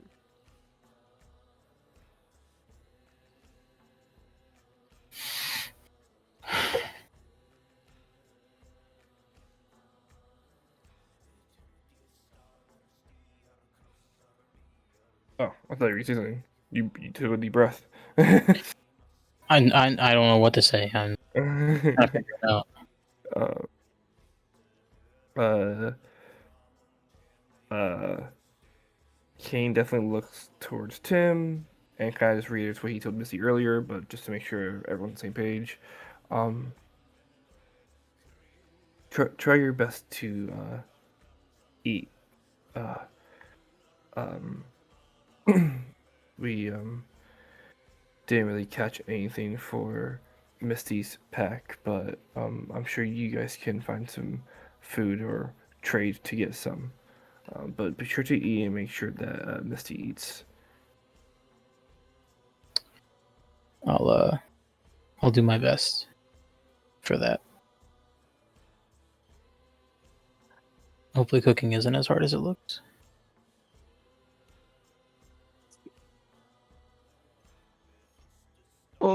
Cain, have you eaten? Have you talked about eating?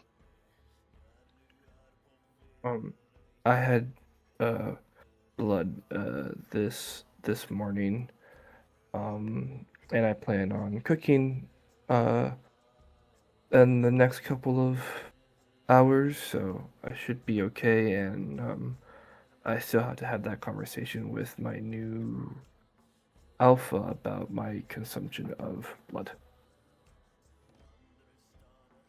Okay, how do I say this? Yeah, just do whatever keeps your alpha happy. They obviously make a lot of rules. Ask your alpha before you do anything. Don't get ahead of yourself. And you already know I'm real sorry, but I gotta say it again. I'm real sorry. Just take care of yourself. I will be fine. It is not your fault.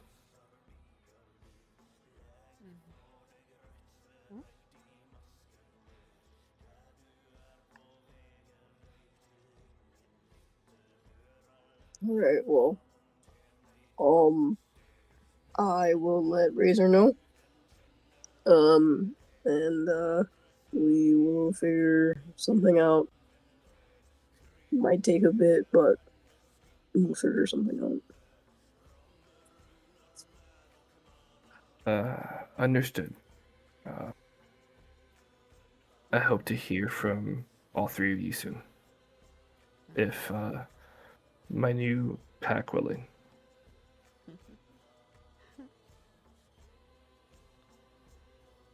And so, our fated four comes to the realization that although they have made a significant amount of progress together, there are still some things that only experience can teach. And what is experience if not... what value does experience have if that experience is not referenced upon in keeping themselves safe in the future events? So as you all retreat to your separate locations tonight, really give some thought not only to how you can maximize your time in what should be your last day of avarice, and what kind of plans you could make should you have to flee avarice with your tails tucked between your legs. Now, thank you all for joining us for another night of the Solstice campaigns. And if you want to see more of the content that we have pertaining to this campaign, you could feel free to join the Discord server where my players and myself reside. But until then, see you next time, Starlings, and good night. Good night.